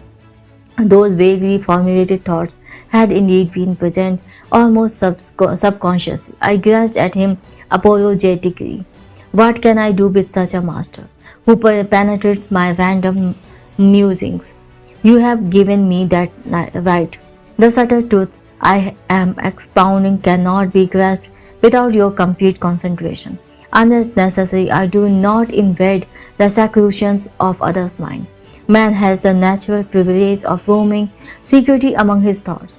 The unbidden Lord does not enter there. Neither do I venture intrusions. You are ever welcome, Master. Your architectural dreams will materialize later. Now is the time for study. Thus, incidentally, my Guru revealed in a simple way the coming of three great events in my life. Since early youth, I had enigmatic glimpses of three buildings, each in a different setting, in the exact sequence Sri Yukteswar had indicated. These visions took ultimate form. First came my founding of a boy yoga school on a Ranchi plain, then my American headquarters on a Los Angeles hilltop, finally a hermitage in Southern California by the vast Pacific. Master never arrogantly asserted, I prophesy that such and such an event shall occur. He would rather hint, don't you think it may happen? But his simple speech had batic power. There was no recanting. We never did. He silently weighed words proof false. Sri Yukteswar was reserved and matter of fact in demeanor. There was not of the vague or daft visionary about him. His feet were firm on the earth, his head in the heaven of heaven. Practical pupil aroused his admiration. Saintliness is not dumbness. Divine perceptions are not incapacitating. He would say, the active expression of virtue gives rise to the keenest intelligence. In Master's life, I fully discovered the cleavage between spiritual realism and obscure mysticism. That spirituality passes as a counterpart. My Guru was reluctant to discuss the superphysical realms. His only marvelous aura was one of perfect simplicity. In conversation, he avoided startling references. In action, he was freely expressive. Others talked of miracles but could manifest nothing. Sri Yukteswar seldom mentioned the subtle laws, but secretly operated them at will. A man of realization does not perform any miracle until he receives an inward sanction. Master explained, God does not wish the secret of his creation revealed promiscuously. Also, every individual in the world has inalienable right to his free will. Assent will not encroach upon their independence. The silence habitual to Sri Yukteswar was caused by his deep perceptions of the infinite. No time remained for the interminable revelations that occupy the days of teachers without self-realization. In shallow man, the fish of little thoughts cause much commotion. In oceanic minds, the waves of inspiration make hardly a ruffle. This observation from the Hindu scriptures is not without discerning humor. Because of my Guru's unspectacular views, only a few of his contemporaries recognized him as a superman.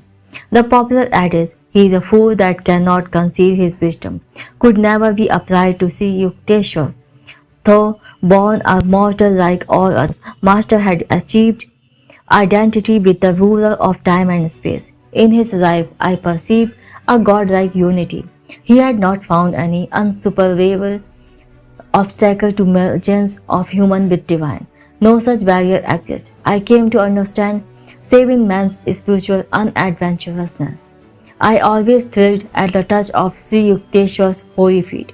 Yogis teach that a disciple is spiritually magnetized by reverent contact with a master. A subtle current is generated. The devotee's undesirable habit mechanism in the brain are often cauterized. The groove of his bodily tendencies beneficially disturbed. Momentarily, at least, he may find the secret ways of Maya lifting and glimpse the reality of bliss. My whole body responded with a liberating glow whenever I knelt in the Indian fashion before my Guru. Even when Lahari Mahasaya was silent, Master told me, or when he conversed on other than strictly religious topics, I discovered that nonetheless he had transmitted to me ineffable knowledge. Sri Yukteswar affected me similarly. If I entered the hermitage in a worried or indifferent frame of mind, my attitude imperceptibly changed. A healing calm descended at my mere sight of my guru.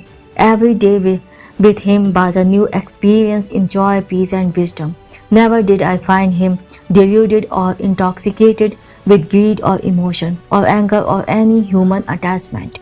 The darkness of Maya is silently approaching. Let us hide homeward within. With these words at dusk, Master constantly reminded his disciples of their need for Kriya Yoga. A new student occasionally expressed doubts regarding his own worthiness to engage in yoga practice. Forget the past, Sri Yukteswar would console him. The banished lives of all men are dark with many shames. Human conduct is ever unreliable until anchored in the divine. Everything in future will improve if you are making a spiritual effort now. Master always had young cheras in his hermitage. Their spiritual and intellectual education was his lifelong interest. Even shortly before he passed on, he accepted for training to 6-year-old boys and one a youth of 16. He directed their minds and lives with their careful discipline, in which the word discipline is etymologically rooted. The ashram residents loved and revered their guru. A slight clap of his hands sufficed to bring them eagerly to his side. When his mood was silent and withdrawn, no one ventured to speak. When his laugh rang jovially, children looked upon him as their own. Master seldom asked others to render him a personal service, nor would he accept help from a student unless the willingness was sincere. My guru quietly washed his clothes if the disciples overlooked that privileged task. Sri Yukteswar bore the traditional ochre-colored Swami robe. His laceless shoes, in accordance with yogi custom, were of tiger or deer skin. Master spoke fluent English, French, Hindi, and Bengali. His Sanskrit was fair. He patiently instructed his young disciples by certain shortcuts which he had ingeniously devised for the study of English and Sanskrit. Master was cautious of his body, while withholding solicitous attachment.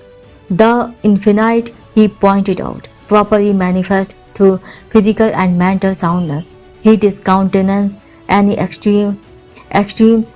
A disciple once started a long fast. My guru only laughed. Why not throw the dog a bone? His Sri Yukteswar's health was excellent. I never saw him unwell. He permitted students to consult doctors if it seemed advisable. His purpose was to give respect to the worldly custom. Physicians must carry on their work of healing through God's laws as applied to matter. But he extolled the superiority of mental therapy and often repeated, wisdom is the greater cleanser. The body is a treacherous friend, give it its due, no more. He said, pain and pleasure are treachery. Ensure all duties with calmness, while trying at the same time to remove their hold. Imagination is a door through which disease as well as healing enters. Disbelief in the reality of sickness, even when you are ill, an unrecognized visitor will flee. Master numbered many doctors among his disciples. Those who have ferreted out the physical laws can easily investigate the science of the soul. He told them, a subtle spiritual mechanism is hidden just behind the bodily structure. Sri Yukteswar counseled his student to be living liaisons of Western and Eastern virtues. Himself an executive Occidental in outer habits. Inwardly, he was the spiritual Oriental. He praised the progressive, resourceful, and hygienic habits of the West, and the religious ideas which give a centuried halo to the East. Discipline had not been unknown to me. At home, father was strict, Ananta often severe. But Sri Yukteswar's training cannot be described as other than drastic. A perfectionist, my guru was hypercritical of his disciples, whether in matters of movement or in the subtle nuances of behavior. Good manners without sincerity are like a beautiful dead body, dead lady, he remarked on suitable occasion. A straightforwardness without civility is like a surgeon's knife, effective but unpleasant. Candor with courtesy is helpful and admirable. Master was apparently satisfied with my spiritual progress, for he seldom referred to it.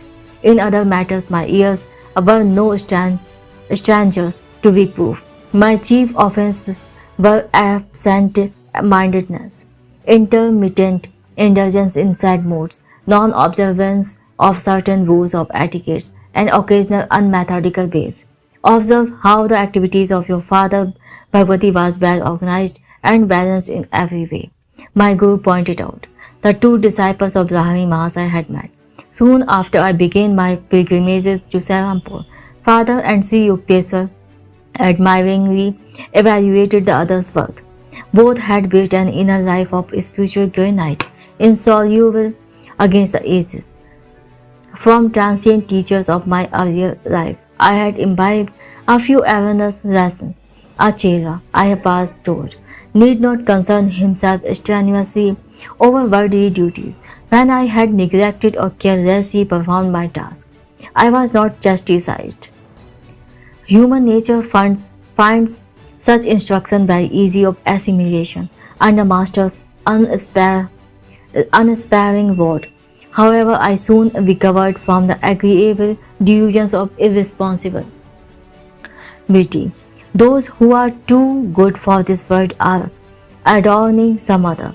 Sri Yukteswar remarked, so long as you breathe the free air of earth, you are under obligation to render grateful service. He alone, who was fully mastered the breathless state, is freed from cosmic imperatives. I will not fail to let you know when you have attained the final perfection. My Guru could not be bribed, even by love. He showed no leniency to anyone who, like myself, willingly offered to be his disciple. Whether Master and I were surrounded by his students or by strangers, or were alone together, he always spoke plainly and unbraided sharply. No trifling lapse into shallowness or inconsistency escaped his rebuke. This flattering treatment was hard to endure, but my resolve was to allow Sri Yukteswar to iron out each of my psychological kinks.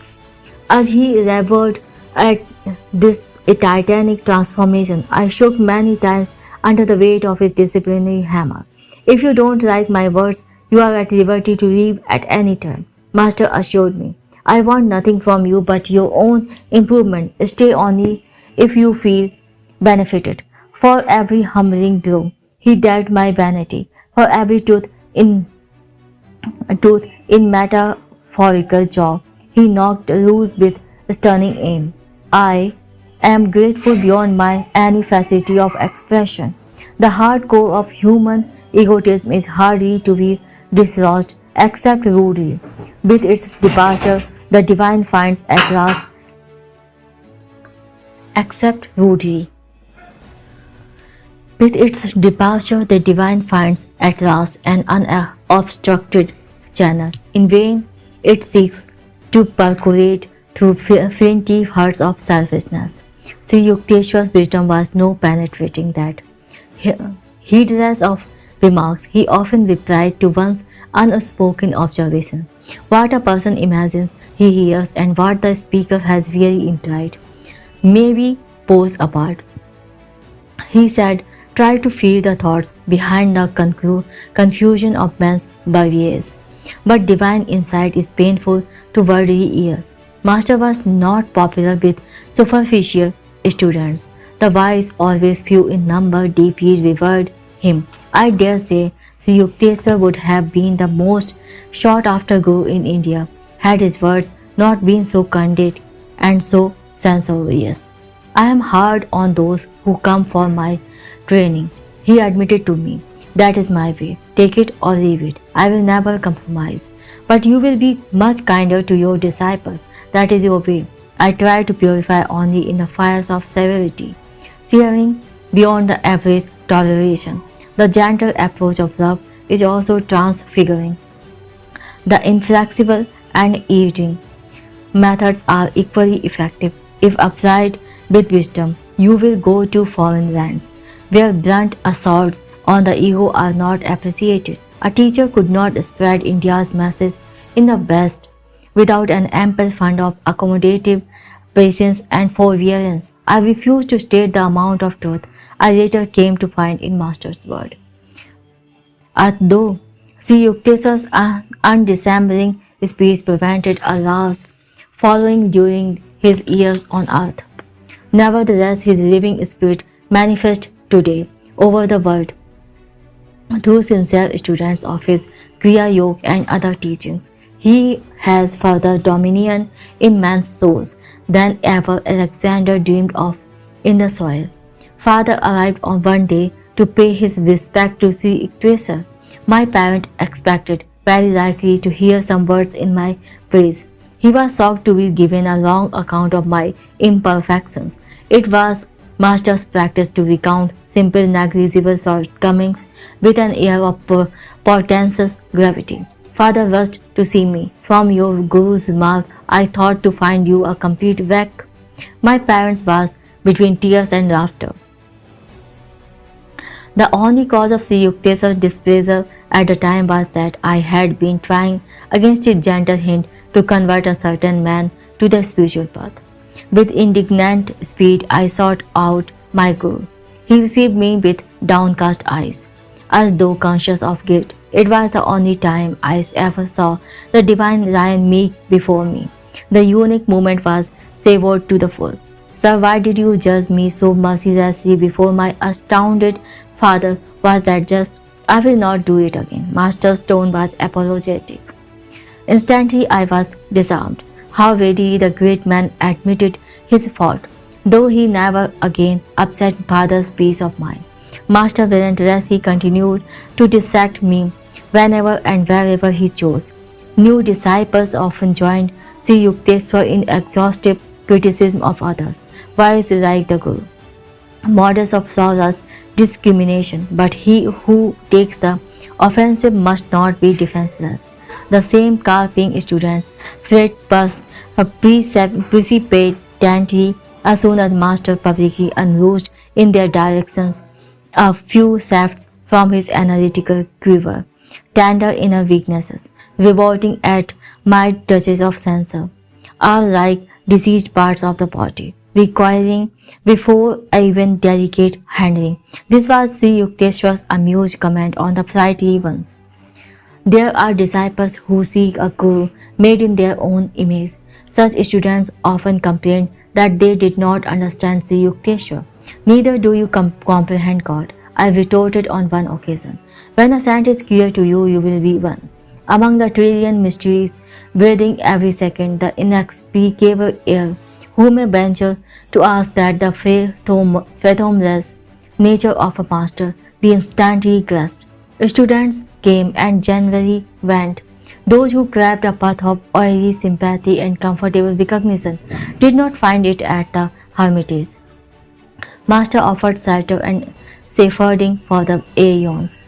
But many disciples miserably demanded ego balm as well. They departed, preferring life's countless humiliation before any humility. Master's blazing rays, the open penetrating sunshine of his wisdom, were too powerful for their spiritual sickness. They sought some lesser teacher who, sating them with flattery, permitted the fitful sleep of ignorance. During my early months with Master, I had experienced a sensitive fear of his reprimands. These were reserved, I soon saw, for disciples who had asked for his verbal vivisection. If any breathing student made a protest, Sri Yukteswar would become unoffendedly silent. His words were never wrathful, but impersonal with wisdom. Master's insight was not for the unprepared ears of casual visitors. He seldom remarked on their defects, even if conspicuous, but towards students who sought his counsel. Sri Yukteswar felt a serious responsibility. Brave indeed is the Guru who undertake to transform the crude ore of ego-permeated humanity. A saint's courage roots in his compassion for the stumbling eyes of this world, eyeless of this world. When I had abandoned underlying resentment, I found a marked decrease in my chastisement. In a very subtle way, Master melted into comparative clemency. In time, I demolished every wall of rationalization and subconscious reservation behind which the human personality generally seats itself. The reward was an effortless harmony with my guru. I discovered him then to be trusting, considerate, and silently loving. Undemonstrative, however, he bestowed no word of affection. My own temperament is principally devotional. It was discerning at first to find that my guru, saturated with gyan but seemingly dry of bhakti, expressed himself only in terms of cold spiritual mathematics. But as I tuned myself to his nature, I discovered no diminution but rather increase in my devotional approach to God. A self-realized master is fully able to guide his various disciples along natural lines of their essential bias. My relationship with Sri Yukteswar, somewhat inarticulate, nonetheless possessed all eloquence. Often I found his silent signature on my thoughts, rendering speech inaudible. Quietly sitting beside him, I felt his bounty pouring peacefully over my being. Sri Yukteswar's impartial justice was notably demonstrated during the summer vacation of my first college year. I welcomed the opportunity to spend uninterrupted months at Serampore with my guru. You may be in charge of the hermitage. Master was pleased over my enthusiastic arrival.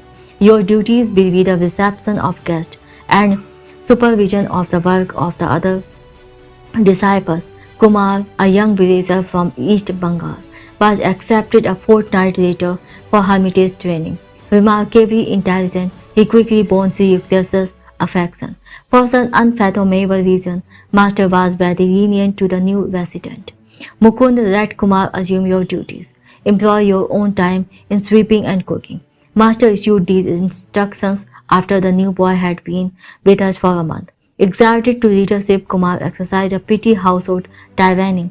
In silent mutiny, the other disciples continued to seek me out for daily counsel. Mukund is impossible. You made me supervisor, yet the others go to him and obey him. 3 weeks later, Kumar was complaining to our guru. I overheard him from an adjoining room. That's why I assigned him to the kitchen and you to the parlor. Sri Yukteswar's bittering tones were now new to Kumar. In this way, you have come to realize that a worthy leader has the desire to serve and not to dominate. You wanted Mukunda's position, but could not maintain it by merit.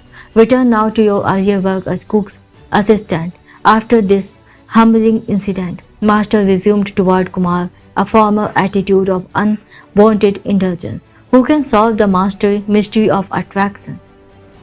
In Kumar, our guru discovered a charming fount which did not spurt for the fellow disciples. Though the new boy was obviously Sri Yukteswar's favorite, I felt no dismay. Personal idiosyncrasies possessed even by Master lend a rich complexity to the pattern of life.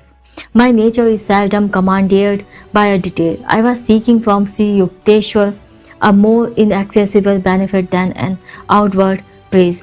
Kumar spoke venomously to me one day without reason. I was deeply hurt. Your head is swelling to the bursting point. I added a warning whose truth I felt intuitively. Unless you mend your ways, someday you will be asked to leave this ashram. Laughing sarcastically, Kumar repeated my remark to our guru, who had just entered the room. Fully expecting to be escorted, I retired meekly to a corner. Maybe Mukund is right. Master's reply to the boy came with unusual coldness. I escaped without castigation. A year later, Kumar set out for a visit to his childhood home. He ignored the quiet disapproval of Sri Yukteswar, who never authoritatively controlled his disciples' movement.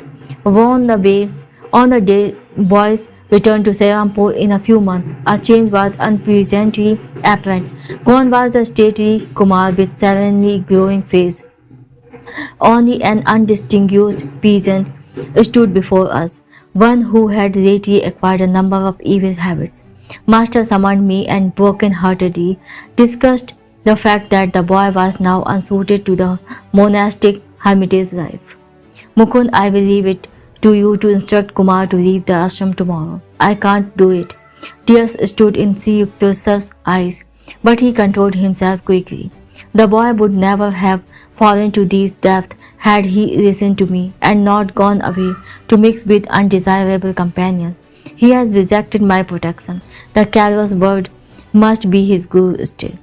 Kumar's departure brought me no elation. Sadly, I wondered how one with power to win a master's love could ever respond to cheaper allures. Enjoyment of wine and sex are rooted in the natural man and require no delicacies or perception for their appreciation.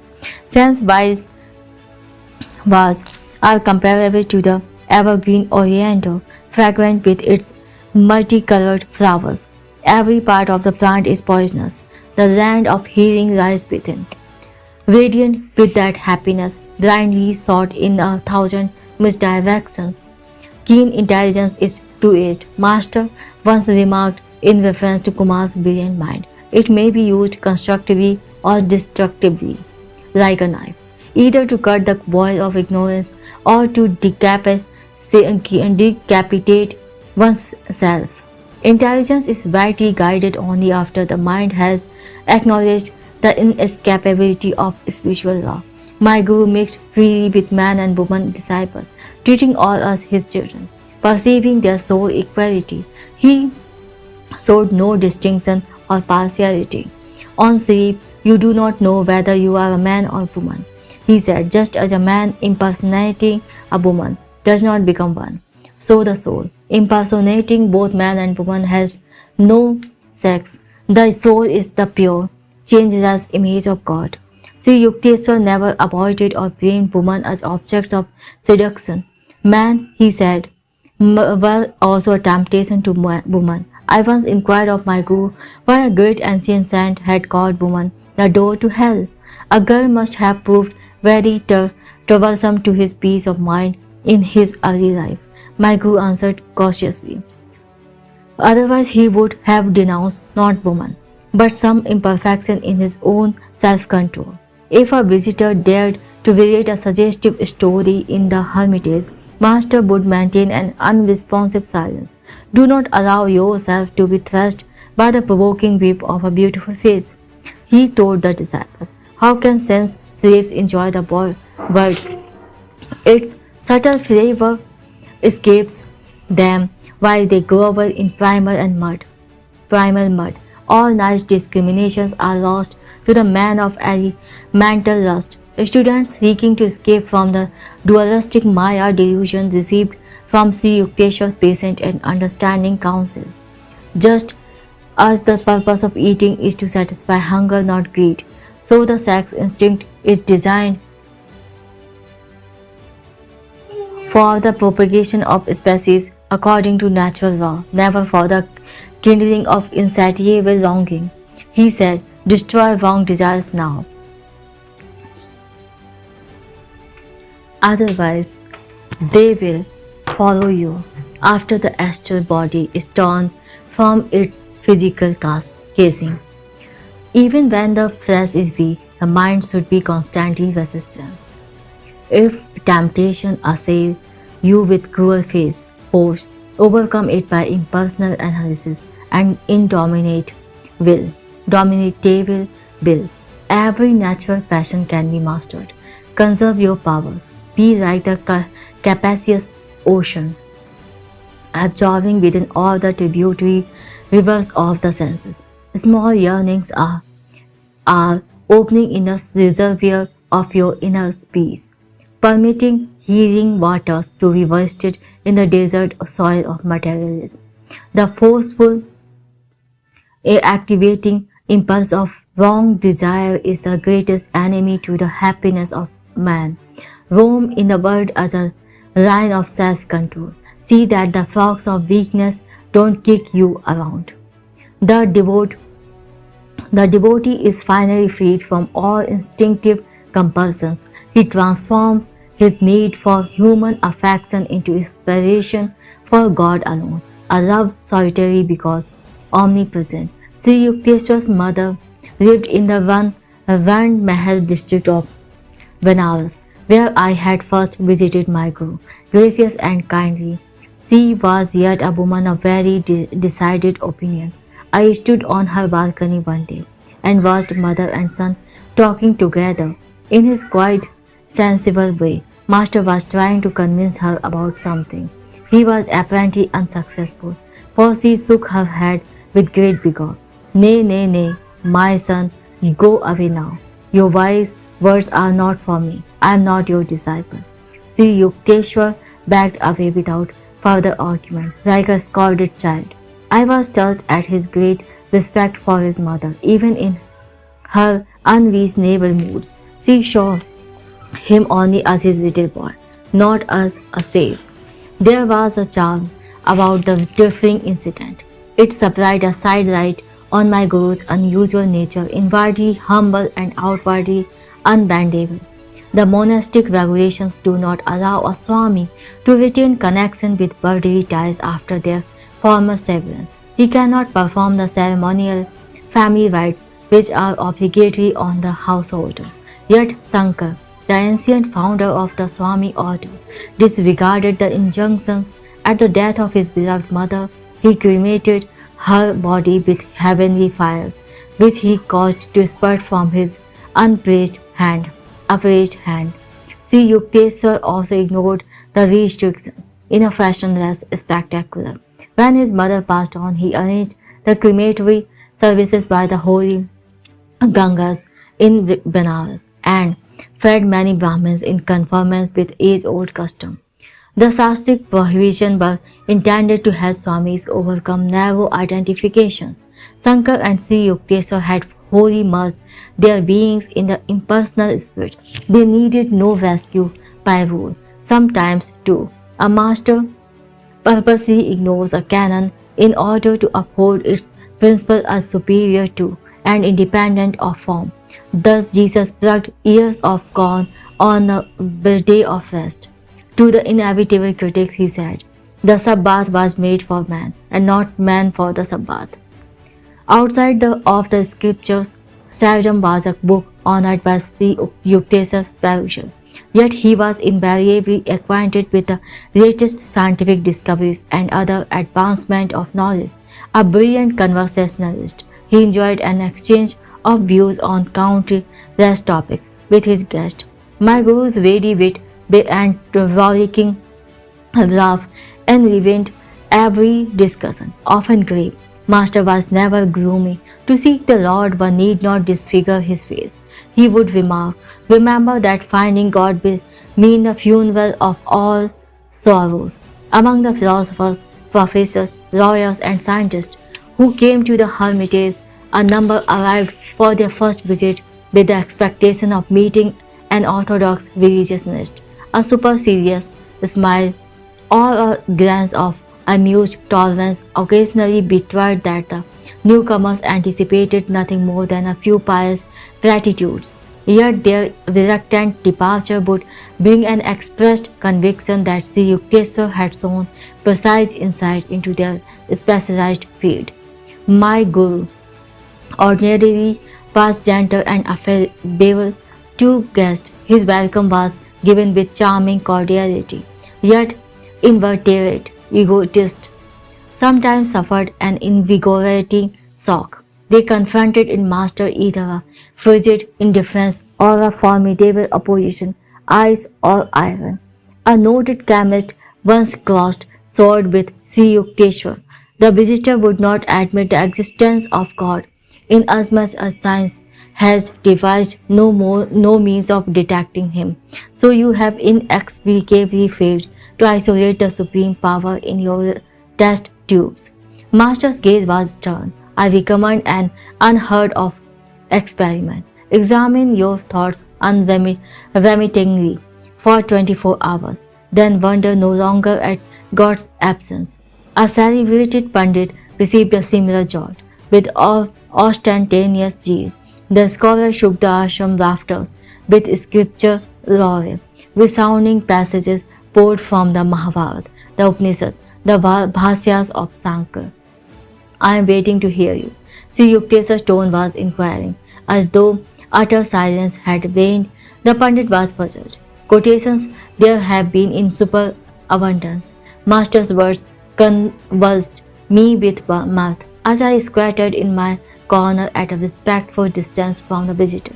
But what original commentary can you supply from the uniqueness of your particular life? What holy text have you absorbed and made your own? In what ways have these timeless truths renovated your nature? Are you content to be a hollow Victoria, mechanically repeating the words of other men? I gave up. The scholar's chagrin was comical.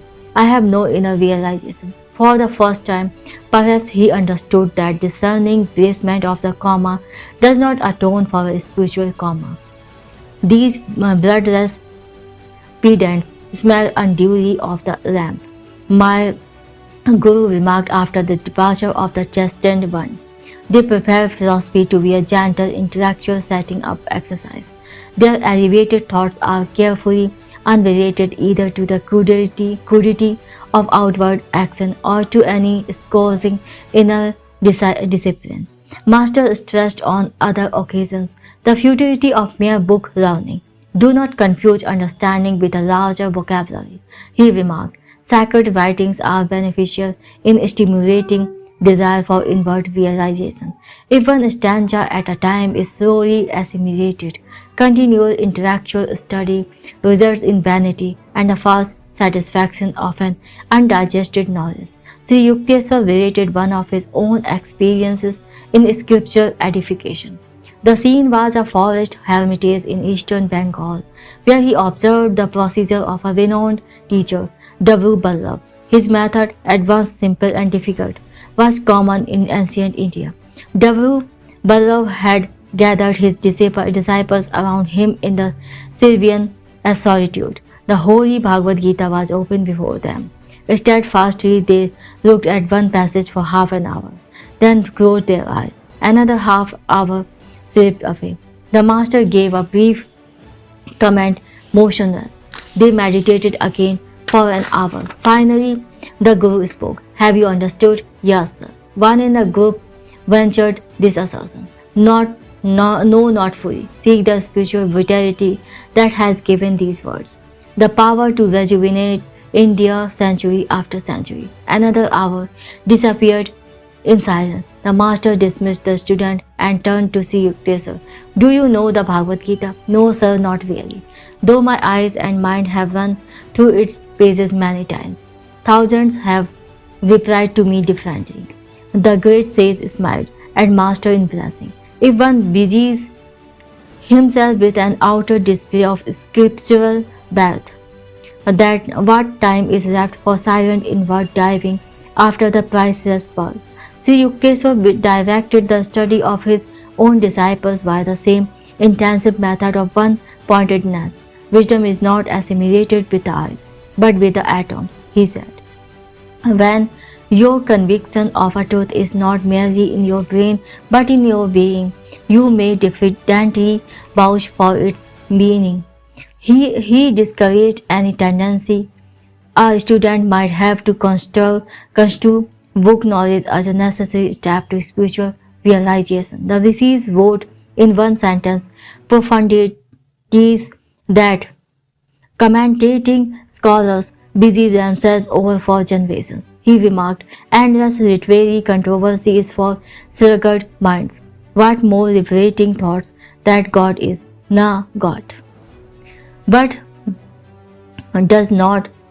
man does not easily return to simplicity. It is seldom God for him, but rather learned from pomposities. His ego is pleased, but that he can grasp such erudition. Men who were pridefully conscious of high worldly position were likely, in master's presence, to add humility to their other possessions. A local magistrate once arrived for an interview at the seaside hermitage in Puri. The man who had a reputation for ruthlessness had it well within his power to oust us from the ashram. I cautioned my guru about the despotic possibilities, but he seated himself with an uncompromising air and did not rise to greet the visitor. Slightly nervous, I squatted near the door. The man had to contest himself with a wooden box. My guru did not request me to fetch a chair. There was no fulfillment of the magistrate's obvious expectation that his importance would be ceremoniously acknowledged. A metaphysical discussion ensued. The guest blundered through misinterpretations of the scriptures. As his accuracy sank, his ire rose. Do you know that I stood first in MA examination? Reason had forsaken him, but he could still shout, Mr. Magistrate, you forget that this is not your courtroom. Master replied evenly. From your childish remarks, I would have surmised that your college career was unremarkable. A university degree, in any case, is not remotely related to Vedic realization. Saints are not produced in batches every semester like accountants. After a stunned silence, the visitor laughed heartily. This is my first encounter with a heavenly magistrate. He said later. He made a formal request, couched in the legal terms, which were evidently part and parcel of his being, to be accepted as a probationary disciple. Mr. Gu personally attended to the details connected with the management of his property. Unscrupulous person on various occasions attempted to secure possession of master's ancestral land with determination and even by instigating lawsuits. Sri Yukteswar outwitted every opponent. He underwent these painful experiences from a desire never to be a begging guru or a burden on his disciples. His financial independence was one reason why my alarmingly outspoken master was innocent of the cunnings of diplomacy. Unlike those teachers who have to flatter their supporters, my guru was impervious to the influences, open or subtle, of others' wealth. Never did I hear him ask or even hint for money for any purpose. His hermitage training was given free and freely to all disciples. An insolvent court deputy arrived one day at the Serampur ashram to serve Sri Yukteswar with a legal summons. A disciple named Kanai and myself were also present. The officer's attitude toward master was offensive. It will do you good to leave the shadows of your hermitage and breathe the honest air of a courtroom. The deputy grinned contemptuously. I could not contain myself. Another word of your impudence and you will be on the floor. I advanced threateningly. You wretch, can I shout, but simultaneously with my own. Dare you bring your blasphemies into this sacred ashram? But master stood protectingly in front of his abuser. Don't get excited over nothing. This man is only doing his rightful duty. The officer gazed at his burying reception, respectfully offered a word of apology and sped away. Amazing it was to find that a master with such a fiery bill could be so calm within. He fitted the Vedic definition of a man of God, softer than the flower, where kindness is concerned, stronger than the thunder, where principles are at stake. There are always those in this world who, in Browning's words, endure no light, being themselves obscure. An outsider occasionally berated Sri Yukteswar for an imaginary grievance. My imperturbable guru listened politely, analyzing himself to see if any thread of truth lay within the denunciation. These scenes would bring to my mind one of the master's inimitable observations. Some people try to be tall while cutting off the heads of others. The unfailing composure of a saint is impressive beyond any sermon. He that is slow to anger is better than the mighty, and he that ruleth his spirit than he that taketh a city. I often reflected that my majestic master could easily have been an emperor or word-seeking warrior had his mind been centered on fame or worthy achievement. He had chosen instead to storm those inner citadels of wrath and egotism whose fall is the height of a man. Chapter 13. The Sleepless Scent. Please permit me to go to the Himalayas. I hope in unbroken solitude to achieve continuous divine communion. I actually once addressed these ungrateful words to my master, seized by one of the unpredictable delusions which occasionally assail the devotee. I felt a growing impatience with hermitage duties and college studies. A feebly extenuating circumstances is that my proposal was made when I had been only 6 months with Sri Yukteswar. Not yet had I fully surveyed his towering statue. Many hillmen live in the Himalayas, yet possess no God perception. My Guru's answer came slowly and simply. Wisdom is better sought from a man of realization than from an inert mountain. Ignoring Master's plain hint that he, and not a hill, was my teacher.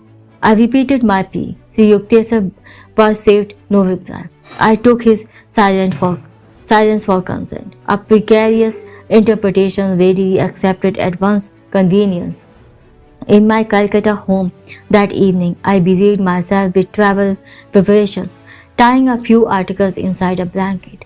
I remembered a similar bundle surreptitiously dropped from my attic window a few years earlier. I wondered if this were to be another ill-starred flight toward the Himalayas. The first time my spiritual elation had been high. Tonight conscience smote heavily at the thought of leaving my guru. The following morning I sought out Bihari Pandit, my Sanskrit professor at Scottish Church College. Sir, you have told me of your friendship with a great disciple of Lahiri Mahasaya. Please give me his address. You mean Ram Gopal Mazumdar? I call him the sleepless saint. He is always awake in an ascetic consciousness. His home is at Vanbajpur near Tarakeshwar. I thanked the Pandit and entrained immediately for Tarakeshwar. I hoped to silence my misgivings by wringing a sanction from the sleepless saint to engage myself in lonely Himalayan meditation. Bihari's friend, I heard, had received illumination after many years of Kriya Yoga practice in isolated caves. At Talkeshwar, I approached a famous scene. Hindus regard it with the same veneration that Catholics give to the Lourdes sanctuary in France. Innumerable healing miracles have occurred at Talkeshwar, including one for a member of my family. I sat in the temple there for a week. My address aunt once told me, observing a complete fast, I prayed for the quick recovery of your uncle Sarda from a chronic malady.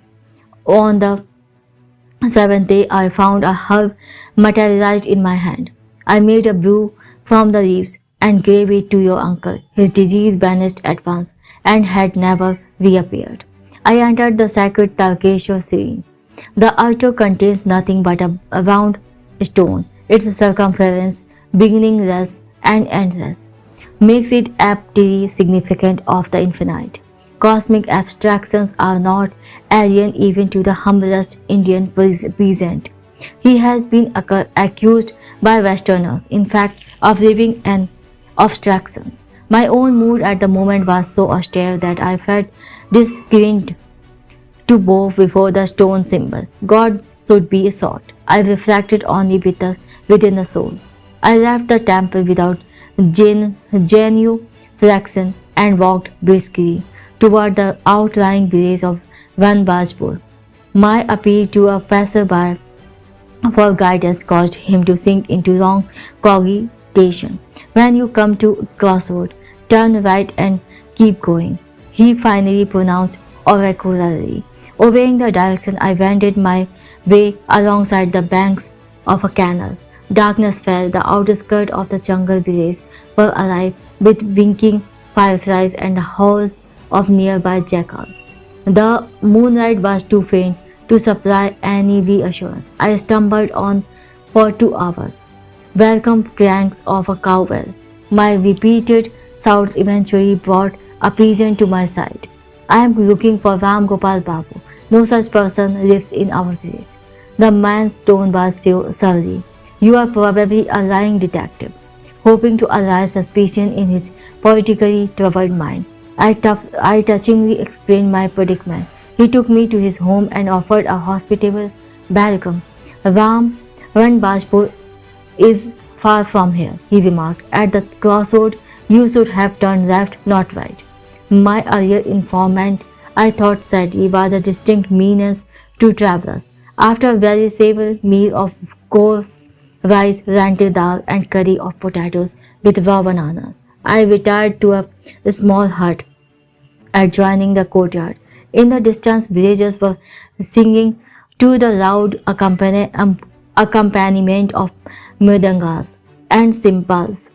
Sea was inconsiderable that night. I prayed deeply to the direction to the secret yogi Ram Gopal. As the first streaks of dawn penetrated the fissures of my dark room, I set out for Vanbajpur. Crossing rough paddy fields, I trudged over to secluded stumps of the prickly plant and mounds of dried clay, and occasionally met pigeons would inform me invariably that my destination was on a crosser 2 miles. In 6 hours, the sun traveled victoriously from horizon to meridian. But I began to feel that I would ever be distant from Ranbajpur by one crosser. At mid-afternoon, my world was still an endless paddy field. Heat pouring from the avoidless sky was bringing me to near collapse.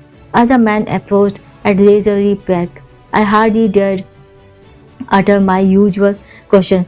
Reached it summoned the most monotonous, just a caution. The stranger halted beside me, short and slight. He was physically unimpressive save for an extraordinary pair of piercing dark eyes. I was planning to leave Ranbajpur, but your purpose was good, so I awaited you. He shook his finger in my astounded face. Are not you clever to think that, unannounced, you could pounce on me? That Professor Bihari had no right to give you and my address, considering that instructions of myself would be mere verbosity in the presence of this master. I stood speechless, somewhat hurt at my reception. His next remark was abruptly put. Tell me, where do you think God is? Why, he is within me and everywhere. I doubtless looked at bewildered as I felt, all-pervading air. The sand chuckled. Then why, young sir, did you fear to bow before the infinite in the stone symbol at the Tarkeshwar temple yesterday? Your pride caused you the punishment of being misdirected by the passerby, who was not bothered by fine distinctions of left and right. Today, too, you have had a fairly uncomfortable time of it. I agreed wholeheartedly, wonder-struck that an omniscient eye hid within the unremarkable body before me. Healing strength emanated from the yogi. I was instantly refreshed in the scorching field. The devotee inclines to think his path to God is the only way. He said yoga, through which divinity is found within, is doubtless the highest road, so Rami Mahasaya has told us. But discovering the Lord within, we soon perceive him without. Holy scenes at Tarkeshwar and elsewhere are rightly venerated as nuclear centers of spiritual power. The saint's censorious attitude vanished. His eyes became compassionately soft. He patted my shoulder. Young yogi, I see you are running away from your master. He has everything you need. You must return to him. Mountains cannot be your guru. Ram Gopal was repeating the same thought which Sri Yukteswar had expressed at our last meeting. Masters are under no cosmic compulsion to limit their residence. My companion glanced at me quizzically. The Himalayas in India and Tibet have no monopoly on sands. What one does not travel to find within will not be discovered by transporting the body hither and yon. As soon as the devotee is willing to go even to the ends of the earth for spiritual enlightenment, his guru appears nearby. I silently agreed, recalling my prayer in a Benares hermitage, followed by the meeting with Sri Yukteswar in a crowded rain. Are you able to have a little room where you can close the door and be alone? Yes, I reflected that descended from the general to the particular with disconcerting speed. That is your cave. The yogi bestowed on me a gaze of illumination which I have never forgotten. That is your sacred mountain. That is where you will find the kingdom of God. His simple words instantaneously banished my lifelong obsession for the Himalayas. In a burning paddy field, I awoke from the Monte Carlos dreams of eternal snow. Young sir, your divine thirst is laudable. I feel great love for you. Ram Gopal took my hand and led me to a quiet hamlet. The adobe houses were covered with coconut leaves and adorned with rustic entrances. The saint seated me on the umbrageous bamboo platform of his small cottage, after giving me sweetened lime juice and a piece of rock candy. He entered his patio and assumed a lotus posture. In about 4 hours, I opened my meditative eyes and saw that the moonlit figure of the yogi was still motionless, as I was sternly reminding my stomach that man does not live by bread alone. Ram Gopal approached me. I see you are famished. Food will be ready soon. A fire was kindled under a clay oven on the patio. Rice and dal were quickly served on large banana leaves. My host courteously refused my aid in all cooking chores. The guest is God, a Hindu proverb, has commanded devout observance from time immemorial. In my later world travels, I was charmed to see that a similar respect for visitors is manifested in rural sections of many countries. The city dwellers find the keen edge of hospitality blunted by superabundance of strange faces. The march of man seemed remotely dim as I squatted by the yogi in the isolation of the tiny jungle village. The cottage room was mysterious with a mellow light. Ram Gopal arranged some torn blankets on the floor for my bed and seated himself on a straw mat. Overwhelmed by his spiritual magnetism, I ventured a request. Sir, why don't you grant me a samadhi? Dear one, I would be glad to convey the divine contact, but it is not my place to do so. The saint looked at me with half-closed eyes. Your master will bestow that experience shortly. Your body is not tuned just yet, as a small lamp cannot withstand excessive electrical voltage, so your nerves are unready for the cosmic current. If I gave you the infinite ecstasy right now, you would burn as if every cell were on fire. You are asking illumination from me, the yogi continued musingly, while I am wondering, inconsiderable as I am, and with the little meditation I have done, if I have succeeded in pleasing God and what worth I may find in His eyes at the final reckoning. Sir, have you not been single-heartedly seeking God for a long time? I have not done much. Must have told you something of my life. For 20 years, I occupied a secret grotto, meditating 18 hours a day. Then I moved to a more inaccessible cave and remained there for 25 years, entering the yoga union for 20 hours daily. I did not need sleep, for I was ever with God. My body was more vested in the complete calmness of the superconsciousness than it could be by the partial peace of the ordinary subconsciousness. Still, the muscles relax during sleep, but the heart, lung, and circulatory system are constantly at work. They get no rest. In superconsciousness, the internal organs remain in a state of suspended animation, electrified by the cosmic energy. By such means, I have found it unnecessary to sleep for years. The time will come when you too will dispense with sleep. My goodness, you have meditated for so long and yet are unsure of the Lord's favor. I gazed at him in astonishment. Then what about us poor mortals? Why don't you see? My dear boy, that God is eternity itself. To assume that one can fully know Him by 45 years of meditation is rather a preposterous expectation. Babaji assures us, however, that even a little meditation saves us from the dire fear of death and after death states. Do not fix your spiritual ideal on a small mountain, but hitch it to the star of unqualified divine attainment. If you work hard, you will get there. Enthralled by the prospect, I asked him for further enlightening words. He related a wondrous story of his first meeting with Rahari Mahas's Guru Babaji. Around midnight, Ram Gopal fell into silence and I lay down on my blankets. Closing my eyes, I saw flashes of lightning. The vast space within me was a chamber of molten light. I opened my eyes and observed the same dazzling of radiance. The room became a part of that infinite vault, which I beheld with interior vision. Why don't you go to sleep? Sir, how can I sleep in the presence of lightning? Blazing, whether my eyes are shut or open. You are blessed to have this experience. The spiritual radiations are not easily seen. The saint added a few words of affection. At dawn, Ram Gopal gave me rock candies and said I must depart. I felt such reluctance to bid him farewell that tears coursed down my cheek. I will not let you go empty-handed. The yogi spoke tenderly. I will do something for you. He smiled and looked at me steadfastly. I stood rooted to the ground. Peace rushing like a mighty flood through the gates of my eyes. I was instantaneously healed of a pain in my back, which had troubled me intermittently for years. Renewed, bathed in a sea of luminous joy, I wept no more.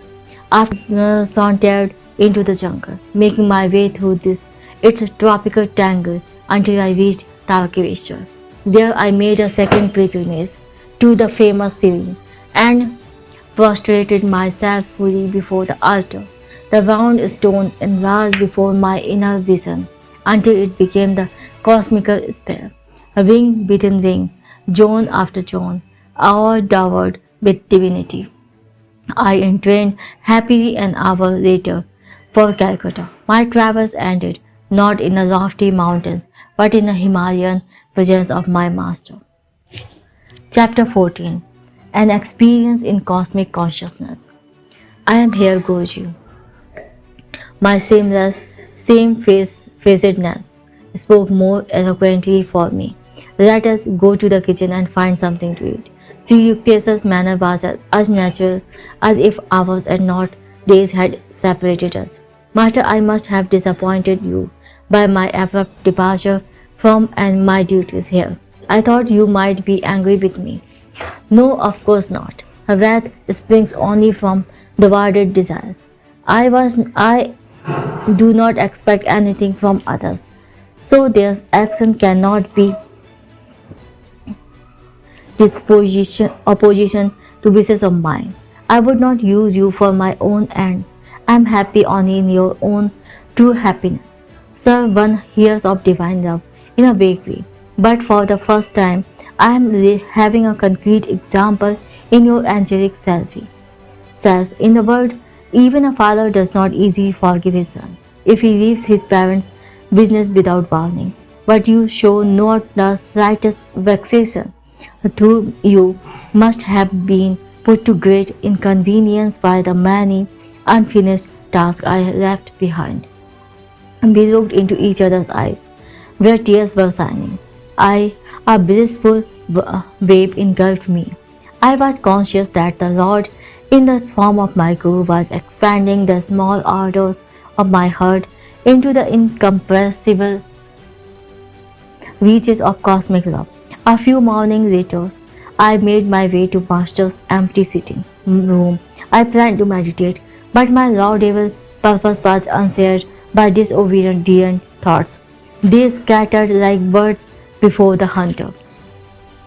Mukunda, Sri Yuktesa's voice sounded from a distant inner balcony. I felt as rebellious as my thoughts.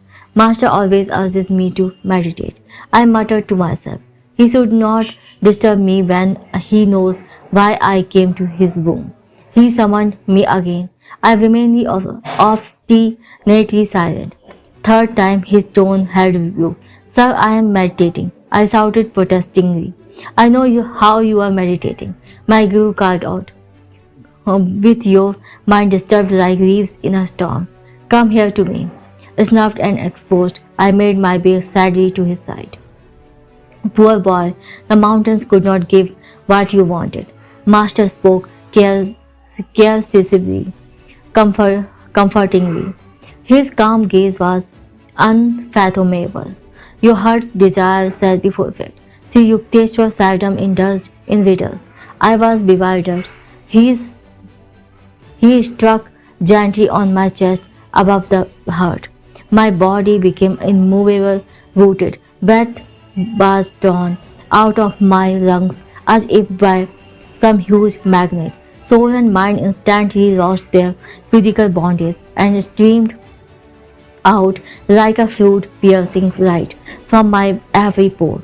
The flesh was as though dead, yet in my intense awareness I knew that never before I been fully alive. My sense of identity was no longer narrowly confined to a body, but embraced the circumambient atoms. People on distant streets seemed to be moving gently over my own remote periphery. The roots of plants and trees appeared through a dim transparency of the soil. I discerned the inward flow to their sap. The whole vicinity lay bare before me. My ordinary frontal vision was now changed to a vast spherical sight, simultaneously all perceptive. Through the back of my head I saw man strolling far down Raighat Road and noticed also a white cow who was lazily approaching. When she reached the space in front of the open ashram gate, I observed her with my two physical eyes. As she passed by behind the brick wall, I saw her clearly still. All objects within my panoramic gaze trembled and vibrated like quick motion pictures.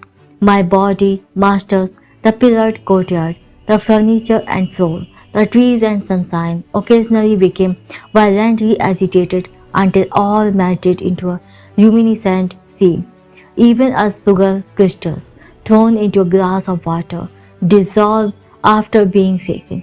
The unified light alternated with materialization of form, the metamorphosis revealing the law of cause and effect in creation. An oceanic joy broke upon calm, endless shores of my soul. The Spirit of God, I realized, is exhaustless. Bliss, his body is countless.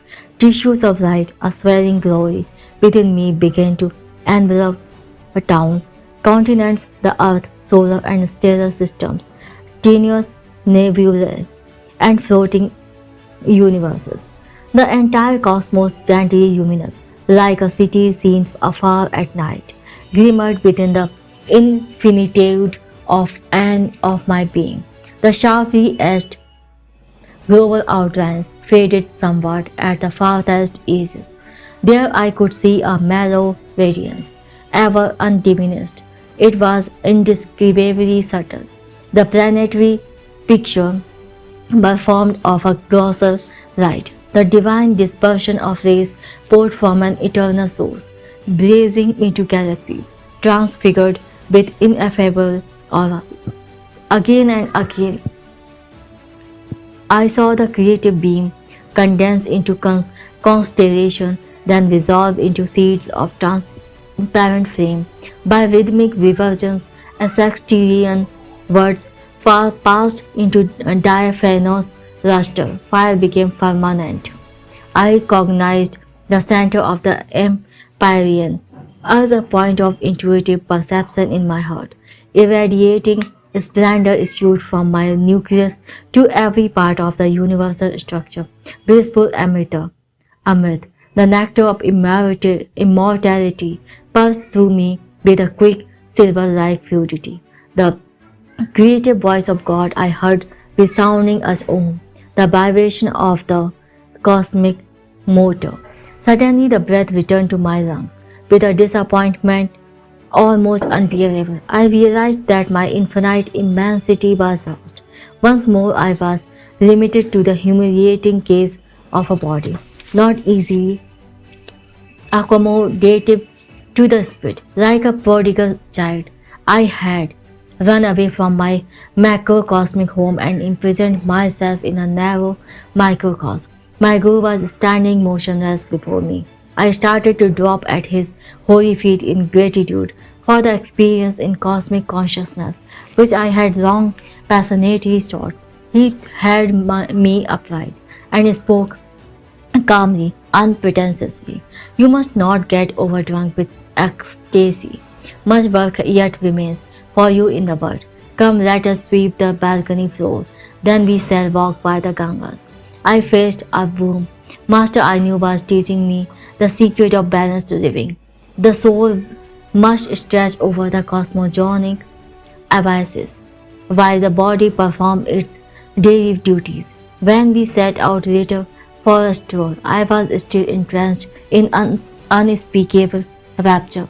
I saw out bodies as two astral pictures moving over a road by the river whose essence was sheer light. It is the Spirit of God that actively sustains every form and force in the universe. Yet He is transcendental and aloof in a blissful, uncreated void beyond the words of vibratory phenomena. Master explained, saints who realize their divinity, even while in the flesh, know a similar twofold existence. Consciously engaging in earthly work, they yet remain immersed in an onward beatitude. The Lord has created all men from the limitless joy of His being, though they are painfully cramped by the body. God nevertheless expects that soul made in His image shall ultimately rise above all sense identifications and reunite with Him. The cosmic vision left many permanent lessons. By daily stirring my thoughts, I could be released from the delusive conviction that my body was a mass of flesh and bones, traversing the hard soil of matter. The breath and the restless mind I saw were like storms which raised the ocean of light into waves of material form. Earth, sky, human being, animals, birds, trees, no perception of the infinite as one light could be had except by calming those storms. As often as I silenced the two natural tumulants, I beheld the multitudinous waves of creation melt into one lucent sea, even as the waves of the ocean, their tempest subsiding, sirens dissolve into unity. A master restores the divine experience of cosmic consciousness when his disciple by meditation has strengthened his mind to a degree where the vast vistas would not overwhelm him. The experience can never be given through one's mere intellectual willingness or open-mindedness. Only adequate enlargement by yoga practice and devotional bhakti can prepare the mind to absorb the liberating shock of omnipresence. It comes with a natural inevitability to the sincere devotee. His intense craving begins to pull at God with an irresistible force. The Lord, as the cosmic vision, is drawn by the seeker's magnetic ardor into his range of consciousness. I wrote in my later years the following poem, Samadhi. Enduring to convey the glory of its cosmic state, banished the ways of light and shade, lifted every paper of sorrow, sailed away all dawns of fleeting joy, gone the dim sensory mirage, love, hate, health, disease, life, death, perished these false shadows on the screen of duality, waves of laughter, skylars of sarcasm, melancholic whirlpools, melting in the vast sea of bliss. The storm of Maya stilled by yogic band of intuition deep, the universe forgotten dream subconsciously lurks, ready to invade my newly vacant memory divine. I live without a cosmic shadow, but it is not bereft of me, as the sea exists without the waves, but they breathe not without the sea. Dreams, waking states of deep, curious sleep, present, past, future, no more for me but ever present, all flowing I everywhere. Planets, stars, stardust, earth, volcanic burst of doomsday cataclysms, creation's molding furnace, glaciers of silent X-rays, burning electrons floods, thoughts of all man, past, present, to come, every blade of grass, myself, mankind. Each particle of universal dust, anger, greed, good, bad, salvation, lust, I swallowed, transmuted all into a vast ocean of blood of my own one being, smoldering joy of puffed by meditation, blinding my tearful eyes, burst into immortal flames of bliss, consumed my tears, my fame, my all.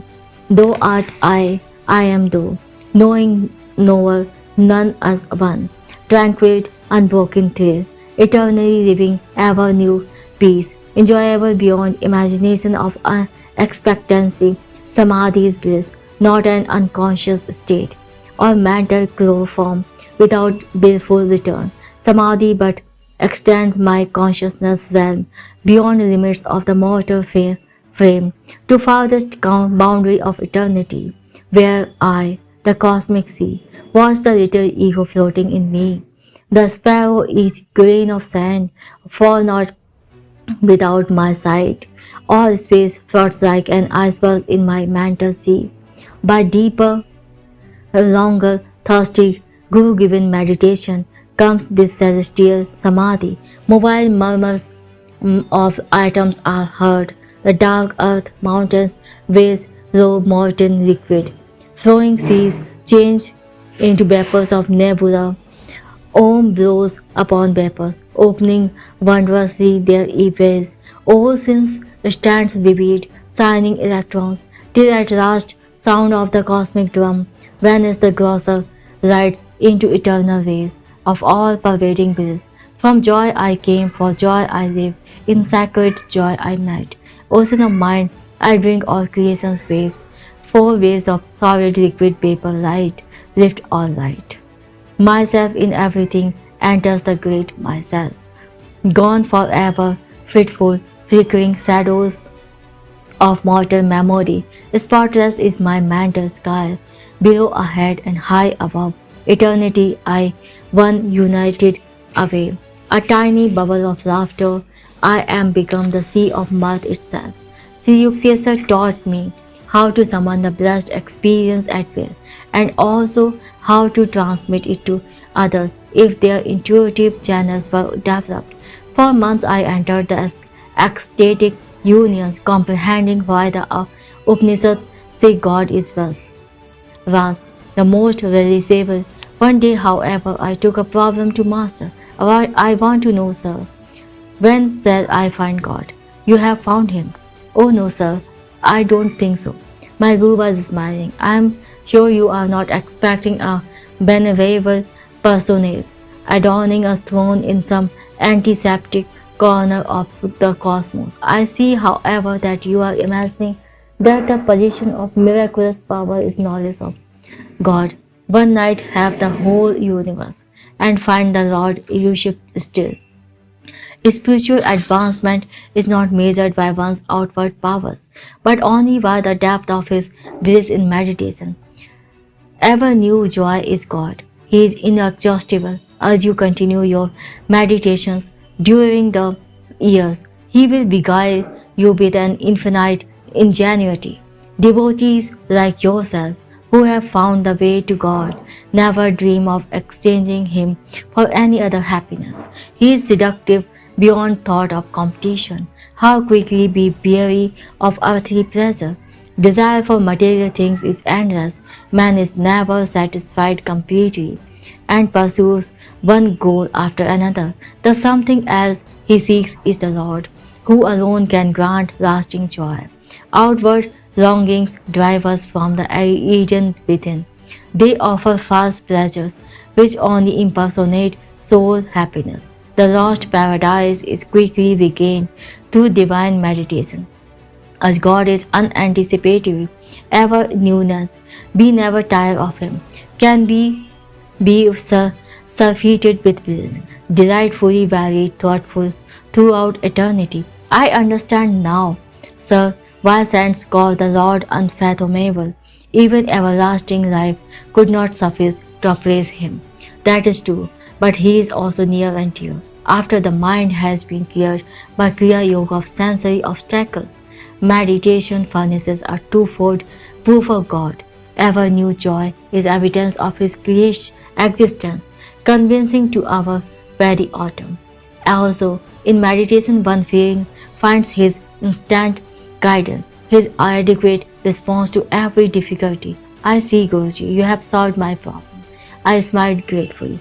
I do realize now that I have found God, for whenever the joy of meditation has returned subconsciously during my active hours, I have been certainly directed to adopt the right course in everything, even details. Human life is beset with sorrow until we know how to tune in with the divine will, whose right course is often baffling to the egoistic intelligence. God bears the burden of the cosmos. He alone can give unerring counsel.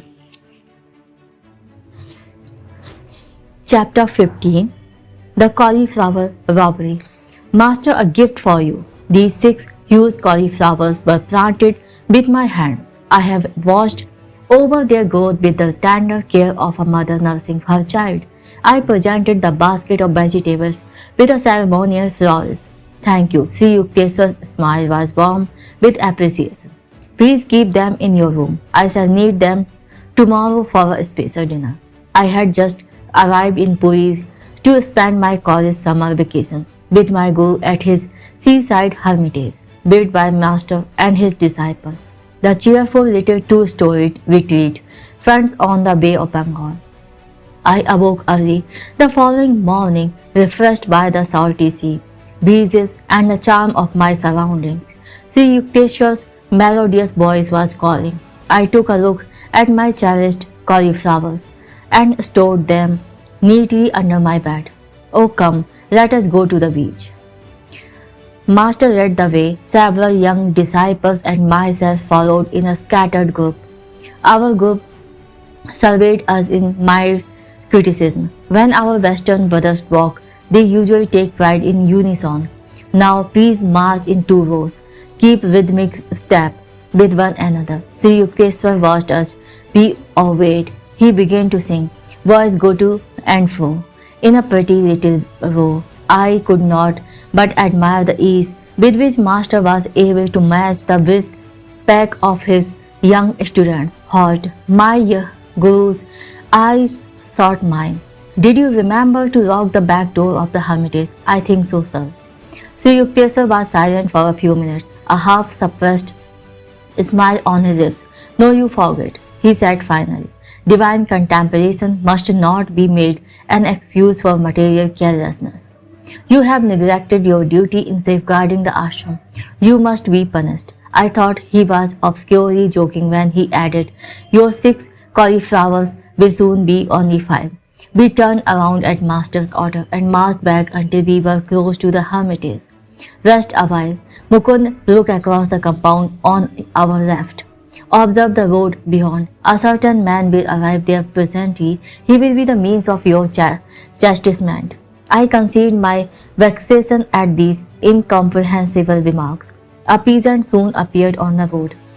He was dancing grotesquely and flinging his arms about his meaningless gestures, almost paralyzed with curiosity. I glued my eyes on the hilarious spectacle. As the man reached a point in the road where he would vanish from our view, Sri Yukteswar said, now he will return. The peasant at once changed his direction and made for the rear of the ashram. Crossing a sandy tract, he entered the building by the back door. I had left it unlocked, even as my guru had said. The man emerged shortly, holding one of my prized cauliflowers. He now strode along respectively, invested with the dignity of position. The unfolding farce, in which my role appeared to be that of bewildered victim, was not so disconcerting that I felt indignant pursuit. I was halfway to the road when Master recalled me. He was shaking from head to foot with laughter. That poor crazy man has been longing for a cauliflower, he explained between outbursts of mirth. I thought it would be a good idea if he got one of yours, so ill-guarded.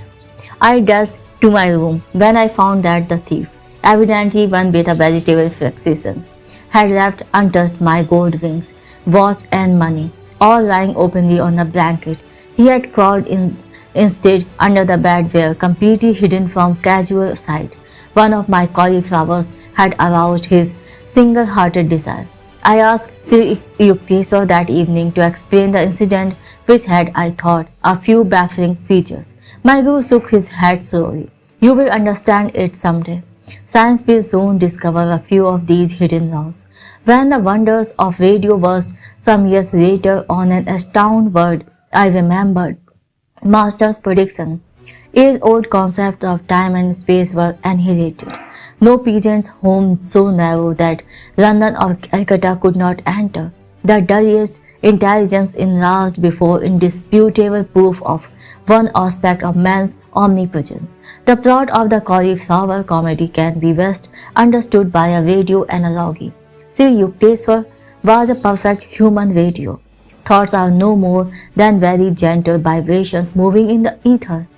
Just as a sensitized radio picks up a desired musical number out of thousands of other programs from every direction, so my guru had been able to catch the thought of the half-witted man who hankered for a cauliflower out of the countless thoughts of broadcasting human beings in the world.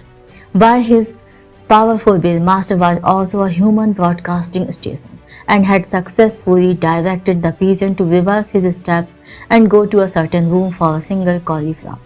Intuition is soul guidance. Appearing naturally is man during those instants.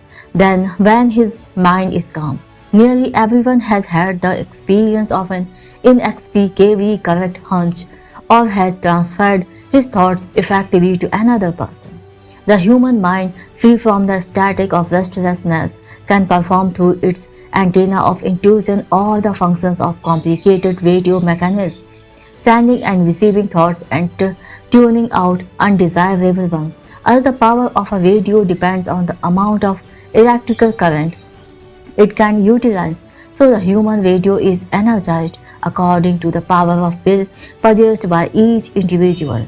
All thoughts vibrate eternally in the cosmos. By deep concentration, a master is able to detect the thoughts of any mind, living or dead. Thoughts are universally and not individually rooted. A truth cannot be created, but only perceived. The erroneous thoughts of man result from imperfections in his discernment. The goal of yoga science is to calm the mind, that without distortion it may mirror the divine vision in the universe. Radio and television have brought the instantaneous sound and sight of remote persons to the firesides of millions. The first faint scientific intimation that man is an all-pervading spirit, not a body confined to a point in space, but the vast soul, which the ego in most barbaric modes conspires in vain to cram. Very strange, very powerful, seemingly very improbable phenomena may yet appear, which, when once established, will not astonish in us more than we are now astonished at all that science has taught us during the last century. Charles Robert Richard, Nobel Prize man in physiology, has declared, it is assumed that the phenomena which we now accept without surprise do not excite our astonishment because they are understood. But this is not the case. If they do not surprise us, it is not because they are understood. It is because they are familiar. For if that which is not understood ought to surprise us, we should be surprised at everything. the fall of a stone thrown into the air, the acorn which becomes an oak, mercury which expands when it is heated, iron attracted by a magnet, phosphorus which burns when it is worked. The science of today is a light matter. The revolution and evolution which it will experience in 100,000 years will far exceed the most daring anticipations. The truth, those surprising, amazing, unforeseen truths which our descendants will discover are even now all around us, staring us in the eyes, so to speak, and yet we do not see them. But it is not enough to say that we do not see them, we do not wish to see them. For us, soon as an unexpected and unfamiliar fact appears, we try to fit it into the framework of the commonplaces of acquired knowledge, and we are indignant at that anyone should dare to experiment further. A humorous occurrence took place a few days after I had been so implausibly robbed of a cauliflower. A certain kerosene lamp could not be found. Having so lately witnessed my guru's omniscient insight, I thought he would demonstrate that it was child's play to locate the lamp. Master perceived my expectation. With exaggerated gravity, he questioned all ashram residents. A young disciple confessed that he had used the lamp to go to the well in the backyard. Sri Yukteswar gave the solemn counsel, "Seek the lamp near the well." I rushed there, no lamp. Crestfallen, I returned to my guru. He was now laughing heartily, without compunction, for my disillusionment. "Too bad I could not direct you to the vanished lamp. I am not a fortune teller." With twinkling eyes, he added, "I am not even a satisfactory seller of homes." I realized that Master would never display his powers when challenged, or for triviality. Delightful weeks sped by. Sri Yukteswar was planning a religious procession. He asked me to lead the disciples over the town and beach of Puri. The festive day dawned as one of the hottest of the summer. "Guruji, how can I take the barefooted students over the fiery sand?" I spoke despairingly. "I will tell you a secret," Master responded.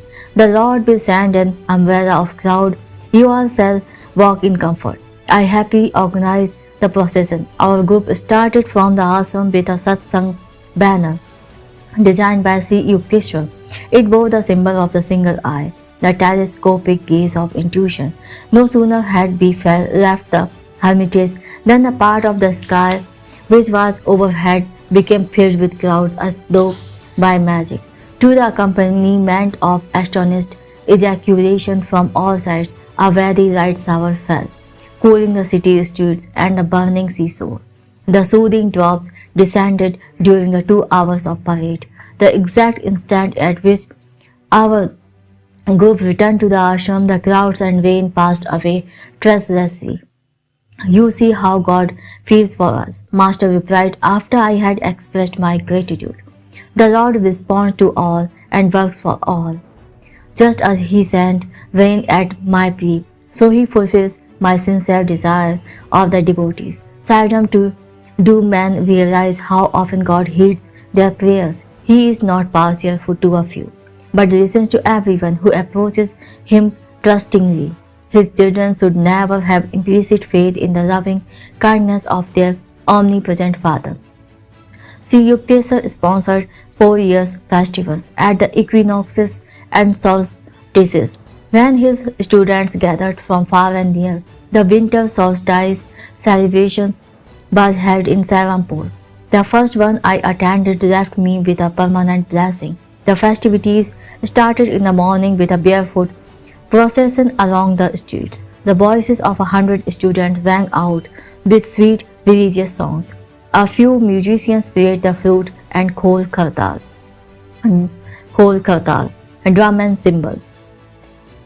Enthusiastic townspeople strewed the path with flowers, glad to be summoned from prosaic task by our resounding praise of the Lord's blessed name. The long tour ended in the courtyard of the hermitage. There we encircled our guru, while students on upper balconies showered us with marigold blossoms. Many guests went upstairs to receive a pudding of chana and oranges. I made my way to a group of brother disciples who were serving today as cooks. Food for such large gatherings had to be cooked outdoor in huge cauldrons. The improvised wood burning brick stoves were smoky and tear provoking, but we laughed madly at our work. Religious festivals in India are never considered troublesome. Each one does his part, supplying money, rice, vegetables, or his personal services. Master was soon in our midst, supervising the details of the feast. Busy every moment, he kept packed with the most energetic young student. A Sankirtan group chanting, accompanied by the harmonium and hand-played Indian drums, was in progress on the second floor. Sri Yukteswar listened appreciatively. His musical sense was acutely perfect. They are off key. Master left the cooks and joined the artist. The melody was heard again, this time correctly rendered. In India, music as well as painting and the drama is considered a divine art.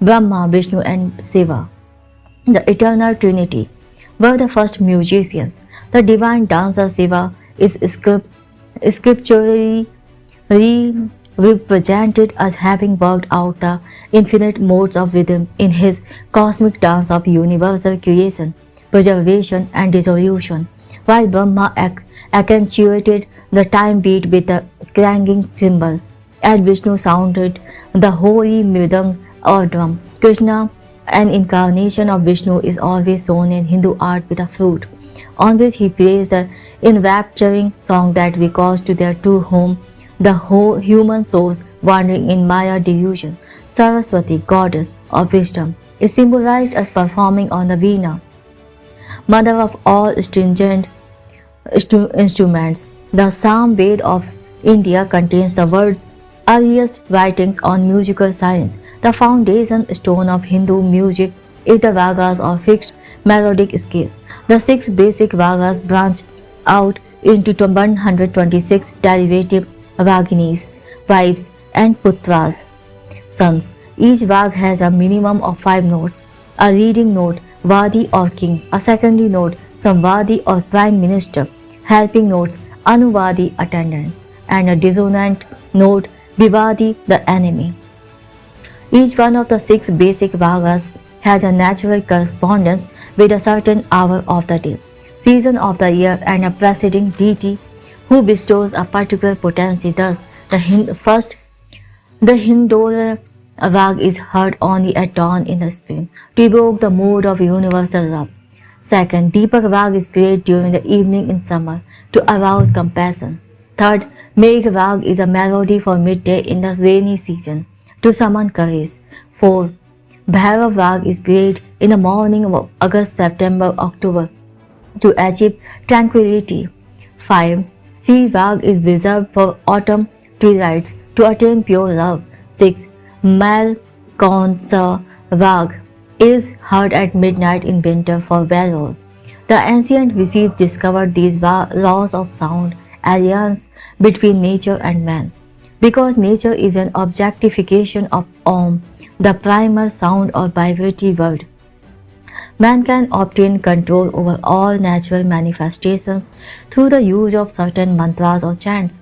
Historical documents tell of the remarkable powers possessed by Mian Tansen, 16th century court magician for Akbar the Great, commanded by the emperor to sing a night rag while the sun was overhead. Tansen intoned a mantras which instantly caused the whole palace precincts to become enveloped in darkness. Indian music divides the octave into 22 stutis or demi-semitones. These microtonal intervals permit the fine shades of musical expression, unattainable by the Western chromatic scale of 12 semitones. Each one of the 7 basic notes of the octave is associated in Hindu mythology with a color and a natural cry of a bird or beast. Do with green, with the peacock; we with red and the skylark; me with golden and the god; far with yellowish white and the heron. soul with black and a nightingale, Ra with yellow and a horse, C with a combination of all colors and an elephant. Three scales, major, harmonic, minor, melodic, minor, are the only ones which Occidental music employs, but Indian music outlines 72 thalas or scales. The musician has a creative scope for endless improvisation around a fixed traditional melody or raga. He concentrates on the sentiment or definitive mode of the structural theme and then embroiders it to the limits of his own originality. The Hindu musician does not read set notes, he grows anew at each playing the bare skeleton of the raga, often confining himself to a single melodic sequence, stressing by repetition all its subtle by microtonal and rhythmic vibration. Bach, among Western composers, had an understanding of the charm and power of repetitious sound slightly differentiated in 100 complex ways. Ancient Sanskrit literature describes 120 talas or time measures. The traditional founder of Hindu music, Bharat, is said to have isolated 32 kinds of tala in the Song of a Lark. The origin of tala rhythm is rooted in human movements, the double time of walking and the triple time of respiration in sleep, when inhalation is twice the length of exhalation. India has always recognized the human voice as the most perfect instrument of sound. Hindu music therefore largely confines itself to the voice range of 3 octaves. For the same reason, melody variation of successive notes is stressed rather than harmony variation of simultaneous note. The deeper aim of the early Rishi musicians was to blend the singer with the cosmic song which can be heard through awakening of man's occult spinal center.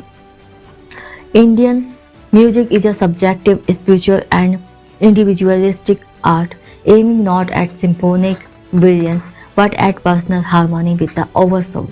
The Sanskrit word for musician is Bhagavathar, he who sings the praises of God. The Sankirtans or musical gatherings are an effective form of yoga or spiritual discipline, necessitating deep concentration, intense absorption in the seed, thought and sound. Because man himself is an expression of the creative word, sound has the most potent and immediate effect on him, offering a way to remembrance of his divine origin. The Sankirtan issuing from Sri Yukteswar's second story sitting room on the day of the festival was inspiring to the cooks amidst the steaming pots. My brother, disciples, and I joyously sang the reference, beating time with our hands. By sunset, we had served our hundreds of visitors with khichdi, rice and lentils, vegetable curry, and rice pudding. We laid cotton blankets over the courtyard. Soon the assembly was squatting under the starry vault, quietly attentive to the wisdom pouring from Sri Yukteswar's lips. His public speeches emphasized the value of Kriya Yoga and a life of self-respect, calmness, determination, simple diet, and regular exercise. A group of very young disciples then chanted a few sacred hymns. The meeting concluded with Sankirtan. From 10 o'clock until midnight, the ashram residents washed pots and pans and cleared the courtyard. My guru called me to his side. I am pleased over your cheerful labors today and during the past week of preparation. I want you with me. You may sleep in my bed tonight. This was a privilege I had never thought would fall to my lot. We sat a while in a state of intense divine tranquility. Hardly 10 minutes after we had gotten into bed, Master rose and began to dress. What is the matter, sir? I felt a tinge of unreality in the unexpected joy of sleeping beside my guru. I think that a few students who misses their proper train connections will be here soon. Let us have some food ready. Guruji, no one would come at 1 o'clock in the morning. Stay in bed. You have been working very hard, but I am going to cook. At Sri Yukteswar's resolute tone, I jumped up and followed him to the small daily used kitchen adjacent to the second floor. In a balcony, rice and dal were soon boiling. My guru smiled affectionately. Tonight you have conquered fatigue and fear of hard work. You shall never be bothered by them in the future. As he uttered these words of lifelong blessing, footsteps sounded in the courtyard. I ran down the stairs and admitted a group of students. Dear brother, how reluctant we are to disturb master at this hour. One man addressed me apologetically. We made a mistake about train schedules, but felt we could not return home without a glimpse of our guru. He has been expecting you and is even now preparing your food.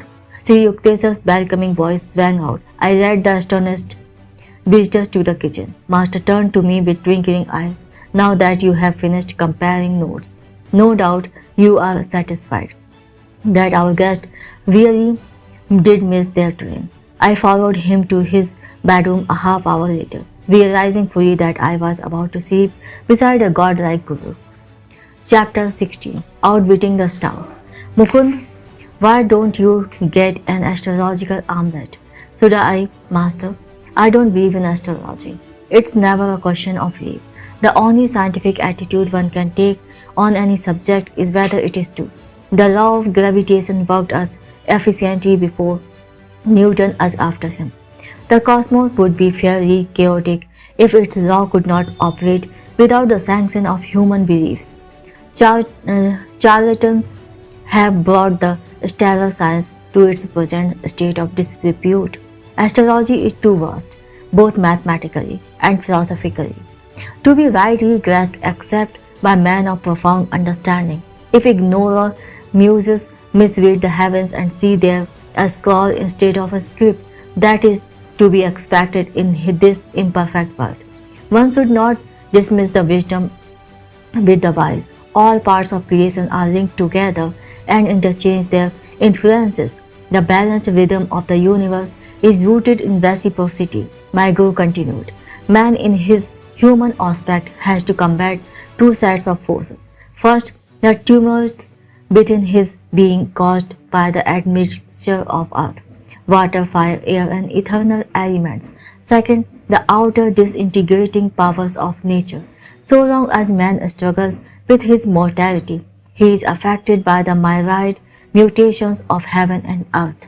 Astrology is the study of man's response to planetary stimuli. The stars have no conscious benevolence or animosity. They merely send forth positive and negative radiations. Of themselves, these do not help or harm humanity, but offer a lawful channel for the outward operation of cause-effect equilibriums, which each man has set into motion in the past. A child is born on that day and at that hour when the celestial rays are in mathematical harmony with his individual karma. His horoscope is a challenging portrait, revealing his unalterable past and its probable future results. But the natal chart can be widely interpreted only by men of intuitive wisdom. These are few. The message boldly blazoned across the heavens at the moment of birth is not meant to emphasize fate, the result of past good and evil, but to arouse man's will to escape from his universal thraldom. What he has done, he can undo. None other than himself was the instigator of the causes of whatever effects are now prevalent in his life. He can overcome any limitation because he created it by his own actions in the first place, and because he has spiritual resources which are not subject to planetary pressure. Superstitious awe of astrology makes one an automation service independent on mechanical guidance. The wise man defeats his planets, which is to say his past, by transferring his allegiance from the creation to the creator. The more he realizes his unity with the spirit, the less he can be dominated by matter. The soul is ever free. It is deathless because birthless. It cannot be regimented by stars. Man is a soul and has a body. When he properly places his sense of identity, he leaves behind all compulsive patterns. So long as he remains confused in his ordinary state of spiritual amnesia, he will know the subtle factors of environmental law. God is harmony. The devotee who attunes himself will never perform any action amiss. His activities will be correctly and naturally timed to accord with astrological law. After deep prayer and meditation, he is in touch with his divine consciousness. There is no greater power than that inward protection. Then, dear master, why do you want me to wear an astrological bangle? I ventured this question after a long silence, during which I had tried to assimilate Sri Yuktesa's novel exposition. It is only when a traveler has reached his goal that he is justified in discarding his maps. During the journey, he takes advantage of any convenient shortcut.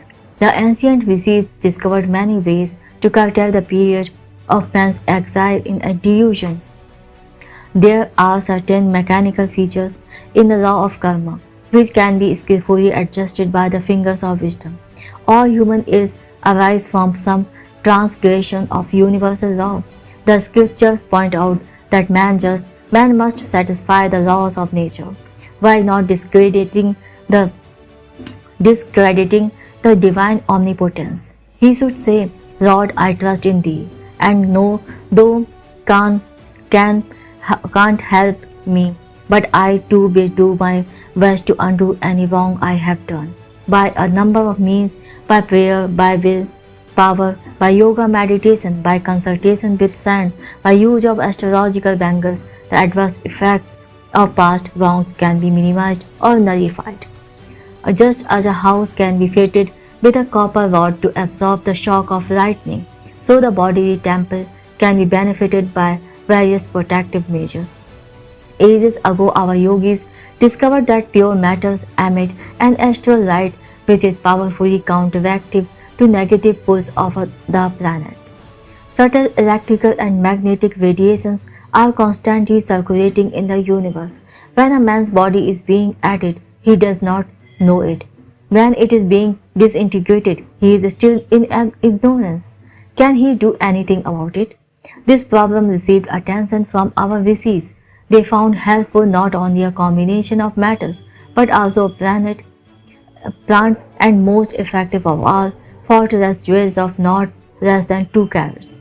The preventive uses of astrology have seldom been seriously studied outside of India.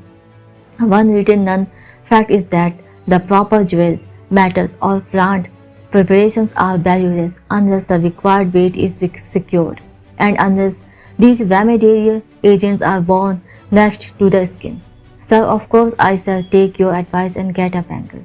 I am intrigued at the thought of outwitting a planet.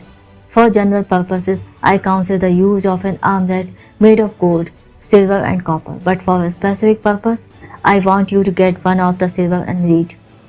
Sri Yukteswar added careful direction. Guruji, what specific purpose do you mean? The stars are about to take an unfriendly interest in you. Mukunda, fear not. You shall be protected. In about a month, your liver will cause you much trouble. The illness is scheduled to last for 6 months, but your use of an astrological amulet will shorten the period to 24 days. I sought out a jeweler the next day and was soon bearing the bangle. My health was excellent. Master's prediction slipped from my mind. He left Serampore to visit Benares. 30 days after our conversation, I felt a sudden pain in the region of my liver. The following weeks were a nightmare of excruciating pain. Reluctant to disturb my guru, I thought I would bravely endure my trial alone. But 23 days of torture weakened my resolution. I entrained for Benares. There, Sri Yukteswar greeted me with unusual warmth, but gave me no opportunity to tell him my woes in private. Many devotees visited Master that day, just for a darshan. Ill and neglected, I sat in a corner. It was not until after the evening meal that all guests had departed. My Guru summoned me to the octagonal balcony of the house. You must have come about your liver disorder. Sri Yukteswar's gaze was averted. He walked to and fro, occasionally intercepting the moonlight. Let me see, you have been ailing for 24 days, haven't you? Yes, sir. Please do the stomach exercise I have taught you. If you knew the extent of my suffering, Master, you would not ask me to exercise. Nevertheless, I made a feeble attempt to obey him. You say you have pain. I say you have none.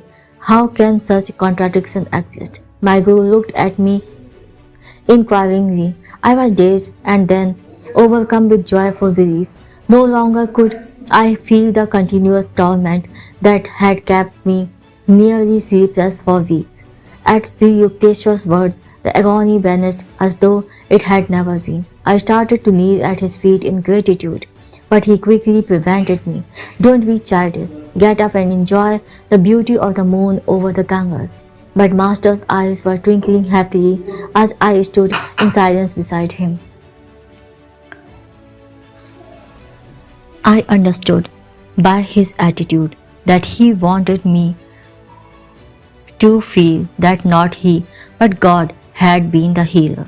I wear even now the heavy silver and reed bangle, a memento of that day, long past, ever cherished, when I found anew that I was living with a personage indeed superhuman. On later occasions, when I brought my friends to see Yukteswar for healing, he invariably recommended jewels or the bangle, extolling their use as an act of astrological wisdom.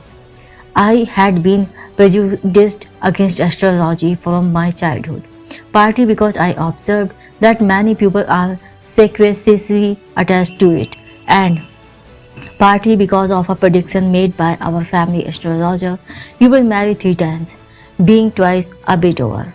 I brooded over the matter, feeling like a god awaiting sacrifice before the temple of triple matrimony. You may as well be resigned to your fate. My brother Ananta had remarked, your written horoscope had correctly stated that you would fly from home toward the Himalayas during your early years, but would be forcibly returned. The forecast of your marriages is also bound to be true. A clear intuition came to me one night that the prophecy was wholly false. I set fire to the horoscope scroll, placing the ashes in a paper bag on which I wrote, seeds of past karma cannot germinate if they are roasted in the divine fires of wisdom. I put the bag in a conspicuous spot. Ananta immediately read my defiant comment. You cannot destroy truth as easy as you have burnt this paper scroll.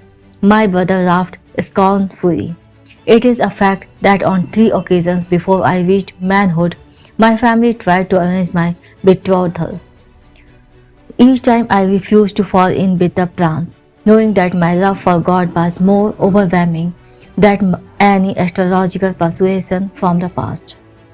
The deeper the self-realization of a man, the more he influences the whole universe by his subtle spiritual vibrations, and the less he himself is affected by the phenomenal flux. These words of masters often return inspiringly to my mind. Occasionally I told astrologers to select my worst periods according to planetary indications, and I would still accomplish whatever task I set myself. It is true that my success at such time has been accompanied by extraordinary difficulties, but my conviction has always been justified. Faith in the divine protection and the right use of man's God-given will, all forces formidable beyond any the inverted bowl can muster. The starry inscription at one's birth, I came to understand, is not that man is a puppet of his past. Its message is rather a prod to pride. The very heavens seek to arouse man's determination to be free from every limitation. God created each man as a soul, dowered with individuality, hence essential to the universal structure, whether in the temporary role of pillar or parasite. His freedom is final and immediate. If he so wills, it depends not on outer but inner victories. Sri Yukteswar discovered the mathematical applications of 24,000-year equinoctial cycle to our present age. The cycle is divided into an ascending arc and a descending arc. each of 12,000 years. Within each arc, far from four yugas or ages called Kali, Dwapar, Treta and Satya, corresponding to the Greek ideas of iron, bronze, silver and golden ages. My guru determined by various calculations that the last Kali Yuga or Iron Age of the ascending arc started about 8500. The Iron Age, 1200 years in duration, is a span of materialism. It ended about 1700. That year ushered in Dwapar Yuga, a 2400 period of electrical and atomic energy development, the age of telegraph, radio, airplanes, and other space annihilators. The 3600 year period of Treta Yuga will start in 4100. Its age will be marked by common knowledge of telepathic communications and other time annihilators. During the 4800 years of Satya Yuga, final hour is in an ascending arc. The intelligence of a man will be completely developed. He will work in harmony with the divine plan. A descending arc of 12,000 years, starting with a descending golden age of 4800 years. Then begins for the world, man gradually sinks into ignorance. These cycles are the eternal bounds of Maya, the contrast and relativities of the phenomenal universe. Man, one by one, escapes from creation's vision of duality as he awakens to consciousness of his inseparable divine unity with the Creator. Master, enlarge my understanding not only of astrology but of words scriptures. Placing the holy texts on the spotless table of his mind, he was able to dissect them with the scalpel of intuitive reasoning and to separate errors and interpolations of scholars from the truths as originally expressed by the prophets. Fix one's vision on the end of the nose. This inaccurate interpretation of a Bhagavad Gita stanza, widely accepted by Eastern pundits and Western translators, used to arouse Master's droll criticism. The path of a yogi is singular enough as it is, he remarked, while counseling him that he must also make himself cross-eyed. The true meaning of Nasika gum is origin of the nose, not end of the nose. The nose begins at the point between the two eyebrows, the seat of spiritual vision. Because of one Sankhya aphorism, Ishwar Asiddha, a lord of creation cannot be deduced or God is not proved. Many scholars call the whole philosophy as atheistical. The verse is not nihilistic. C. Yukteswar explained, it merely signifies that to the unenlightened man, dependent on his sense for all final judgment, proof of God must remains unknown and therefore non-existent. To Sankhya followers with unshakable insight born of meditation, understand that the Lord is both existent and knowable. Master expounded the Christian Bible with a beautiful clarity. It was from my Hindu guru, unknown to the roll call of Christian membership, that I learned to perceive the deathless essence of the Bible and to understand the truth in Christ's assertion. Surely the most thrillingly intransigent ever uttered, heaven and earth shall pass away, but my words shall not pass away. The great masters of India moved their lives by the same godly ideas which animated Jesus. These men are his proclaimed kin. Whosoever shall do the will of my Father which is in heaven, the same is my brother and sister and mother. If ye continue in my words, Christ pointed out, then are ye my disciples indeed, and ye shall know the truth, and the truth shall make you free. Free men, all, lords of themselves, the yogi Christ of India are part of the immortal fraternity, those who have attained a liberating knowledge of the one Father. The Adam and Eve story is incomprehensible to me. I observed with considerable heat one day in my early struggles with the allegory. Why did good God punish not only the guilty pair but also the innocent unborn generations? Master was more amused by my vehemence than my ignorance. Genesis is deeply symbolic and cannot be grasped by a literal interpretation. He explained, its tree of life is the whole human body. The spinal cord is like an upturned tree with man's hair as its roots and afferent and efferent nerves as branches. The tree of the nervous system bears many enjoyable foods or sensations of sight, sound, smell, taste, and touch. In these, man may rightfully indulge, but he was forbidden the experience of sex. The apple at the center of the bodily garden, the serpent represents the coiled up spinal energy which stimulates the sex nerves. Adam is reason and Eve is feeling. When the emotion or Eve consciousness in any human being is overpowered by the sex impulse, his reason or Adam also succumbs. God created the human species by materializing the bodies of man and woman through the force of his will. He of endowed the new species with the power to create children in a similar immaculate or divine manner, because his manifestation in the individualized soul had hitherto been limited to animals, instinct bound and lacking the potentialities of full vision. God made the first human bodies symbolically called Adam and Eve. To these, for advantages of upward evolution, he transferred the source or divine essence of two animals. In Adam or man, reason predominated; in Eve or woman, feeling was ascendant. Thus was expressed the duality or polarity which underlies the phenomenal words. Reason and feeling remain in heaven of cooperative joy, so long as the human mind is not triggered by the serpentine energy of animal propensities. The human body was therefore not solely a result of evolution from beast, but was produced by an act of special creation by God. The animal forms were too crude to express full divinity. The human being was uniquely given a tremendous mental capacity, the thousand-petaled lotus of the brain, as well as acutely awakened occurred centers in the spine. God or the divine consciousness present within the first created pair counseled them to enjoy all human sensibilities but not to put their concentration on touch sensation.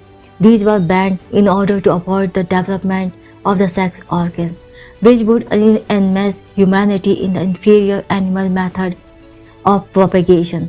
The warning not to revive subconsciously present bestial memories was not heeded. Resuming the way of brute procreation, Adam and Eve fell from the state of heavenly joy natural to the original perfect man.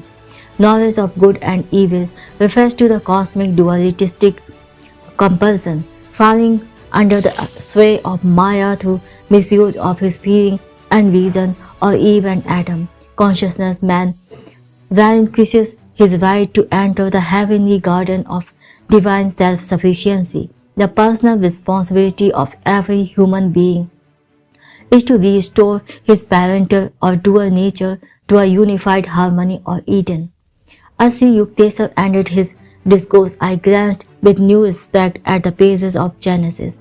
Dear Master, I said, for the first time I feel a proper filial obligation toward Adam and Eve.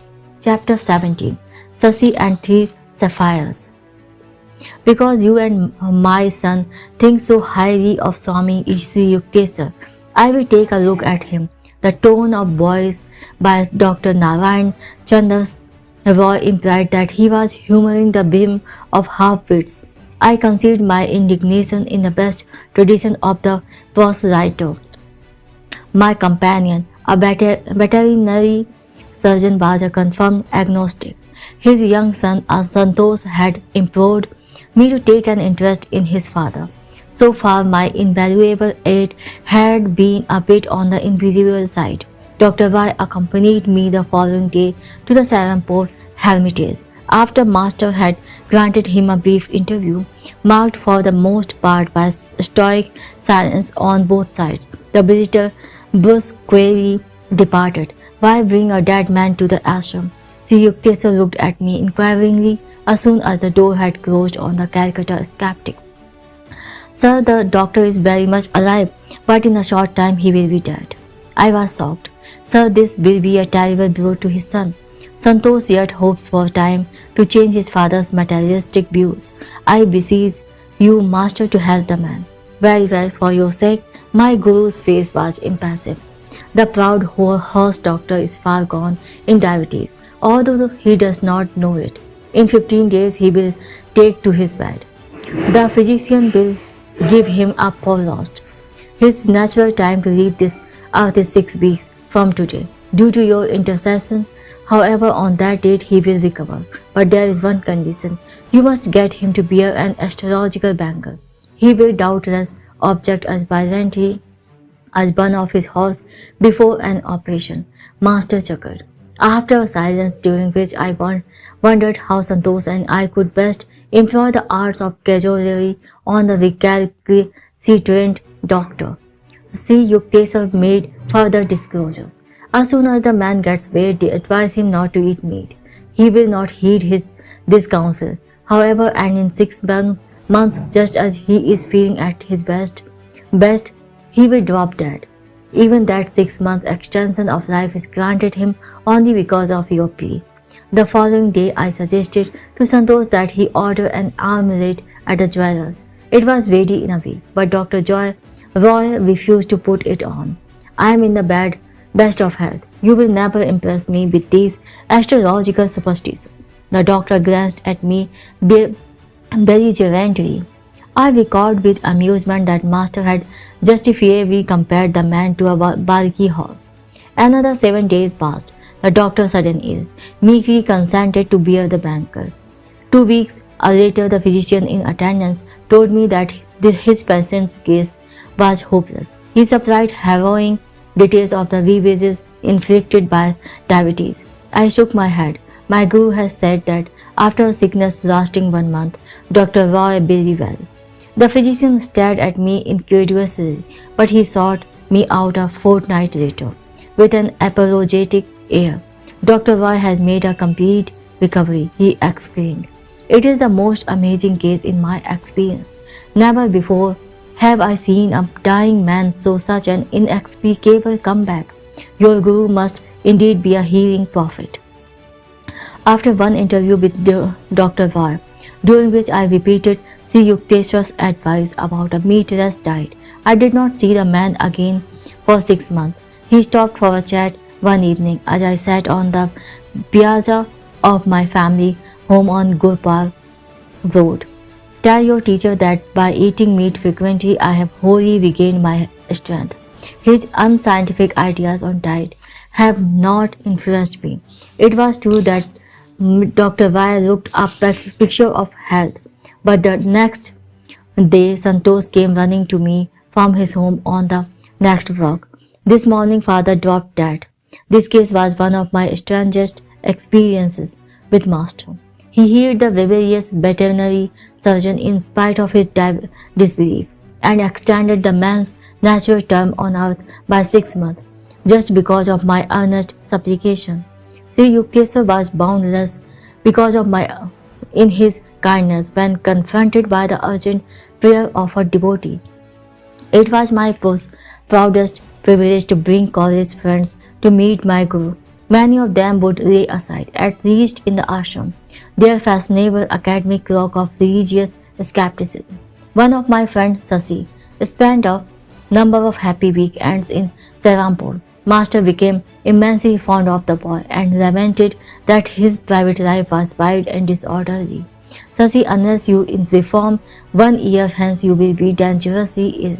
Sri Yukteswar gazed at my friend with affectionate exasperation. Mukund is the witness. Don't say later that I did not warn you. Sasi laughed. Master, I will leave it to you to entrust a sweet charity of cosmos in my own sad case. My spirit is beating, but my will is weak. You are my only savior on earth. I believe in nothing else. At least you should wear a 2-carat blue sapphire. It will help you. I can't afford one. Anyhow, dear Guruji, if trouble comes, I fully believe you will protect me. In a year, you will bring 3 sapphires. Sri Yukteswar replied cryptically.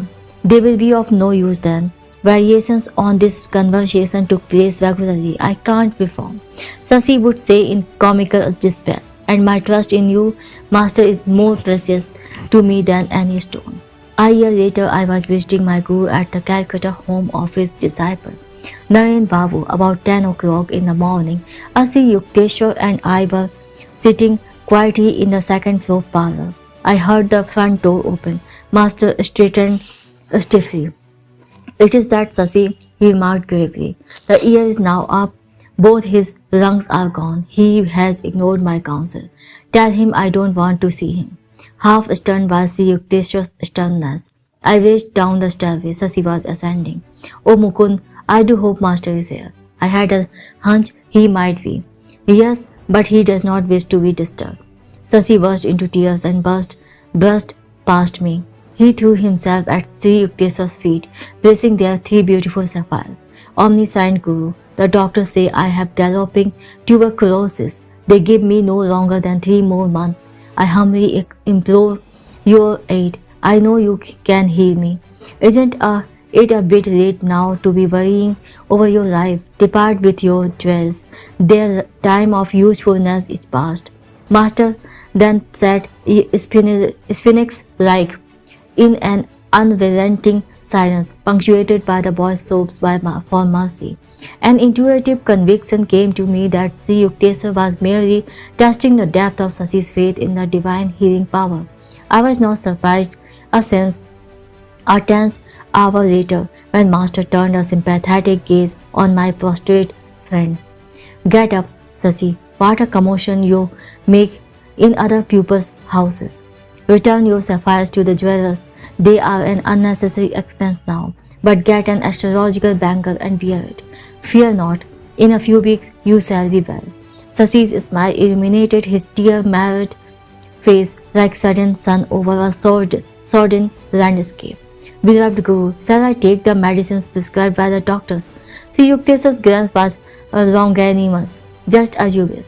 Drink them or discard them. It does not matter. It is more possible for the sun and moon to interchange their position than for you to die of tuberculosis. He added abruptly, Go now before I change my mind. With an agitated bow, my friend hastily departed. I visited him several times during the next few weeks and was aghast to find his condition increasingly worse. Sasi cannot last through the night. These words from his physicians and the spectacle of my friend, now reduced almost to a skeleton, sent me post-haste to Serampore. My guru listened cordially to my tearful report. Why do you come here to bother me? You have already heard me assure Sasi of his recovery. I bowed before him in great awe and retreated to the door. Sri Yukteswar said no parting word, but sank into silence, his unwinking eyes half open. Their vision fled to another world. I returned at once to Sasi's home in Calcutta with astonishment. I found my friend sitting up, drinking milk. Oh Mukund, what a miracle! 4 hours ago, I felt Master's presence in the room. My terrible symptoms immediately disappeared. I feel that through his grace I am entirely well. In a few weeks, Sasi was stouter and in better health than ever before, but his singular reaction to his healing had an ungrateful tinge. He seldom visited Sri Yukteswar again. My friend told me one day that he so deeply regretted his previous mode of life that he was ashamed to face Master.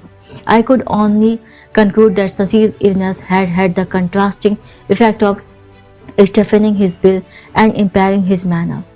The first 2 years of my course at Scottish Church College were drawing to a close. My classroom attendance had been very spasmodic. What little studying I did was only to keep peace with my family. My 2 private tutors came regularly to my house. I was regularly absent. I can discern at least this one regularity in my scholastic career. In India, 2 successful years of college bring an intermediate arts diploma. The student may then look forward to another 2 years and his AB degree, BA degree. This intermediate arts final examination loomed ominously ahead. I fled to Puri where my guru was spending a few weeks, vaguely hoping that he would sanction my non-appearance at the finals. I related my embarrassing unpreparedness, but Master smiled consolingly. You have wholeheartedly pursued your spiritual duties and could not help neglecting your college work. Apply yourself diligently to your books for the next week. You shall get through your ordeal without failure. I returned to Calcutta, firmly suppressing all these neighbor doubts that occasionally arose with unnerving ridicule. Surveying the mountain of books on my table, I felt like a traveler lost in a wilderness. A long period of meditation brought me a labor-saving inspiration. Opening each book at random, I studied only those pages which lay thus exposed. Pursuing this course during 18 hours a day for a week, I considered myself entitled to advise all succeeding generations on the art of cramming.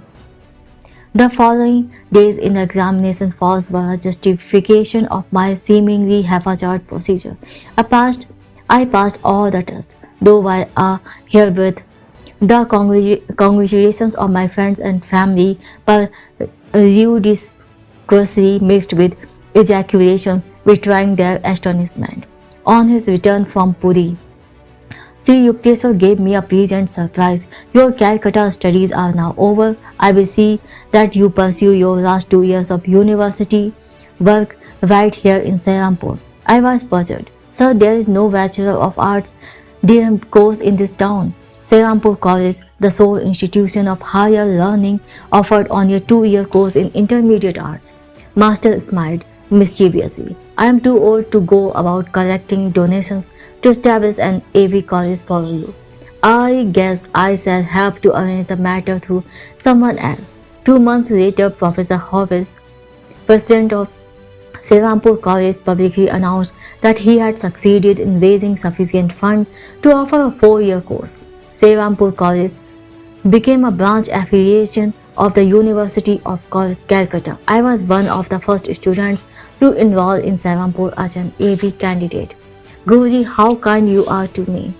I have been longing to leave Calcutta and be near you every day in Serampur.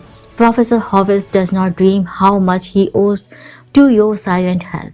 Sri Yukteswar gazed at me with mock severity.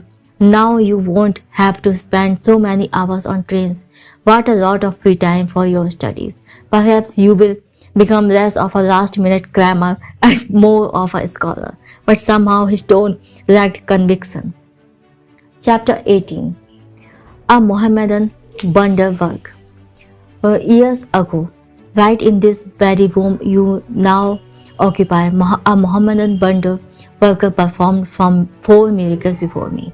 Sri Yukteswar made this surprising statement during his first visit to my new quarters. Immediately after entering Serampur College, I had taken a room in a nearby boarding house called Panthi.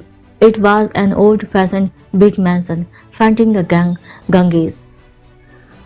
Master, what a coincidence! Are these newly decorated walls really ancient with memories? I looked around my simply furnished room with awakened interest. It is a long story. My guru smiled reminiscently. The name of Fakir was Afzal Khan. He had acquired his extraordinary powers through a chance encounter with a Hindu yogi. Son, I am thirsty. Fetch me some water. Our dust-covered sannyasi made this request of Afzal one day during his early boyhood in a small village of eastern Bengal. Master, I am a Mohammedan. How could you, a Hindu, accept a drink from my hands? Your truthfulness pleases me. My child, I do not observe the ostracizing rules of ungodly sectarianism. Go bring me water quickly. Afzal's reverent obedience was rewarded by a loving glance from the yogi. You possess good karma from former lives, he observed solemnly. I am going to teach you a certain yoga method which will give you command over one of the invisible realms. The great powers that will be yours should be exercised for worthy ends. Never employ them selfishly. Selfishly. I perceive, alas, that you have brought over from the past some seeds of destructive tendencies. Do not allow them to sprout by watering them with fresh evil actions. The complexity of your previous karma is such that you must use this life to reconcile your yogic accomplishments with the highest humanitarian goals. After instructing the amazed boy in a complicated technique, the master vanished. Afzal faithfully borrowed his yoga exercises for 20 years. His miraculous feats began to attract widespread attention. It seems that he was always accompanied by a disembodied spirit whom he called Hazrat. This invisible entity was able to fulfill the fakir's slightest wish, ignoring his master's warning. After began to misuse his powers, whatever object he touched and then replaced would soon disappear without a trace. This disconcerting eventuality usually made the Mohammedan an object's naval guest. He visited large jewelry stores in Calcutta from time to time, representing himself as possible purchaser. Any jewel he handled would vanish shortly after he had left the shop. After was often surrounded by several hundred students, attracted by the hope of learning his secrets. The fakir occasionally invited them to travel with him. At the railway station, he would manage to touch a roll of tickets. These he would return to the clerk, remarking, "I have changed my mind and won't buy them now." But when he boarded the train with his retinue, Afzal would be in possession of the required tickets. These experts created an indignant uproar. Bengali jewelers and ticket sellers were succumbing to nervous breakdowns. The police who sought to arrest Afzal found themselves helpless. The fakir could remove incriminating evidence merely by saying, "Hazrat, take this away." Sri Yukteswar rose from his seat and walked to the balcony of my room, which overlooked the Ganga. I followed him, eager to hear more of the baffling Mohammedan waffles. This Panthi house formerly belonged to a friend of mine. He became acquainted with Afzal and I asked him here. My friend also invited about 20 neighbors, including myself. I was only a young youth then and felt a lively curiosity about the notorious fakir. Father Master laughed. I took the precaution of not wearing anything valuable. Afzal looked me over inquisitively, then remarked, "You have powerful hands. Go down the stairs to the garden. Get a smooth stone and write your name on it with chalk. Then throw the stone as far as possible into the Ganges." I obeyed. As soon as the stone had vanished under distant waves, the Mohammedan addressed me again. "Fill a pot with Ganga's water near the front of this house." After I had returned with a vessel of water, the fakir cried, "Hazrat, put the stone in the pot." The stone appeared at once. I poured it from the vessel and found my signature as legible as when I had written it. Babu, one of my friends in the room, was wearing a heavy antique gold watch and chain. The fakir examined them with ominous admiration. Soon they were missing. "After, please return my prized heirloom." Babu was nearly in tears. The Mohammedan was stoically silent for a while, then said, "You have 500 rupees in an iron safe. Bring them to me and I will tell you where to locate your timepiece." The distraught Babu left immediately for his home. He came back shortly and handed Afzal the required sum. "Go to the little bridge near your house," the fakir instructed Babu. "Call on Hazrat to give you the watch and chain." Babu rushed away. On his return, he was wearing a smile of relief and no jewelry whatever. When I commanded Hazrat as directed, he announced, "My watch came tumbling down from the air into my right hand. You may be sure I locked the heirloom in my safe before rejoining the group here." Babu's friends, witnesses of the comical tragedy of the ransom for a watch, were staring with resentment at Afzal. He now spoke placatingly. "Please name any drink you want. Hazrat will produce it." A number asked for milk, others for fruit juices. I was not too much shocked when the unnerved Babu requested whiskey. The Mohammedan gave an order. The obliging Hajar sent seed containers sailing down the air and thudding to the floor. Each man found his desired beverage. The promise of the fourth spectacular feat of the day was doubtless gratifying to our host. After offered to supply an instantaneous lunch. Let us order the most expensive dishes, Babu suggested, gloomingly. I want an elaborate meal for my 500 rupees. Everything should be served on gold plates.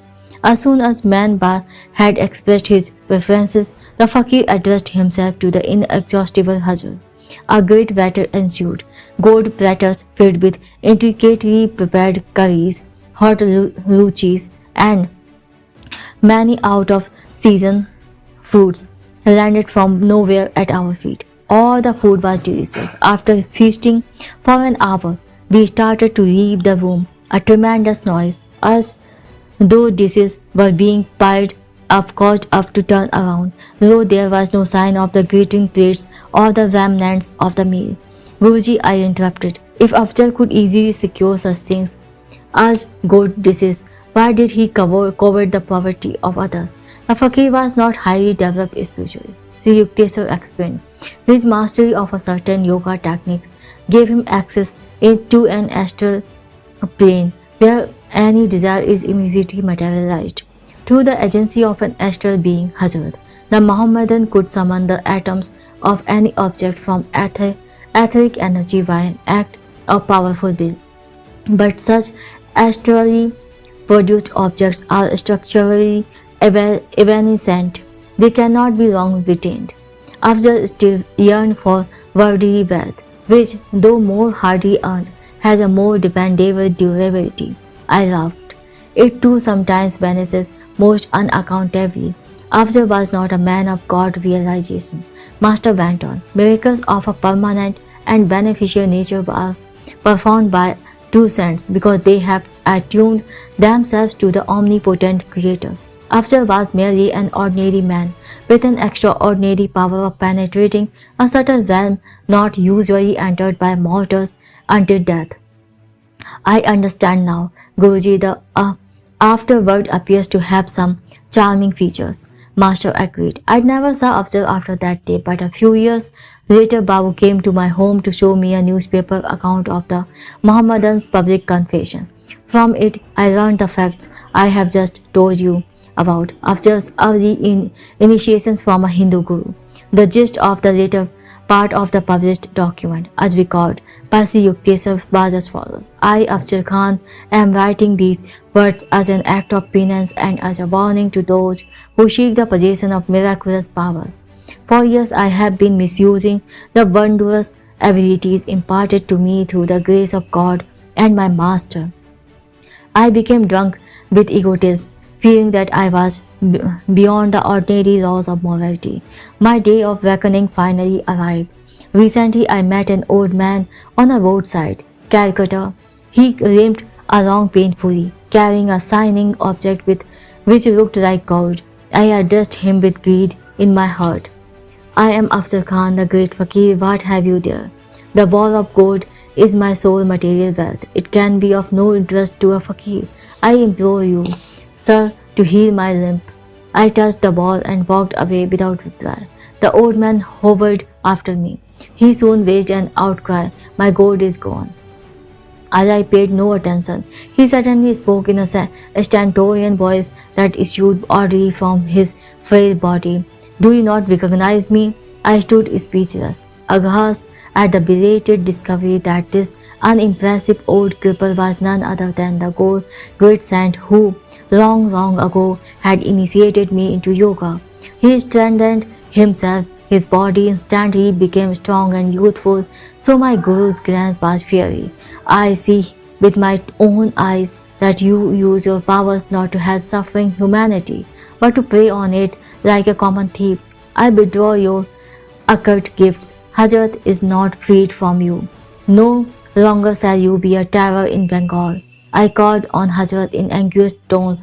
For the first time he did not appear to my inner sight. But some dark wave suddenly lifted within me. I saw clearly the blasphemy of my life. My Guru, I thank you for coming to banish my wrong delusion. I was sobbing at his feet. I promised to forsake my worldly ambitions. I will retire to the mountains for lonely meditation on God, hoping at atom for atone for my evil past. My master regarded me with silent compassion. I feel your sincerity, he said finally. Because of your earlier years of strict obedience and because of your present repentance, I will grant you one more boon. Your other powers are now gone, but whenever food and clothing are needed, you may still call successfully on Hazrat to supply them. Devote yourself wholeheartedly to divine understanding in the mountain solitudes. My Guru then vanished. I was left to my ears in reflection. Farewell, world. I go to seek the forgiveness of the cosmic beloved. Chapter 19. My master in Calcutta appears in Sevampur. I am often beset by atheistic doubts, yet a torturing surmise sometimes haunts me. May not untapped soul possibilities exist? Is man not missing his weird destiny? If he fails to explore them, these remarks, the Dijan Babu, my roommate at the Panthi boarding house, were called forth by my invitation that he meet my Guru. Sri Yukteswar Ji will initiate you into Kriya Yoga, I replied.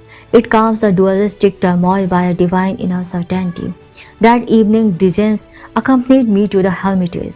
In Master's presence, my friend received such spiritual peace that he was soon a constant visitor.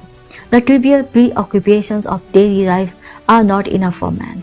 Wisdom too is a native hunger. In Sri Yukteswar's word, Digen found an incentive to those attempts, first painful, then effortlessly liberating, to locate a real self within his bosom, then the humiliating ego of a temporary birth, seldom ample to enough for the spirit. As Dijen and I were both pursuing the AB course at Sevampur College, we got into the habit of walking together to the ashram as soon as classes were over.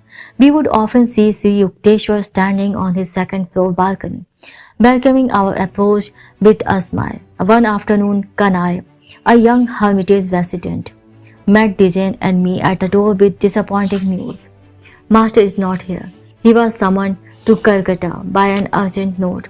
The following day, I received a postcard from my Guru. I shall leave Calcutta Wednesday morning, he had written. You and Dijen meet the 9 o'clock train at Serampur station. About 8:30 on Wednesday morning, a telepathic message from Sri Yukteswar flashed instantly to my mind. I am delayed. Don't meet the 9 o'clock train. I conveyed the latest instruction to Dijen, who was already dressed for departure. You and your intuition. My friend's voice was aged in scorn. I prefer to trust Master's written word. I shrugged my shoulders and seated myself with quiet finality. Muttering angrily, Dijen made for the door and closed it noisily behind him. As the room was rather dark, I moved nearer to the window overlooking the street. The sunlight suddenly increased to an intense brilliancy in which the iron-barred window completely vanished. Against this dazzling background appeared the clearly materialized figure of Sri Yukteswar. Bewildered to the point of shock, I rose from my chair and knelt before him. With my customary gesture of respectful greeting at my Guru's feet, I touched his shoes. These were a pair familiar to me, of orange-dyed canvas, sewed with rope. His austere Swami cloth brushed against me. I distinctly felt not only the texture of his robe, but also the gritty surface of the shoes and the pressure of his toes within them. Too much astounded to utter a word. I stood up and gazed at him questioningly. I was pleased that you got my telepathic message. Master's voice was calm. Entirely normal. I have now finished my business in Calcutta and shall arrive in Serampur by the 10 o'clock train. As I still stared mutely, Sri Yukteswar went on. This is not an apparition, but my flesh and blood form. I had been divinely commanded to give you this experience, where to achieve on earth.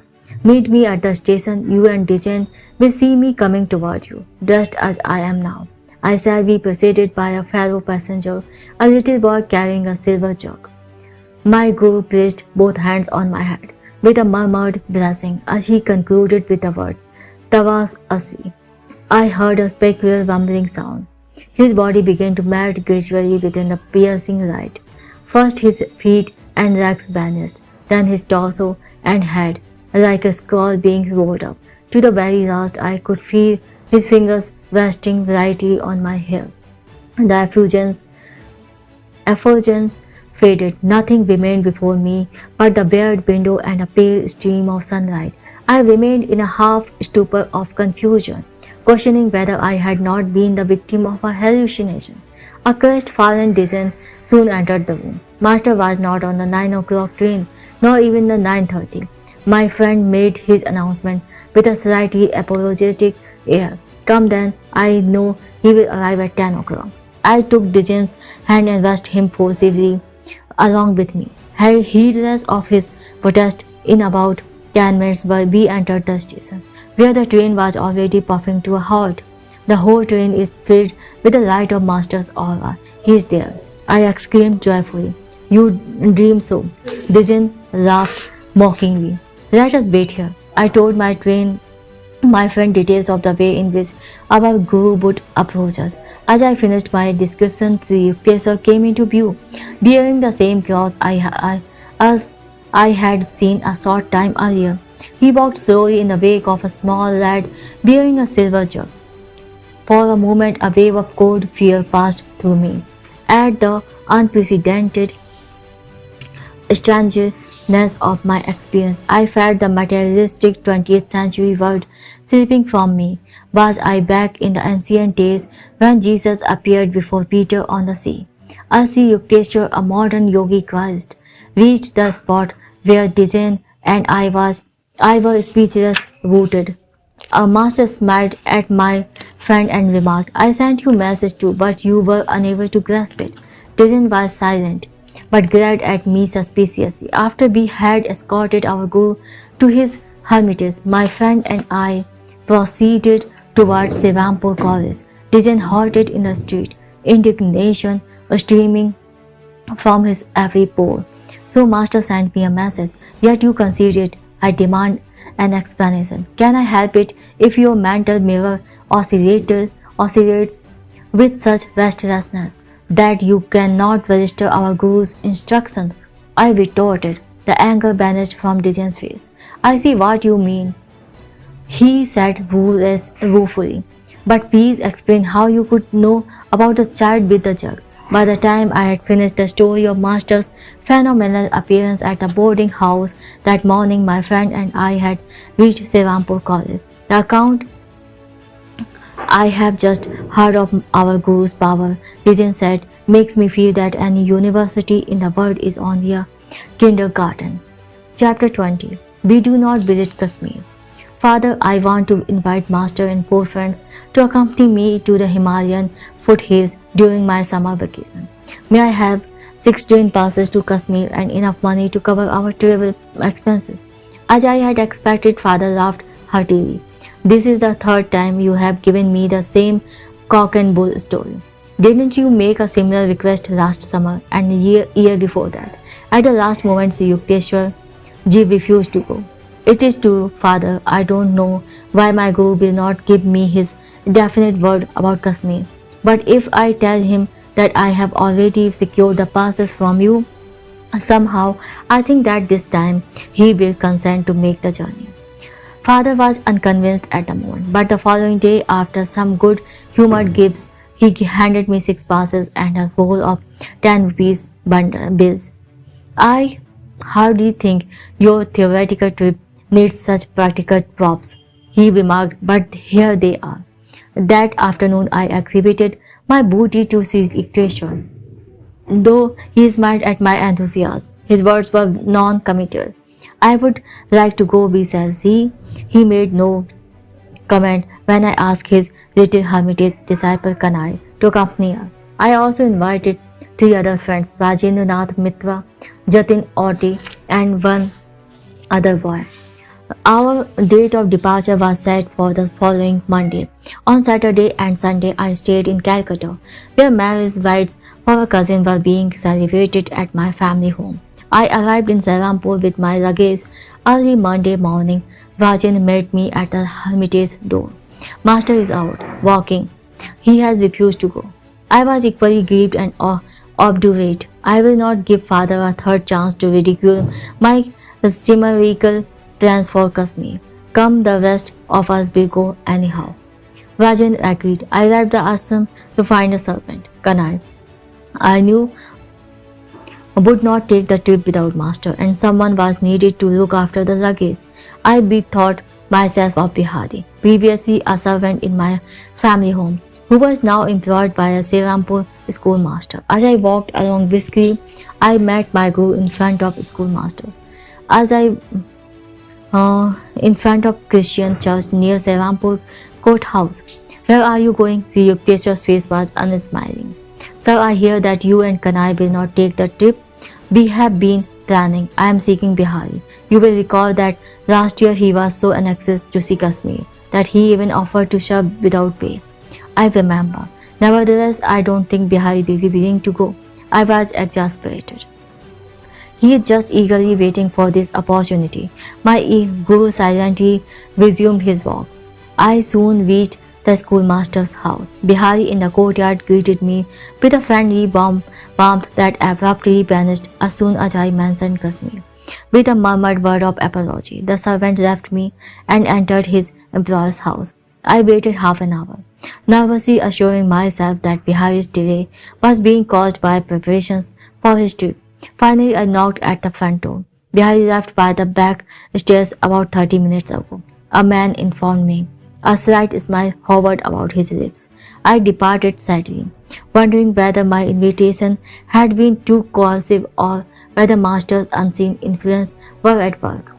Passing the Christian church, again I saw my guru walking slowly toward me. Without waiting to hear my report, he exclaimed, "So Bihari would not go. Now what are your plans?" I felt like a weak, truant child who is determined to defy his masterful father. Sir, I am going to ask my uncle to lend me his servant, Lal Dhari. See you, uncle, if you want to, Sri Yukteswar replied with a chuckle. But I hardly think you will enjoy the visit. Apprehensive but rebellious, I left my guru and entered Serampur courthouse. My paternal uncle Sarada Ghosh, a government attorney, welcomed me affectionately. I am leaving today with some friends for Kashmir, I told him. For years I have been looking forward to this Himalayan trip. I am happy for you. Mukund, is there anything I can do to make your journey more comfortable? These kind words gave me a lift of encouragement. Dear uncle, I said, could you possibly spare me your servant Raldhari? My simple request had the effect of an earthquake. Uncle jumped so violently that his chair outturned.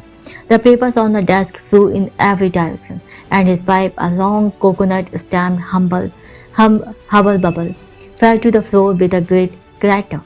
You selfish young man, he shouted, quivering with wrath. What a preposterous idea. Who will look after me if you take my servant on one of your pleasure jaunts? I concealed my surprise, reflecting that my amiable uncle's sudden change of front was only one more enigma in a day, fully devoted to incomprehensibility. My retreat from the courthouse office was more illustrious than dignified. I returned to the hermitage, where my friends were expectantly gathered. A conviction was growing on me that some sufficient, if exceeding recondite motive was behind Master's attitude. Remorse seized me that I had been trying to thwart my guru's will. Mukunda, would not you like to stay a while longer with me? Sri Yukteswar inquired. Rajendra and the others can go ahead now and wait for you at Calcutta. There will be plenty of time to catch the last evening train leaving Calcutta for Kashmir. Sir, I don't care to go without you, I said mournfully. My friends paid not the slightest attention to my remark. They summoned a hackney carriage and departed with all the luggage. Kanai and I sat quietly at our guru's feet. After our Half hour of complete silence. Master rose and walked toward the second floor dining patio. Can I please serve Mukunda's food? His train leaves soon. Getting up from my blanket seat, I staggered suddenly with nausea and a ghastly, churning sensation in my stomach. The stabbing pain was so intense that I felt I had been abruptly hurled into some violent hell.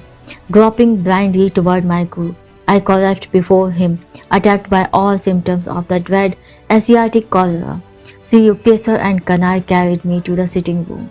Racked with agony, I cried, Master, I surrender my life to you. For I believed it was indeed fast ebbing from the source of my body.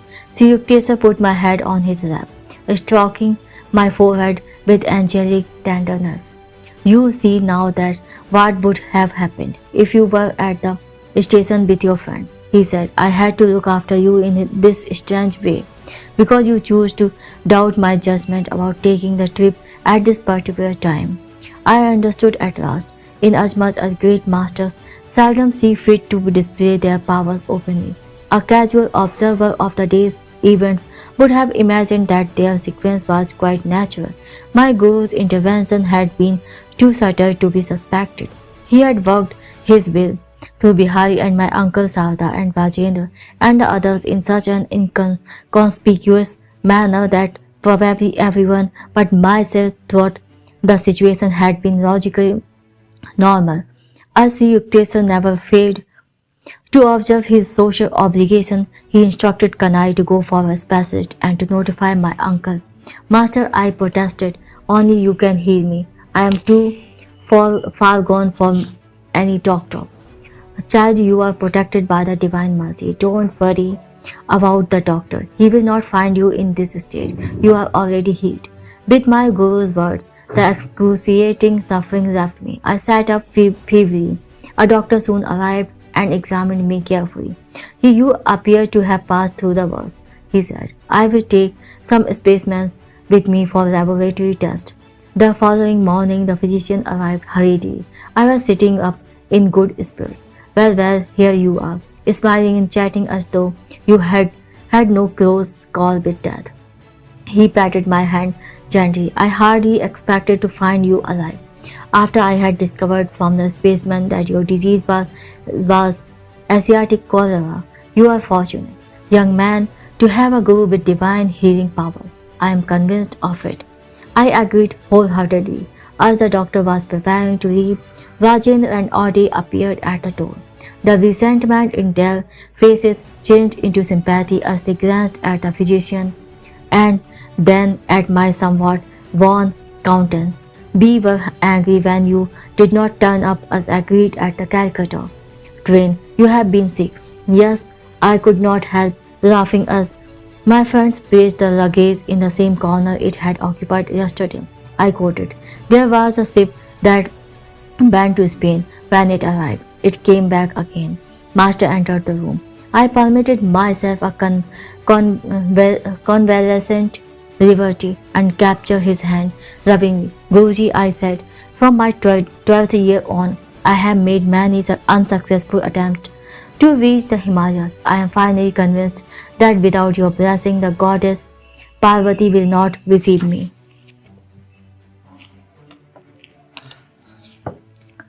Chapter 21. We visit Kashmir. You are strong enough now to travel. I will accompany you to Kashmir, Sri Yukteswar informed me 2 days after my miraculous recovery from Asiatic cholera. That evening, our party of 6 entrained for the north. Our first leisurely stop was at Simla, a queenly city resting on the throne of Himalayan hills. We strode over the steep streets, admiring the magnificent views. English strawberries for sale, cried an old woman, squatting in a picturesque open marketplace. Master was curious about the strange little red fruits. He bought a basketful and offered it to Kanai and myself, who were nearby. I tasted one berry but spat it hastily on the ground. Sir, what a sour fruit! I could never like strawberries. My guru laughed. Oh, you will like them in America. At a dinner, there your hostess will serve them with sugar and cream. After she had mashed the berries with a fork, you will taste them and say, "What delicious strawberries." Then you will remember this day in Simla. Sri Yukteswar's forecast vanished from my mind, but we appeared there many years later. Shortly after my arrival in America, I was a dinner guest at the home to Mrs. Alice T. Hasse, Sister Yog Mata, in West Somerville, Massachusetts. When a dessert of strawberries was put on the table, my hostess picked up her fork and mashed my berries, adding cream and sugar. The fruit is rather tart. I think you will like it fixed this way, she remarked. I took a mouthful. What delicious strawberries, I exclaimed. At once my guru's prediction in Simla emerged from the fathomless cave of memory. It was staggering to realize that long ago, Sri Yukteswar God-tuned mind had sensitively detected the program of karmic events wandering in the ether of futurity. Our party soon left Simla and entered for Rawalpindi. There we hired a large landau drawn by two horses, in which we started a 7-day trip to Srinagar, capital city of Kashmir. The second day of our northbound journey brought into view the two Himalayan vastness. As the iron wheels of our carriage creaked along the hot, stony roads, we were enraptured with changing vistas of mountainous grandeur. Sir Audie said to Master, I am greatly enjoying these glorious scenes in your holy company. I felt a throb of pleasure at Audie's appreciation, for I was acting as host on this trip. Sri Yukteswar caught my thought. He turned to me and whispered, Don't flatter yourself. Audie is not nearly as entranced with the scenery as he is with the prospect of leaving us long enough to have a cigarette. I was shocked. Sir, I said in an undertone, please do not break our harmony by these unpleasant words. I can hardly believe that Audie is hankering for a smoke. I looked apprehensively at my usually repressible crew. Very well, I won't say anything to Audie. Master chuckled.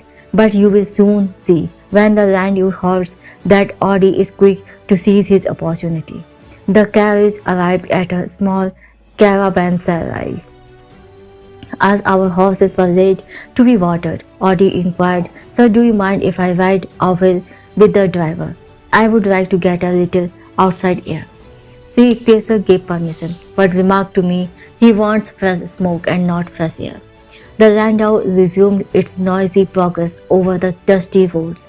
Master's eyes were twinkling. He instructed me, crane up your neck through the carriage door and see what Audie is doing with the air. I obeyed and was astounded to observe Audie in the act of exhaling rings of cigarette smoke. My glance towards Sri Yukteswar was apologetic. You are right, as always, sir. Audie is enjoying a puff along with a panorama. I surmised that my friend had received a gift from the cab driver. I knew Audie had not carried any cigarettes from Calcutta. We continued on the labyrinthine way, adorned by views of rivers, valleys, precipitous cracks, and multitudinous mountains tiers. Every night we stopped at rustic inns and prepared our own food. Sri Yukteswar took special care of my diet, insisting that I have lime juice at all meals. I was still weak, but daily improving, though the rattling carriage was strictly designed for discomfort.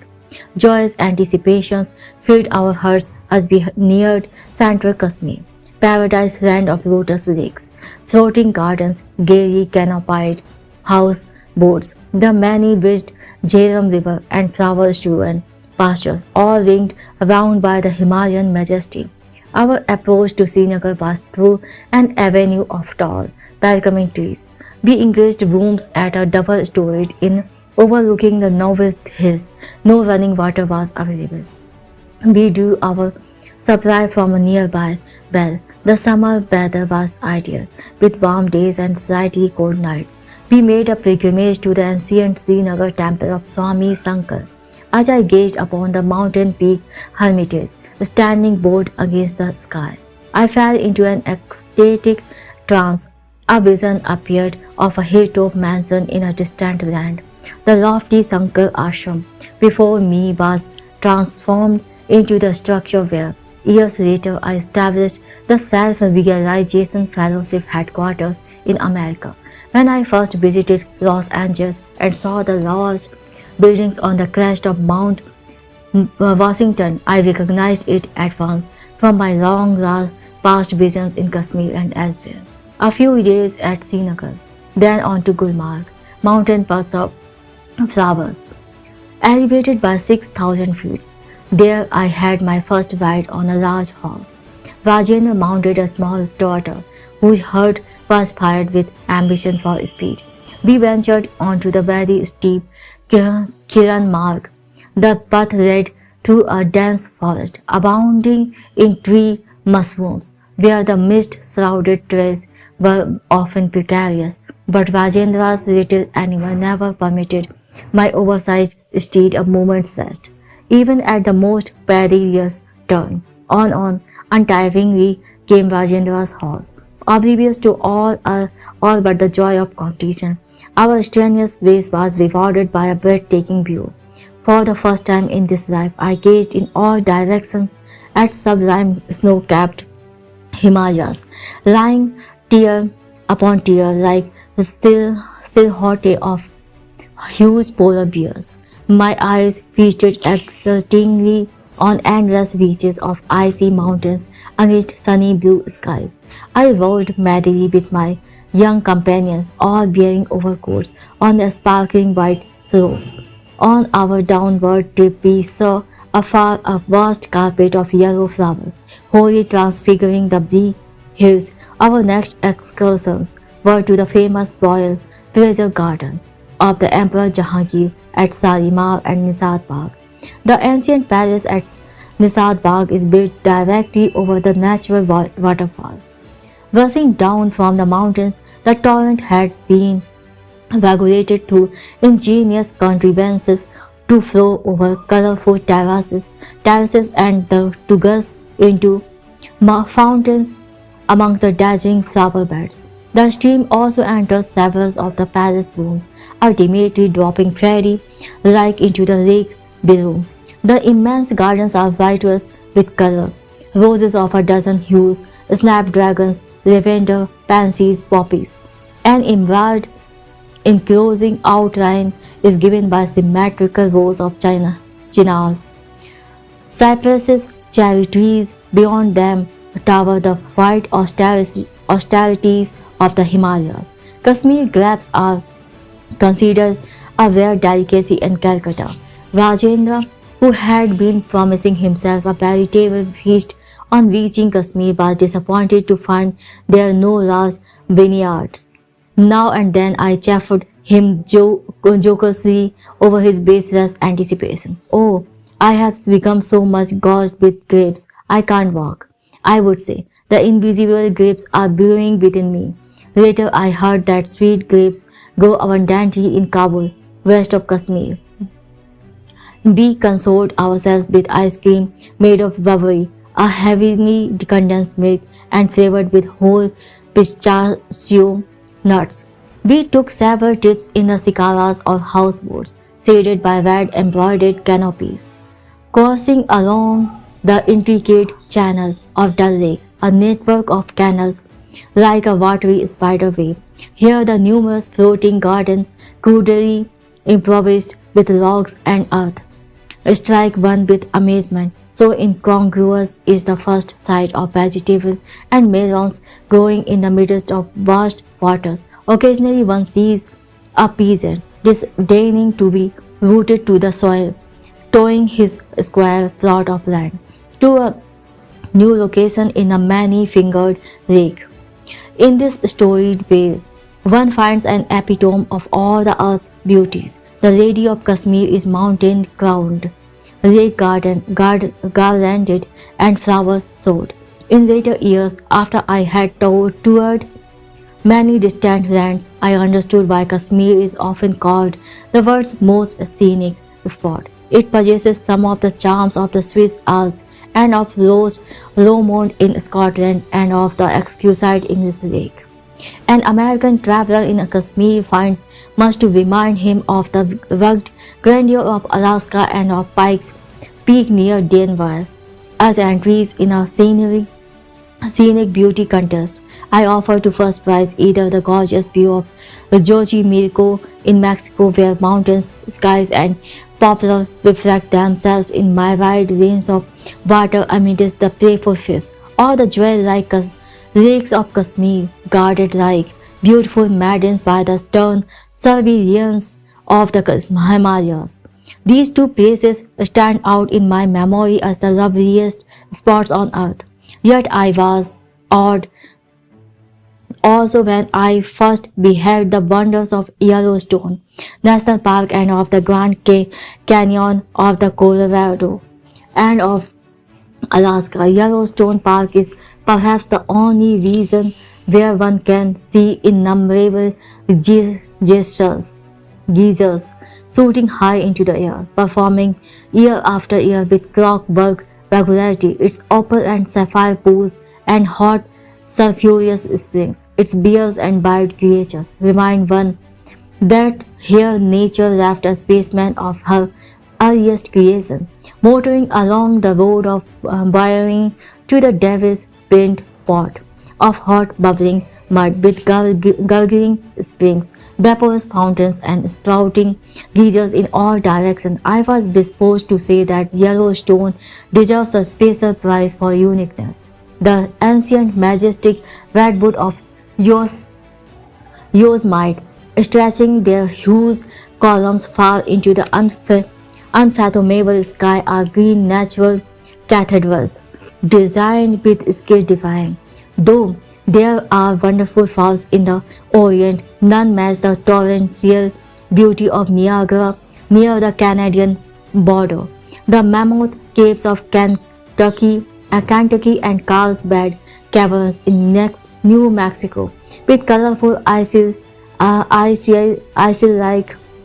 formation, are stunning fairylands. Their long needles of stalactite spires hanging from caves, ceilings, and mirrored in underground water present a glimpse of other worlds as fancied by man. Most of the Hindus of Kashmir were famed for their beauty, are as white as Europeans, and have similar features and bone structures. Many have blue eyes and blonde hair, dressed in Western clothes. They look like Americans. The cold Himalayas protect the Kashmiris from the sultry sun. The cold sun and preserve their light complexion as one travels to the southern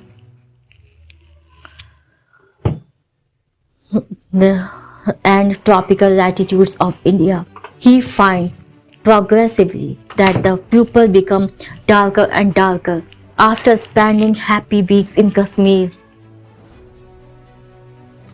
After spending happy weeks in Kashmir, I was forced to return to Bengal for the fall term of Serampur College. Sri Yukteswar remained in Srinagar with Kanai and Audi. Before I departed, Master hints that his body would be subject to suffering in Kashmir. So you look a picture of health, I protested. There is a chance that I may even leave this earth. Guruji, I fell at his feet with an imploring gesture. Please promise that you won't leave your body now.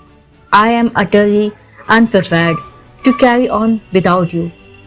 Sri Yukteswar was silent, but smiled at me so compassionately that I felt reassured. Reluctantly, I left him. Master dangerously ill. This telegram from Audi reached me shortly after my return to Serampur. So I wired my guru frantically. I ask for your promise not to leave me. Please keep your body, otherwise I also shall die. Be it as you wish. This was Sri Yukteswar's reply from Kashmir. A letter from Audi arrived in a few days, informing me that Master had recovered. On his return to Serampur during the next fortnight, I was grieved to find my guru's body reduced to half its usual weight. Fortunately for his disciples, Sri Yukteswar burned many of their sins in the fire of his severe fever in Kashmir. The metaphysical method of physical transfer of disease is known to highly advanced yogis. A strong man can assist a weaker one by helping to carry his heavy load. A spiritual Superman is able to minimize his disciples' physical or mental burdens by sharing the karma of their past actions. Just as a rich man loses some money when he pays off a large debt for his prodigal son, who is thus saved from dire consequences of his own folly. So a master willingly sacrifices a portion of his bodily wealth to lighten the misery of disciples. By a secret method, the yogi unites his mind and astral vehicle with those of a suffering individual. The disease is conveyed, wholly or in part, to the saint's body.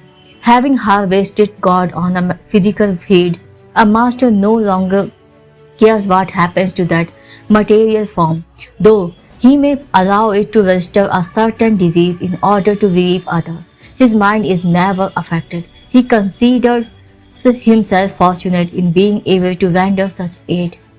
The devotee who has achieved final salvation in the Lord finds that his body has completely fulfilled its purpose. He can then use it in any way he deems fit. His work in the world is to alleviate the sorrows of mankind, whether through spiritual means or by intellectual counsel or through willpower or by the physical transfer of disease, escaping to the superconscious whenever he so desires. A master can remain oblivious of physical suffering. Sometimes he chooses to bear bodily pain stoically as an example to disciples. By putting on the ailments of others, a yogi can satisfy for them the karmic law of cause and effect. This law is mechanically or mathematically operative. Its working can be scientifically manipulated by men of divine wisdom. The spiritual law does not require a master to become ill whenever he heals another person. Healings ordinarily take place through the saint's knowledge of various methods of instantaneous cure in which no hurt to the spiritual healer is involved. On rare occasions, however, a master who wishes to greatly quicken his disciples' evolution may then voluntarily work out on his own body a large measure of their undesirable karma. Jesus signified himself as a ransom for the sins of many. With his divine powers, his body could never have been subjected to death by crucifixion if he had not willingly cooperated with the subtle cosmic law of cause and effect. He thus took on himself the consequences of others' karma, especially that of his disciples. In this manner, they were highly purified and made fit to receive the omnipresent consciousness which later descended on them. Only a self-realized master can transfer his life force or convey into his own body the diseases of others. An ordinary man cannot employ this yogic method of cure, nor is it desirable that he should do so. For an unsound physical instrument is a hindrance to God meditation. The Hindu scriptures teach that the first duty of man is to keep his body in good condition.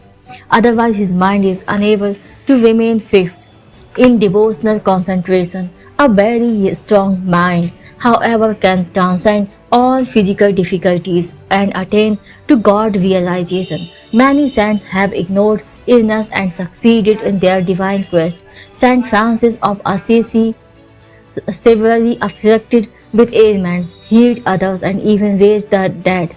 I knew an Indian saint, half of whose body was once festering with sores. His diabetic condition was so acute that under ordinary conditions he could not sit still at one time for more than 15 minutes. But his spiritual aspiration was undeterrable. Lord, he prayed, will thou come into my broken temple? With ceaseless command of will, the saint gradually became able to sit daily in the lotus posture for 18 continuous hours, engrossed in the ecstatic trance.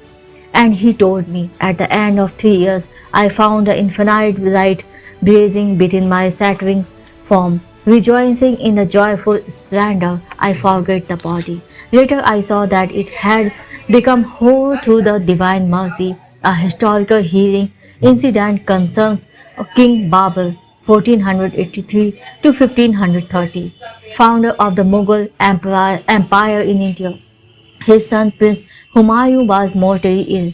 The father prayed with anxious determination that he receive the sickness and that his son be spared. After all physicians had given up hope, Humayun recovered. Babur immediately fell sick and died of the same disease which had stricken his son. Humayun succeeded Babur as Emperor of Hindustan. Many people imagine that every spiritual master has or should have the health and strength of a sando. The assumption is unfounded. A sickly body does not indicate that a guru is not in touch with divine powers any more than lifelong health necessarily indicates an inner illumination. The condition of the physical body, in other words, cannot rightfully be made a test of a master. His distinguishing qualifications must be sought in his own domain, the spiritual. Numerous bewildered seekers in the West erroneously think that an eloquent speaker or writer on metaphysics must be a master.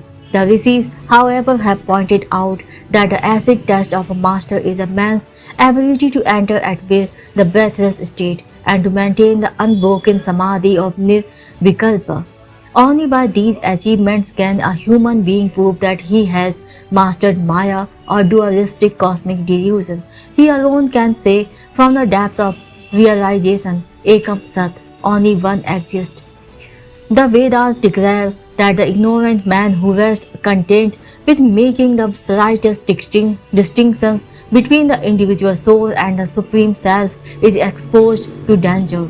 Shankar, the great monist, has written, where there is duality by virtue of ignorance, one sees all things as distinct from the self.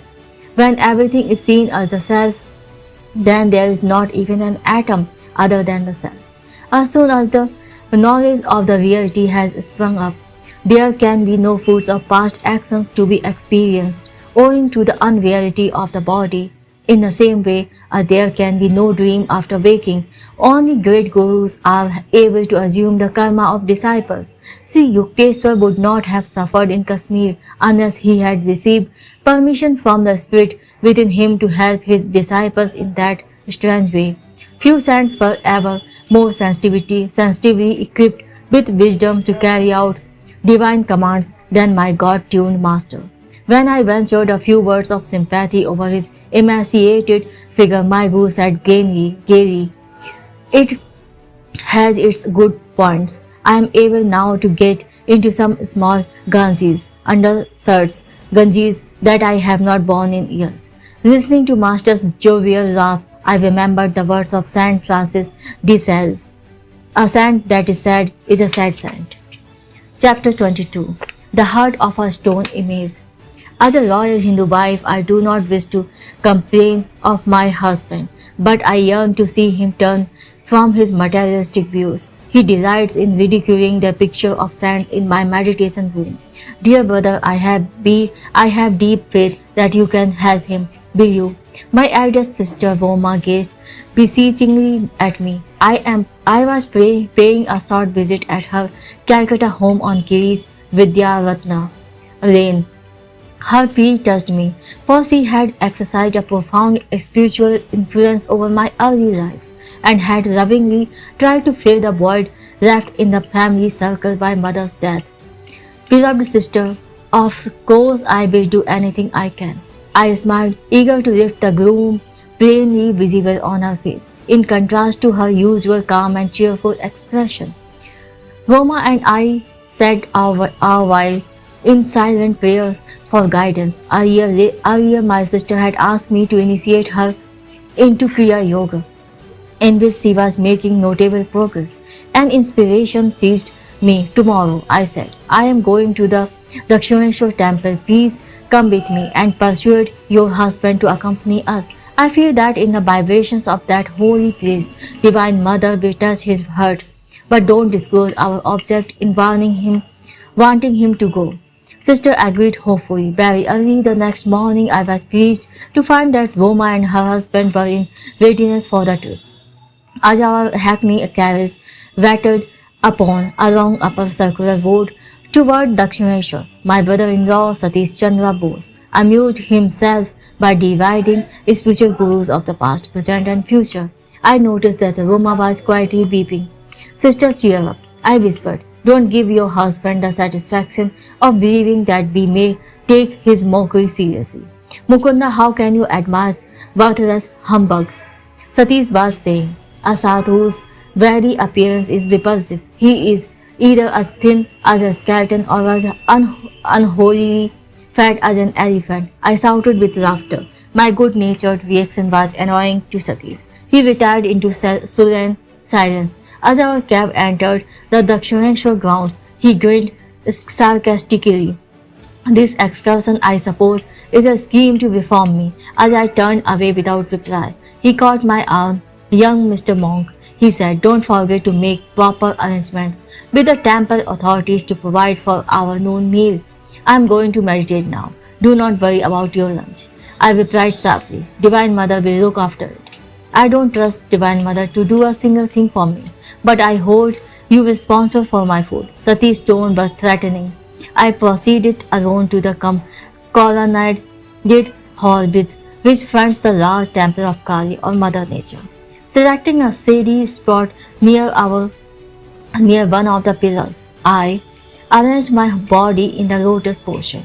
Although it was only about 7 o'clock, the morning sun would soon be oppressive. The world receded as I became devotionally entranced. My mind was concentrated on Goddess Kali, whose image at Dakshineshwar had been the special object of adoration by the great master, Sri Ramakrishna Paramhans. In answer to his anxious demands, the stone image of this very temple had often taken a living form and conversed with him. Silent mother with stony heart, I prayed, though became filled with life at the request of the beloved devotee Ramakrishna. Why dost thou not also heed the wails of this yearning son of thine? My aspiring zeal increased boundlessly, accompanied by a divine peace. Yet, when 5 hours had passed and the goddess whom I was inwardly visualizing had made no response, I felt slightly disheartened. Sometimes it is a test by God to delay the fulfillment of prayers, but He eventually appears to the persistent devotees in whatever form He holds dear. A devout Christian sees Jesus, a Hindu beholds Krishna or the goddess Kali, or an expanding light if his worship takes an impersonal turn. Reluctantly, I opened my eyes and saw that the temple doors were being locked by a priest in conformance with the noon hour custom. I rose from my secluded seat under the open, roofed hall and stepped into the courtyard. Its stone floor was scorching under the midday sun. My bare feet were painfully burned. Divine Mother, I silently remonstrated, thou did not come to me in vision, and now thou art hidden in the temple behind closed doors. I wanted to offer a special prayer to thee today on behalf of my brother-in-law. My inward petition was instantly acknowledged. First, a delightful cold wave descended over my back and under my feet, banishing all discomfort. Then, to my amazement, the temple became greatly magnified. Its large doors slowly opened, revealing the stone figure of Goddess Kali. Gradually, it changed into a living form, smilingly nodding in greeting, thrilling me with joy indescribable, as if by a mystic syringe. The breath was withdrawn from my lungs. My body became very still, though not inert. An ecstatic enlargement of consciousness followed. I could see clearly for several miles over the Ganges River to my left, and beyond the temple into the entire Dakshineshwar precincts. The walls of all buildings glimmered transparently. Through them I observed people walking to and fro over distant acres. Though I was breathless and my body in a strangely quiet state, yet I was able to move my hands and feet freely. For several minutes, I experimented in closing and opening my eyes. In either state, I saw distinctly the whole Dakshineshwar panorama. Spiritual sight actually life penetrates into all matter. The divine eye is center everywhere. Circumference nowhere. I realized anew standing there in the stunning courtyard that when man ceases to be a prodigal child of God, engrossed in a physical world, indeed dream, baseless as a bubble, he re-inherits his eternal realm. If escapism be a need of man, cramped in his narrow personality, can any escape compare with the majesty of omnipotence? In my sacred experience at Dakshineshwar, the only extraordinary enlarged object was the temple and the form of the goddess. Everything else appeared in its normal dimension, although each was enclosed in a halo of mellow light, white, blue, and pastel rainbow hues. My body seemed to be of ethereal substance, ready to levitate. Fully conscious of my material surroundings, I was looking about me and taking a few steps without disturbing the continuity of the blissful vision. Behind the temple walls, I suddenly glimpsed my brother-in-law as he sat under the thorny branches of a sacred bell tree. I could effortlessly discern the course of his thoughts, somewhat uplifted under the holy influence of Dakshineshwar. His mind yet had unkind reflections about me. I turned directly to the gracious forms of Goddess, Divine Mother, I prayed. Will, though not spiritually change my sister's husband. The beautiful figure, hitherto silent, spoke at last. Thy wish is granted. I looked happily at Satish, as though instinctively aware that some spiritual power was at work. He rose resentfully from his seat on the ground. I saw him running behind the temple. He approached me, shaking his fist. The all-embracing vision disappeared. No longer could I see the glorious goddess. The towering temple was reduced to its ordinary size, minus its transparency. Again my body sweated under the fierce rays of the sun. I jumped to the center of the pillared hall, where Satish pursued me angrily. I looked at my watch. It was 1 o'clock. The divine vision had lasted an hour. You little fool, my brother-in-law blurted out. You have been sitting there cross-legged and cross-eyed for 6 hours. I have gone back and forth watching you. Where is my food? Now the temple is closed. You failed to notify the authorities. We are left without lunch. The exaltation I had felt at the goddess' presence was still vibrant within my heart. I was emboldened to exclaim, Divine Mother will feed us. Satish was beside himself with rage. Once and for all, he shouted, I would like to see your Divine Mother giving us food here without prior arrangement. His words were hardly uttered when a temple priest crossed the courtyard and joined him. Son, he addressed me, I have been observing your face serenely glowing during hours of meditation. I saw the arrival of your party this morning and felt a desire to put aside ample food for your lunch. It is against the temple rules to feed those who do not make a request beforehand. But I have made an exception for you. I thanked him and gazed straight into Satish's eye. He flushed with emotion, lowering his gaze in silent repentance. When we were served a lavish meal, including out-of-season mangoes, I noticed that my brother-in-law's appetite was meager. He was bewildered, diving deep into the ocean of thought. On the return journey to Calcutta, Satish, with softened expression, occasionally glanced at me pleadingly, but he did not speak a single word after the moment the priest had appeared to invite us to lunch, as though in direct answer to Satish's challenge. The following afternoon, I visited my sister at her home. She greeted me affectionately. Dear brother, she cried, what a miracle!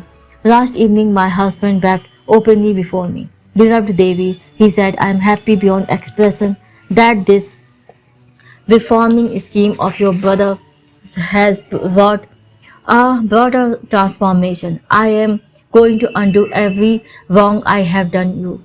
From tonight, we will use our last bedroom only as a place of worship. Your small meditation room shall be changed into our sleeping quarters. I am sincerely sorry that I had ridiculed your brother. For the shameful way I have been acting, I will punish myself by not talking to Mukund until I have progressed in the spiritual path. Deeply, I will seek the Divine Mother from now on. Someday I must surely find her. Years later, I visited my brother-in-law in Delhi. I was overjoyed to perceive that he had developed highly in self-realization and had been blessed by the vision of Divine Mother. During